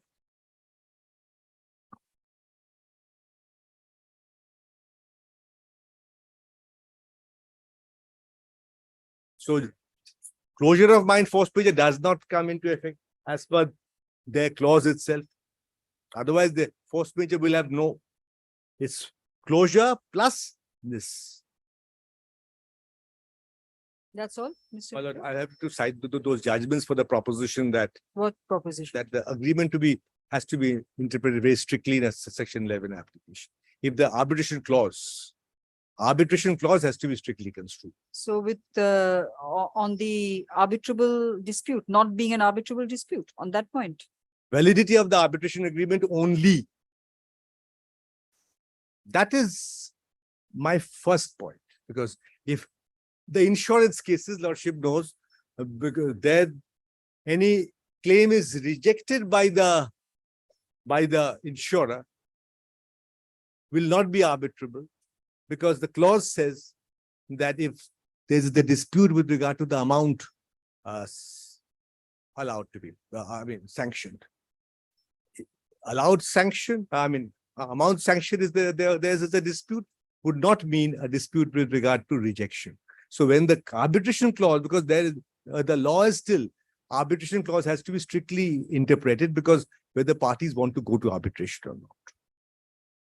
And here I would show that this will be covered by the non-arbitrability point very square, because the arbitration clause has said as to the validity of this agreement. When will you come back, Mr. Mitro? Lordship, next week, anything next week. Learned counsel appealing for the And limitation also, yes. respondent seeks to rely on decisions on the argument that the dispute between the party is not of an arbitrable nature. Stop. Also limitation. As well as on the point of limitation. Stop. Next. This is matter on 27 June 2023.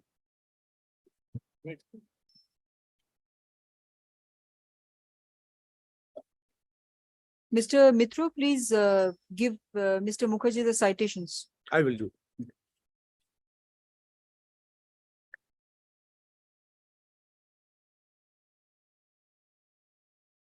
Item number 9, Kotak Mahindra Prime Limited. I appear for the judgment debtor. My lord, there was an application taken out by my learned friend. He has challenged the, my lord, the award itself and the executability of the award.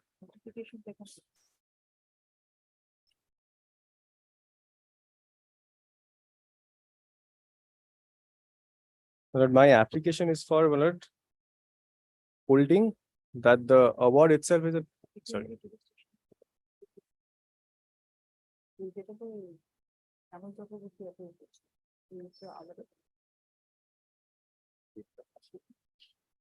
Yes. But my application is for holding that the award is not enforceable in law. Which is the other matter? You said you wanted the matter today. Yes, item 26 of your lordship's commercial list, 29 of your lordship's commercial list.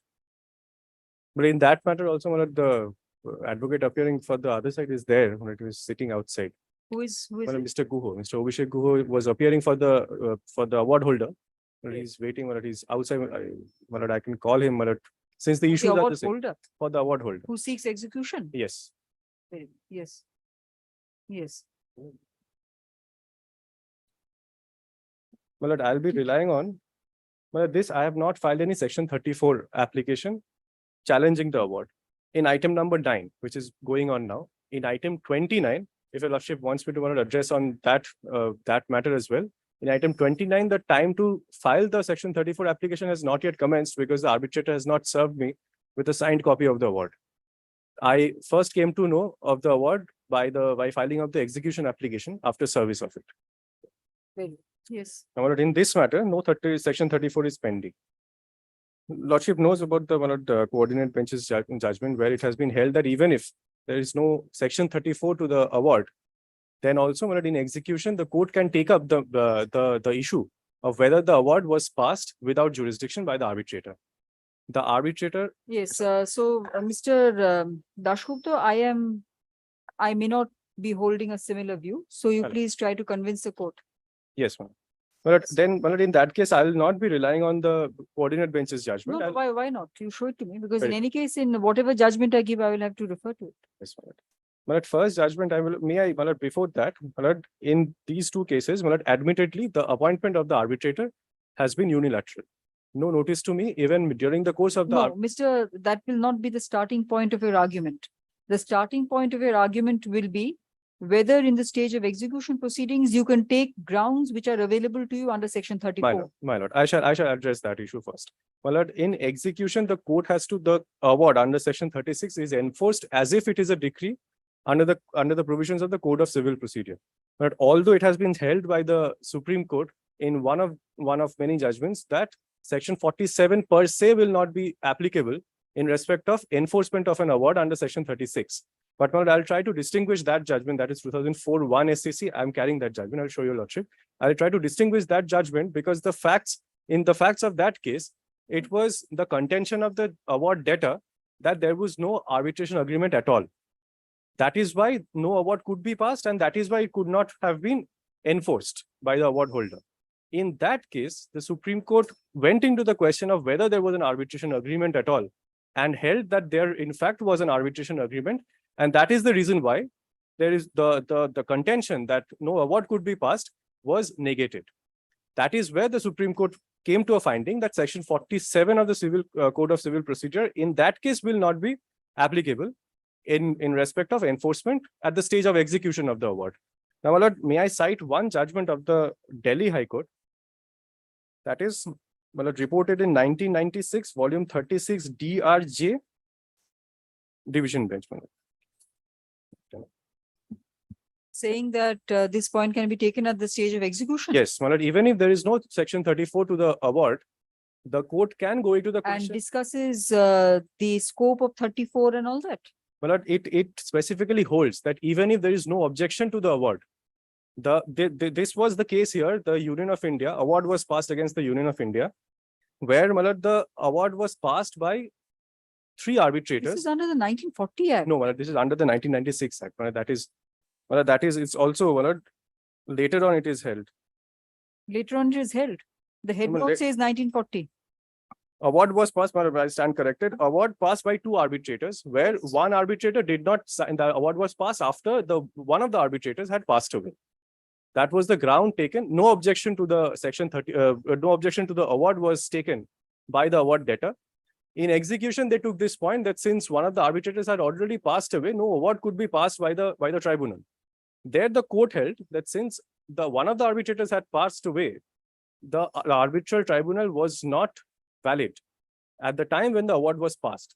That is the reason why the award was held to be a nullity. And that is discussed here, that even if no objection is taken under section 34 and under the 1940 Act under section 30 or 33, this question can be considered by the court in execution. May I place 3 paragraphs of this judgment?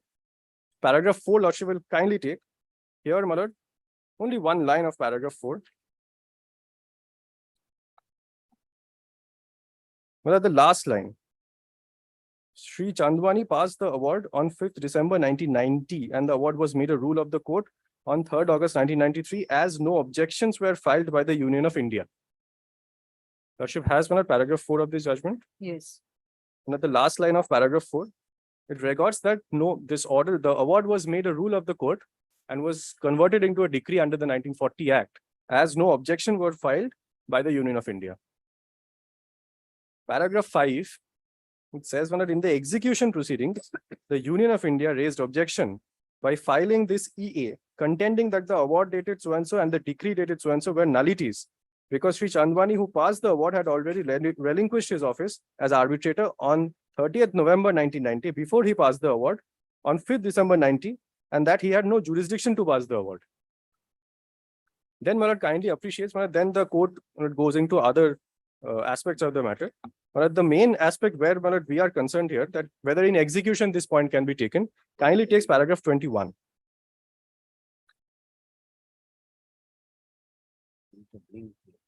Points 3 and 4. The question is whether a plea that the award is void can be raised in execution proceedings. On this question, respondent contended that the award must have been objected to under section 17, 30 and 33 or by appeal against the order rejecting objections, And if that was not done, it was not open to raise the question in execution proceedings. That is the precise issue, my lord, here, that I have not filed a 34, whether I can raise this plea now. This contention, may I, my lord, read further? This contention, in our view, is not correct. That section 47 applies to execution proceedings taken pursuant to a decree making an award a rule of the court cannot be doubted. The decided cases referred to below also hold it is open to the executing court under section 47 to declare that the award is passed without jurisdiction, and that therefore the decree passed thereupon is also null and void and not executable. Well, under the 1940 Act, the award had to be converted into a decree. There the court holds that if the award is invalid, then there is no question of converting into a decree, and all of it, award and the decree, are nullities. No, but now all that is gone. All that is gone. Well, here what I'm harping on, I'll also rely upon a very recent division bench judgment of the Delhi High Court, where this issue has been highlighted and stated that if the award is null and void, then there is the question of enforcing it. If the arbitrator under section 12(5) Lordship knows that arbitrator becomes ineligible to act as an arbitrator if he falls under the prohibitions. The under Delhi High Court Division Bench has said that this can be done even without a 34. Even without a 34. There what had happened, well, there was no section 34 filed by the award debtor. The award holder put it into execution before the commercial court at Delhi. Commercial court itself raised this point, saying that whether it can be executed or not, and dismissed the execution application. From that, an appeal was preferred before the High Court, and the High Court held that yes, commercial court was correct. This arbitrator could not have passed this award, and even if that award, the award is passed, it cannot be enforced by the award holder because it's not binding on the parties. There is no waiver in the facts of the case. I have not participated in the arbitration.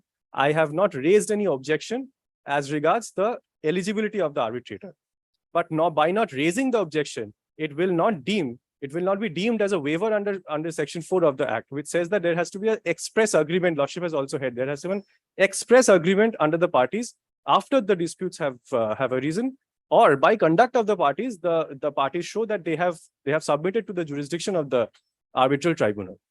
In the McLeod-Russell's case, that was the precise point that your Lordships has held, that in that case, the respondent in the arbitral proceedings had even filed applications before the arbitrator, took a consent award from the arbitrator, and then challenged it by section 14, saying that this arbitrator is ineligible to act as an arbitrator. In those facts, Lordship has held that no, by conduct, it is clear that the respondent had submitted to the jurisdiction.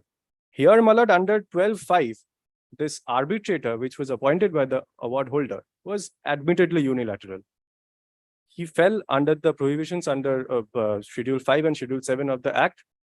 And then I have not raised any point, but he did not have any authority to assume office of an arbitrator and to take up the matter. If the arbitrator doesn't have to enter or assume the office, he doesn't have the authority to pass any award. So even if an award is passed, which is in any event without jurisdiction, that award will not be binding on the parties. Because in the Cholamandalam finance judgment passed by the coordinate bench of this court, it makes a specific observation that even if there is no section 34, the court cannot shut its eyes on the fact that the award is a nullity. It has been passed by a person who lacked inherent jurisdiction to even assume office or to pass this award. Very well. Your next point? Yes, that is first. Second, on this point, it's a sub point that the point of executive or enforceability of a decree or of an award can be taken in any stage of the suit or the proceeding or in any collateral proceedings as well, if it's null and void. That is the view of the Supreme Court that's reported in Under the CPC or the Arbitration Act? This concerned the Arbitration Act, an arbitral award passed by an arbitrator under a statute. Provisions. Yes, 2019 volume 17 SCC, but that was an arbitrator under a statute. Well, there an award was passed by the arbitrator, which was declared to be null and void in execution, and that was the observation of the Supreme Court. Where may I place this judgment? 2019 volume 17 SCC, page 82.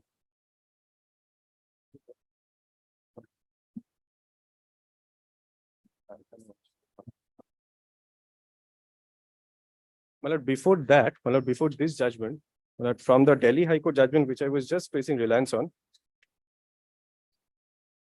Apart from paragraph 21, Lordship kindly takes paragraph 23.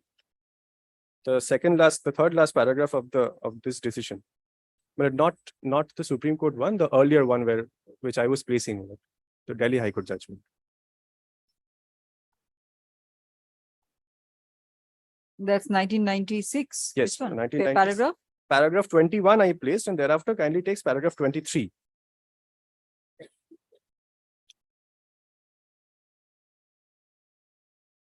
Yes.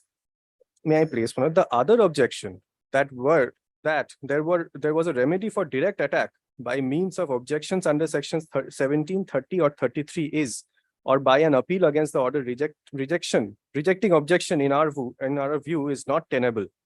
A judgment and decree can be directly attacked by the procedure prescribed, namely by filing objections thereto or by appealing against the order rejecting the objections. But that does not preclude a collateral attack of the award and decree in execution proceedings. The proposition that a judgment debtor may claim the decree to be a nullity in execution proceedings and that the decree is void is too well settled. A collateral attack is not barred because an opportunity to raise the same question by direct attack was not availed. This is a well settled principle applicable to civil courts executing decrees. For the aforesaid reason, the appeal filed by the Union of India is allowed. Yes. But now may I come to the decision of the Supreme Court, 2019, volume 17 SCC.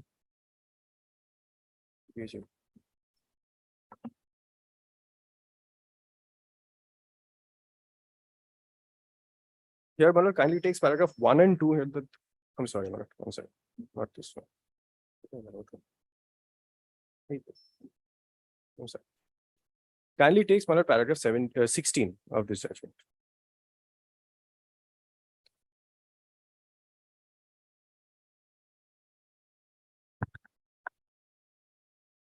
Shri Vaidyanathan, learned senior counsel for the appellant, has argued that the challenge to the award was only on merits before the learned commercial court and no challenge was raised, stating that the arbitrator's appointment itself would be without jurisdiction, both the parties having agreed to the order dated so and so to refer the matter to arbitration. However, the said issue was argued and taken up before the High Court in first appeal under section 37 of the Arbitration Act.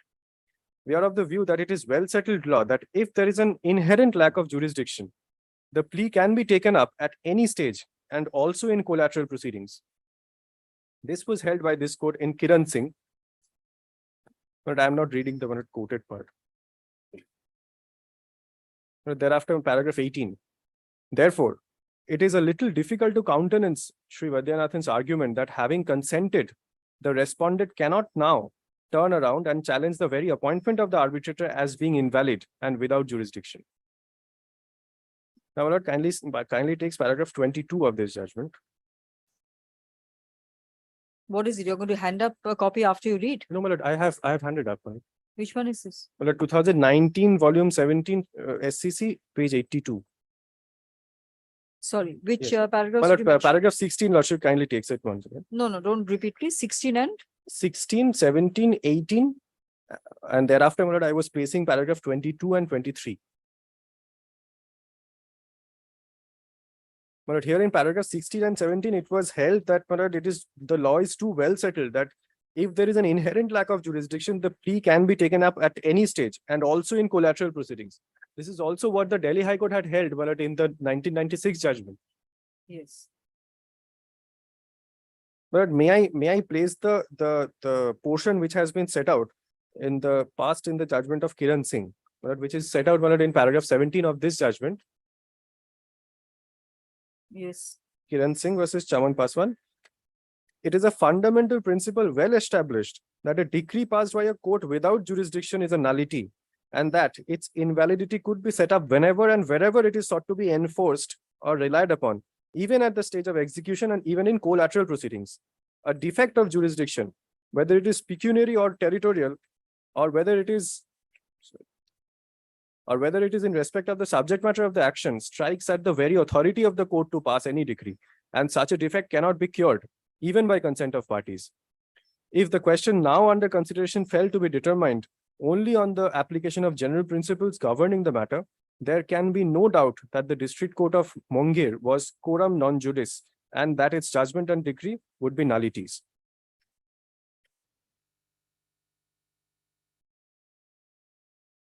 Kindly takes my lord thereafter paragraph 22 of this report.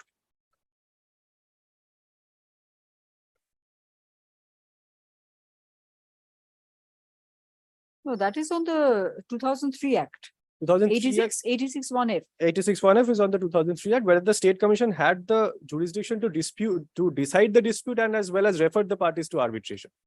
That was the question, and it was held that he had no jurisdiction at all. Where it has been held that the award is a nullity.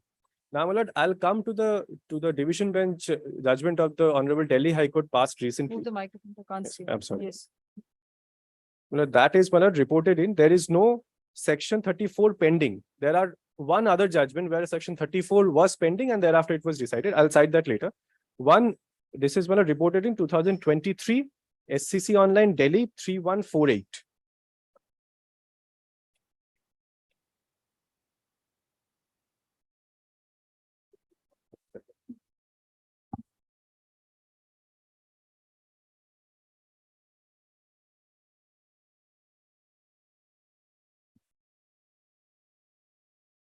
Here, my lord, kindly takes paragraph 1, well, unnumbered paragraph 1.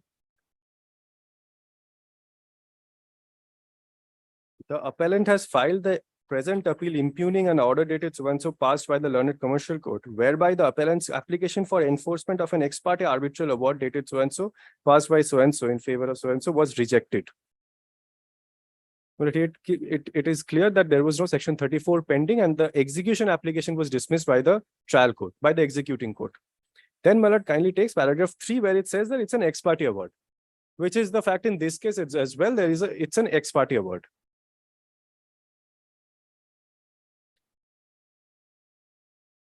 Now, my lord, after paragraph, lordship can make a note of paragraph 5 where it states that the section 36 was dismissed, the enforcement application was dismissed by the executing court, and then kindly takes paragraph 10. Lordship has paragraph 10 of this position. The award rendered by an arbitrator who is ineligible to be appointed as such cannot be enforced. In HRD Corporation versus Gale, the Supreme Court held as under, since ineligibility goes to the root of the appointment, section 12.5 read with the 7th schedule makes it clear that if the arbitrator falls in any of one of the categories specified in 7th schedule, he becomes ineligible to act as an arbitrator. Once he becomes ineligible, it is clear that under section 14.1a, he then becomes de jure unable to perform his functions in as much as in law he is regarded as ineligible. In order to determine whether an arbitrator is de jure unable to perform his function, it is not necessary to go to the arbitral tribunal under section 13. Since such a person would lack inherent jurisdiction to proceed any further, an application may be filed under section 14.2 to No, the this court. is on the ineligibility. Yes, that your lordship has also considered under section 14 when and where this objection can be taken. Now, in the facts of this case, the division bench of the Delhi High Court has held there is no section 34 and the execution enforcement application was rightly rejected by the commercial court, by the executing court, because the arbitrator lacked inherent jurisdiction. There was an inherent lack of jurisdiction. Very well. That is all, Mr. Dashu. Well, two more judgments I'll cite. Yes, you better come back on some other day. Very well, I'll come back.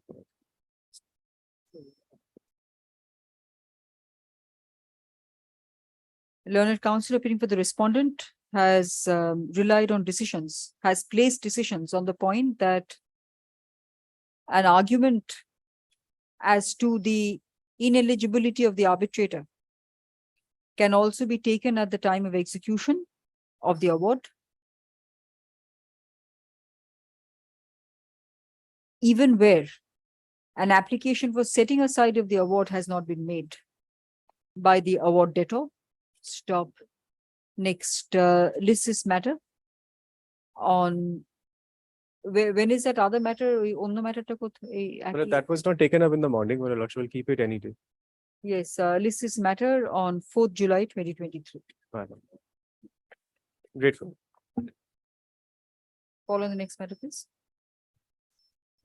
10 Leonine Estates Private Limited. My lord, I beg to appear for the petitioner, my lord.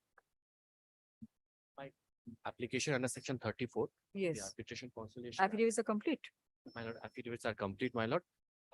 And there is the item number 11 is my application under section 36(2), my lord. Pertaining to the same arbitration. So that has not been taken up, 36(2). My lord, that's not, there are also affidavits are complete, my lord. All the pleadings are complete. My lord can take up both the matter together, my lord. My lord, subject to correction. Yes. So far as the section 36 is concerned, Yes. my lord, the award concerns the execution of a conveyance. in respect Mr. of property. Bose, the microphone, please. Yes. Yes. My lord, the section 36 concerns the execution of a conveyance in respect of a property, Yes. which, my lord, the arbitrator said, my lord, has been sold by the petitioners to the respondent number 1 to 7. No, Now- you're saying this in the 36(2). Yes, just one line, because my Yes. learned friend was pleased to say that the 36 has not been heard. Yes. My lord, when the matter was taken up on a previous occasion, we had in the meantime, my lord, put the award into execution.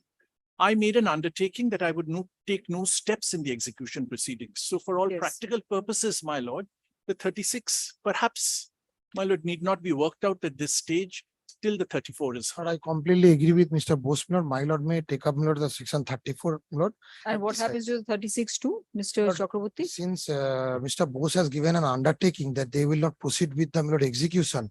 But if that undertaking continues, then we need not move that.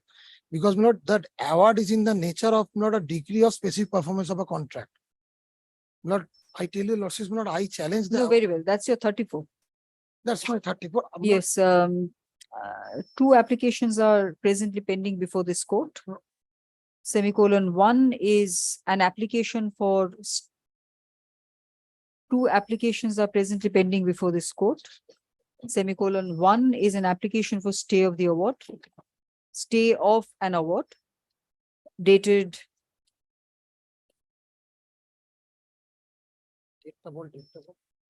16th October 2017. 2017. And the other is for setting aside of the same award. Stop. Next, learned counsel, affidavits are complete in both matters, in both applications. Stop. Next, learned counsel appearing for the award holder submits that the section 34 application may be heard by the court, and that the respondent will not take any steps for execution of the award until the section 34 is decided. Stop. Next, what happens to the, I will hear you, but what happens to the 36(2)? Lord, there is no, Lord, the award is in the nature, Lord, that, Lord, I need not, Lord, satisfy your lordship. No, no, you want stay of the award or not? Lord, I want stay of the award, but the award, my lord, can you have a look at the award once? What do you mean? You either secure the award or you don't secure the award? But they have to, my lord, give me money to get the award executed. My property, it's in the nature of a specific performance. The arbitrator said, Lord, that I should. Your issue statement of claim. His statement of claim, the Then arbitrator what do you said, mean? You don't want stay of the award? Not I want, the arbitrator said that he would pay me some money and I will execute the deed. That's the award. You pay the arbitrator money? The award holder, the claimant. Yes. Lord, it's in the nature of a specific performance, Lord. So Yes. he pays me money, I execute the deed. So since he undertakes that he would not proceed with the execution, so 36(2) would not come into play. I need not secure the award. Because the award is in the nature. Can you have a look at that? Award is in the nature, my lord. No, very well. Then I will record that you don't want to proceed with your 36(2). That's all. Yes. The undertaking, Lord. There is already an order passed by your lordship. on a My previous microphone, occasion. please. There Yes. is already an order passed by your lordship on a previous occasion that I would not, my undertaking, which was given earlier before a coordinate bench, expired on a certain date or was due to expire on a certain date. My lord was pleased to extend the time to a certain date, my lord, pending the hearing of the section 34 application. That order has been passed by your lordship, my lord, on the. We'll continue 7th of until June. further orders. Yes. And the Yes. original order was on 28th March 2023. Very well. So I will record, Mr. Chakraborty, that your 36(2) will not be heard and it can be What remains of the 36 Yes. if the 34 is being heard now? Absolutely, not after Very Mr. well. after what has been said by Mr. Bose. Yes, the application for stay of the award under section 36 within brackets 2 of the act is disposed of on the basis that the court will proceed to hear and decide the section 34 application. Stop, which is a 36-2? AP? AP 656 of 2000. AP 656. 11s is 491. তাও না আমাকে তুমি সবসময় ভুল বলছো 11 টা তো AP 491. লিস্টটা বার কর লিস্টটা বার কর 656 is 36. Which is 36-2. Yes, 656. AP 656 of 2022 is accordingly disposed of on that basis. Stop. Would your lordship not be kind enough to record one line that in view, also in view of the Lord submission by Mr. Bose, Lord, that they would not proceed. So nothing remains on that. Have I not recorded that? Perhaps I missed it. Not Yes, you have missed it. You better check the order. Perhaps. Yes. Now, Lord, with regard to 34, Lord, what I say is, Lord, without not taking your lordship much time, Lord, the award, neither the notice of arbitration nor the statement of claim, nor Lord, the notice issued by the arbitrator, nor the award was ever even addressed to me. It's not a case that I received or not received. It was not even addressed to me. But I just give you a lordship, not a brief background of the case. Yes. Not 18 companies, not were the owners of a particular plot of land. Now, amongst the 18 companies, 12 are Lord, the petitioner before your lordships, and rest 6 are Lord, respondent number 2 to 6, 2 to 7. Now, there was one common director, G.D. Sharma, Ghansamdas Sharma. Lord, he was removed from these 12 companies, Lord, on a particular date is 11th August 2017. After he was removed from the companies, Lord, this arbitration was initiated by the award holder. This G.D. Sharma, despite his removal from the company, he represented us. Lord, there was an agreement. Say respondent, award holder only after the award. Yes, respondents. He represented us without having any authority. The named arbitrator in the agreement, we have also challenged the agreement. The agreement, Lord, we have never signed, we have never authorized him. We did not know even of the agreement. We are not aware. That purported agreement was not, statement of claim was filed. In the statement of claim, I'll show you, lordships, the address, our address was mentioned, the residential address of that Lord, removed director, not our office address. The arbitrator issued a notice. The address is the residence of that. So you're at the stage of service of the arbitration proceedings. Absolutely. Service, then the removed director, he went there, he gave consent. It's a consent award. So neither I was served, it will appear from the statement of claim itself. Consent awards are there, they're quite common. No service, then consent award, consent given by a person who was at that point of time, no way related to us. To authorize that person to give consent. But we had no idea about it. I will show you, Lord, I have prepared a list of that, my lord. My lord, may kindly have a look at it. It is perhaps there on record. Lord, the chain of event will show, or I should say chronology. So you're saying that notice of the arbitration proceedings not given on you? Hence, award also not served on you? Nothing. So when did you get to know of the award? Yes. Execution? These 12 companies, they filed a partition suit against the other 6 companies. In that partition suit, that G.D. Sharma appeared, filed an Order 7 Rule 11 application. Saying that he has an award? Saying that someone else has an award. My lord, he was actually. And the award was not served on you? No, never. Never. From there we got to know, and we immediately rushed to your lordship. Lord, my case is on, Lord, absolute fraud. I will show you, lordship. So you wanted unconditional stay of the award? Lord, there cannot be any condition in my humble submission, Lord, because. No, I'm talking about the last proviso to 36(3). Yes, but kindly have a look at it. Kindly have a look, see 36. Making of the award is induced by fraud or corruption. Yes, absolutely. It's Absolutely. fraud. Then why are you jettisoning your 36(2) then? Lord, kindly appreciate. I want my 34 to be hard out. Lord, I Yes. can tell you, Lord, I believe, Lord, I think I have a good case on, Lord, from the document itself, I can show that, Lord, the award, Lord, even the notice, never the award was ever served on me. So if I'm not served with something, and if it is a consent order given You're consent, within 34.3. Lord, the after service, Lord, when I got to No, know, 34.3 says received. When did you receive I the never award? received it. Never, No, never received. I got to know from the order So 7 rule 11. I will have to also hear on the maintainability of the present application. Absolutely not. I got to know from the order 7 rule 11 application. Immediately I got to know within the time I approached you, Lord. So you're not sure whether you're within 34.3 or not. Lord, I would say, Lord, at that point of time that The award, the date of the award shows you're way outside 34. the date of the award is not 2017. I got to know in 2021. 21. 21. From that So first then time, you're within time. 21, then Lord, immediately thereafter I approached your Lordship the moment I got to know. And Lord, it was filed in November. I have explained that Lord, delay from March to November. I was covered by March to November. I was covered by that Supreme Court judgment, Lord, where the time was not extended and Which year? March to November? 21. That Lord judgment, Lord, the large judgment was not operative at that point of time. When was the last date for that limitation judgment? 28 February 2022. Extended for another 90 days up to May. And when did your starting point begin? Lord, my starting point, in my view, Lord, it should begin, Lord, from the day I got to know it. I say from March, then I approached March 2021. 21. I approached Lord in November, but Lord, I am covered by that judgment. Because anything happened in between that period, Lord, of time, I'll get Lord extension. So that's how Lord, I cover 34.3. I'm not in my humble submission. But the thing is, Lord, the issue that I want to raise with you, Lord, is not an award which is obtained by a party on practicing fraud, absolute fraud, without serving anything. Even the agreement is fraudulent. I'll show you, Lordship. The chronology will show. So non-service amounts to fraud. Not only non-service.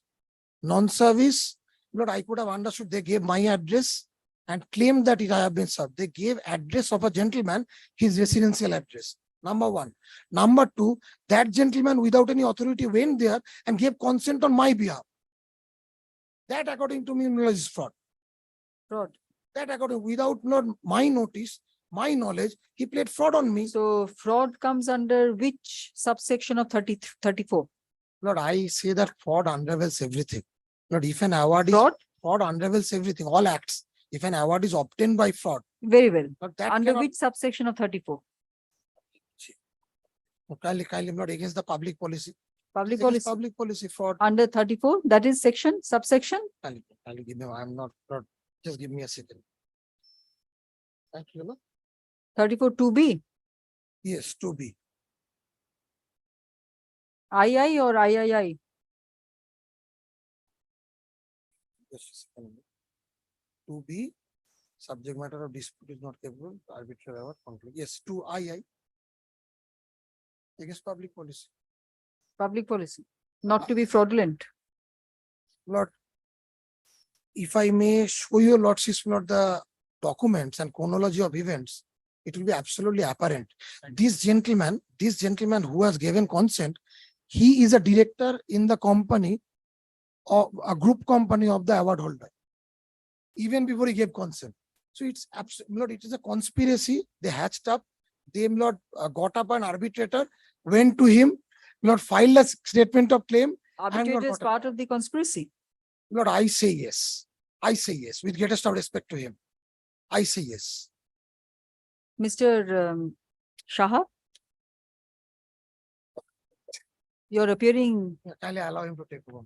Mr. Shah, I will not hear you much today because I am done with fraud and corruption, thanks to Mr. Ghosh. Well, Yes. in that case, may I start with service, whatever, my lord, your lordship directs, my lord. Yes. Whatever your lordship, my lord, I, my lord, I heard your lordship, my lord, asking, my lord, that, my lord, what exactly is the fraud? The fraud, my lord, the first fraud is, my lord, Mr. Shah, I must tell you, I should tell you that since you were not here, that you're not arguing your 36-2, you're arguing your 34. 30. Yes. So 36-2 fraud corruption that has gone now. my lord, 34, your lordship will hear the 34. Yes. My lord, the case is, my lord, that, my lord, 18 companies are the owners of 120 kathas of land. And No, Mr. First, bring it within the framework of 34, Mr. if your Shah. lordship will Which, kindly have which 34. 34? Kindly have 34, my lord. My lord, I am, my lord. So far as 34 is concerned, I You, first, 34 to B, no, my lord, first, my lord, 34 to A. non-service, Incapacity, equal, non-service. equal of participation. There's no participation by me. Somebody else impersonated me and my lord participated. No board resolution, no members meeting, nothing. So 2A, I. Under 2AI incapacity. Then my lord 2AII and my lord my lord 2B2.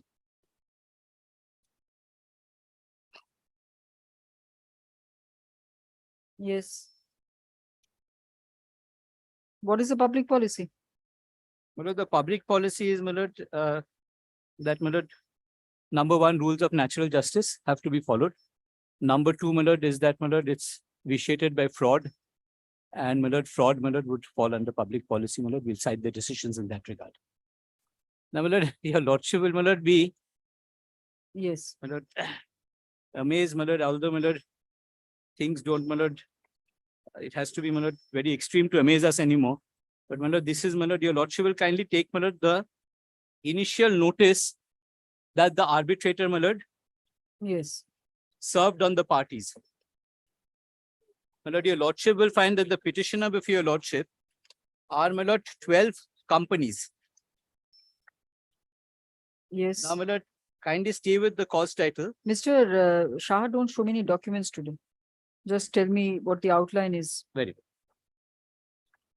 My lord, your lordship will find when I show your lordship the papers Yes. that, my lord, the arbitrator, my lord, serves notice of the arbitration proceedings saying that, my lord, these 12 companies will be represented by Ghanshyam Das Sharma. And the address of these 12 companies, my lord, is the address, residential address of Ghanshyam Das Sharma. So, my lord, the first question which arises is, when he gives the first notice of meeting of the arbitration proceedings, how does he know that Ghanshyam Das Sharma will, my lord, represent the 12 companies? That's the first notice he's serving of the arbitration proceedings, of the commencement of the arbitration proceedings. And in it, my lord, he writes 12 companies represented by so-and-so, address so-and-so, which is the residential address of this gentleman. Then, my lord, the arbitration commences. And, my lord, within two, my lord, statement of claim is filed. Written statement is filed, my lord, where they come and say, my lord, we agree to everything. And They, on that, as in he. I'm sorry. Yes. He appears for everybody. He appears for all 12 companies and said, yes, what you're saying is correct. And, my lord, on that basis, a 4-page award is passed. And, my lord, the award is even to the extent that Ghanshyam Das Sharma will represent all these companies in perpetuity. Now, my lord, the award is passed on the basis of an agreement, my lord, which provides that, my lord, that this 120 kathas of land will be developed. And, my lord, the payment that is to be made. Who will develop? My lord, the developer is, my lord, the respondent. Yes. The respondent number one. My lord, a company by the name of Richman. Now, my lord, Richman will develop. And, my lord, I'll show to your lordship that, my lord, payment is to be made both in cash and, my lord, by way of properties. And, my lord, the properties that are actually to be given, my lord, to the companies, because they are, my lord, the owners, landowners, are actually being given to Richman. So Richman is giving to itself, my lord, and to its directors the properties, the flats which will be developed, the area to be developed. And my lord, it is a payment by the developer to the relatives of the developer. And, my lord, zero payment to these 12 companies. Then, my lord, this entire thing is suppressed. This award is, my lord, passed in 2017. Now, my lord, when we came to know about, my lord, certain, my lord, irregularities, we filed a suit. In that suit, my lord, an application was filed, my lord, under Order 7, Rule 11. And from that application for the first time, my lord, we got all these details. And thereafter, my lord, we've come and challenged the award. So why did you suddenly go and file a suit? My lord, the suit is, my lord, for partition. My lord, because, my lord, these 18 companies, 12 companies. That was post-award. That is, award is in my lord 1917. 2017, I'm sorry. 2017 is the award about which we had no knowledge. Service of the award is on his address. My heart stopped for a moment. Yes. So, my lord, this is, my lord, the sum and substance, my lord. It shouldn't take very much time, my lord. Your lordship gives us, my lord, half an hour, my lord, half an hour, 40 minutes, my lord, I think. Learned counsel appearing for the petitioner. Petitioners has placed a brief factual outline of the matter. Stop. According to counsel, comma, the award, the impugned award is vitiated by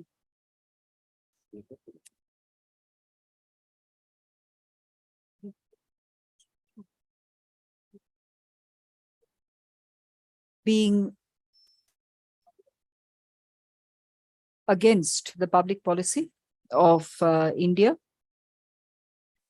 Stop. Council further states, submits that the award, that the impugned award is also liable to be set aside for reasons of incapacity of the arbitrator and for the petitioner, within brackets, respondent in the arbitration, close brackets, not being given an opportunity to present its case. Stop. Present their case. THEIR, their case. Stop. Next, list this matter on, yes, Mr. Shah? Next week, anytime, subject to the court's convenience. Next week, yes. Yes, on 27 June 2023. You can, deeply obliged. Grateful. So the 36-2 has gone, and which is the other one which has gone? 36. The execution, the execution. No, no, the execution is in Alipur. In I Alipur. understand Mr. Bose is, my lord, graciously. No, because I saw that undertaking. Yes. Yes. That undertaking being there, my lord. Good enough. Great. Commercial matters, anybody here in court? Mr. Ghosh, tomorrow, I will take up the commercial matter. Tomorrow, as I had said in the earlier matter, I have some personal difficulty, may be taken up on Thursday. Just ask I'll tell somebody my to be here advocate on record. and I will remember this. I'm deeply obliged.